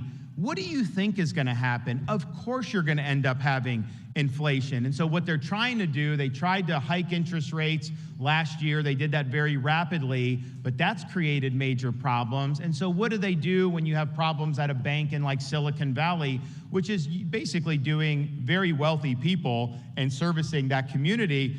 They make some mistakes. They are not in a good position. So the Fed, Treasury, FDIC, they bail out Silicon Valley Bank. Well, if there was a bank in this part of Pennsylvania that serviced like agriculture or small businesses, do you think that they would have been bailed out under similar circumstances? No. So what they're trying to do with their policies is make all of us deal with the harm, but the elites get insulated from their decisions. And so they've now pumped another $400 billion back into the economy. That is going to increase inflation. And so we've got some look, I'm happy with Florida's economy. We're clicking, but all these other things that are coming on the top with the inflation, the interest rates, and all the regulation, it's causing big problems. And I think, unfortunately, there's likely to be stormy days ahead. Part of the reason is Biden's waged war on our own domestic energy production. We have resources here in this country that we need to be using and using to the hilt. It's an issue of national security in addition to the economy. His fecklessness with the border, I think, has been an absolute disgrace. You have people that are dying by the tens of thousands in our country because of fentanyl overdose. You have criminal aliens that are pouring into the country. And forget about even the bad stuff, just the sheer number of having millions and millions of people that we don't know who these people are, dumped into communities all across America. What does that do for social services, education, criminal justice, all these things? It creates huge burdens, and he's basically just turned a blind eye to all of that. It's been a massive dereliction of duty. And of course, he sits atop an unaccountable administrative state. This is an administrative state that is not answering to the American public. They don't serve the interests of we, the American people. They loom over the people, and they impose their will on the people. You know, Ronald Reagan used to say the most frightening words in the English language, or I'm from the government and I'm here to help. And when he said that, he was identifying the problems with kind of the Great Society run amok, some of the things that happened in the 60s and 70s. He was right about that. I think the difference between his time and our time is, yes, the bureaucracy still does all those things, but the bureaucracy has become weaponized against people that the elites don't like. You look to see the IRS targeting scandal that Keith and I fought against, where they were going after conservative groups. You see things like imposing these vax mandates on nurses and on physicians and on the workforce. Now, the regular workforce got struck down. They tried to impose it on the hospitals, and these nurses would have lost their jobs. What we said in Florida is, you need us to survey our hospitals. We are not going to participate in this. You can pound sand. Hey, they fined me a couple $1 million, but I saved the nurse's job, so I'm fine with doing that.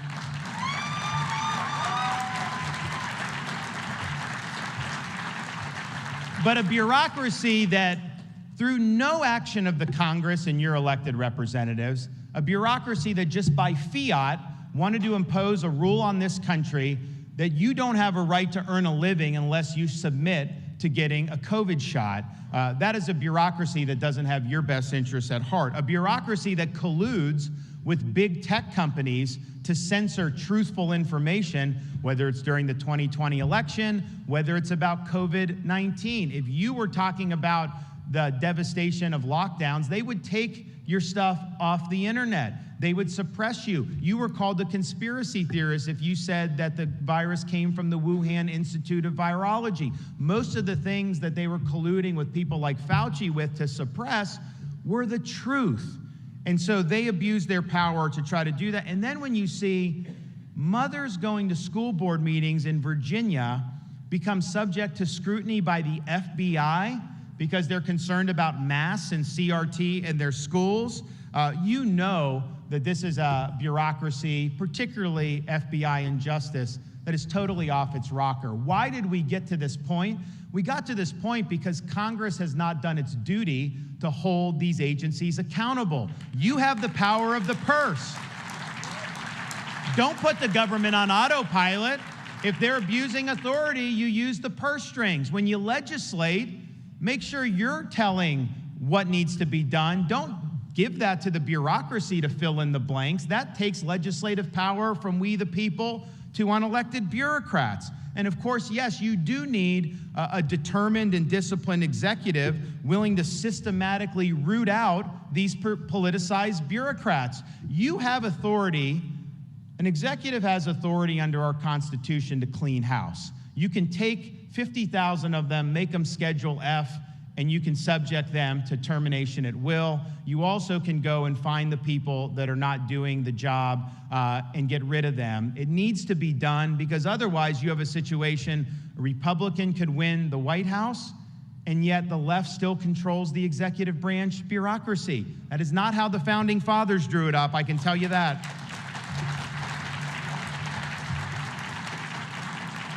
But the weapon, we did that in Florida.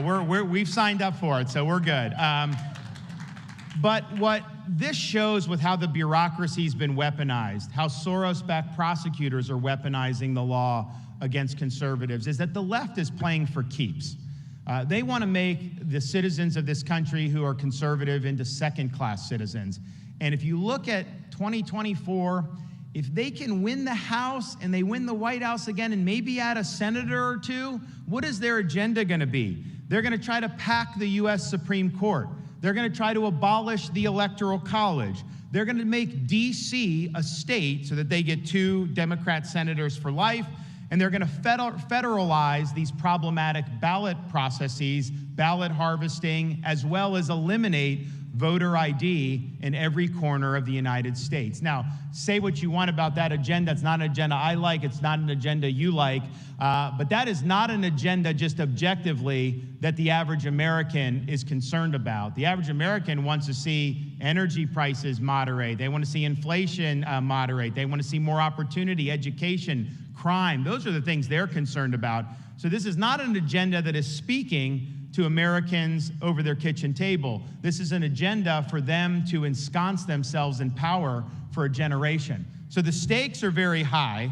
I think what Florida shows is that if you pursue a bold agenda, if you exhibit strong leadership, you not only can take on the left, you can beat the left. And we have done that day after day, week after week, month after month, year after year. But in this endeavor, there is no substitute for victory. The winners get to make policy. The losers go home. But victory is not easy. It requires demonstrating not just the right frame of mind, not just advocating the right policies, but it requires that you demonstrate the courage of those convictions. Because leadership in this day and age, with how powerful the left is in media and in entertainment and in bureaucracy and all these other things, leadership's not cost-free.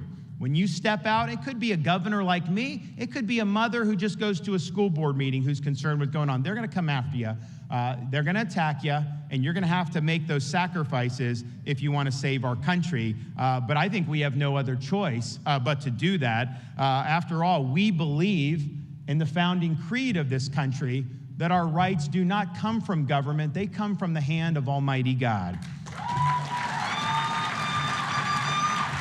We reject the idea that self-government can be subcontracted out to technocratic elites, whether it be in DC or Davos, who care little for our humanity but view us as just data points. And we insist on the restoration of our timeless constitutional principles so that our government of, by, and for the people shall not perish from this earth. We have a responsibility to preserve what the founder of our country called the sacred fire of liberty.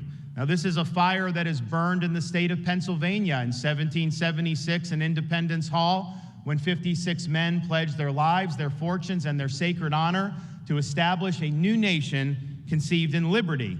It was a flame that burned, a fire that burned just down the road from here at a cemetery in Gettysburg, when the nation's first Republican president pledged this nation to a new birth of freedom. This is a responsibility that we as conservatives have at this time in our history. It's not something that we should shrink from. It's something that we should welcome.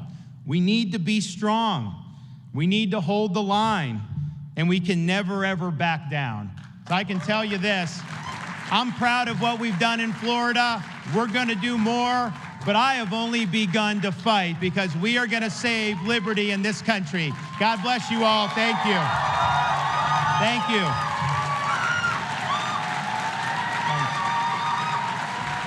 I'll go down.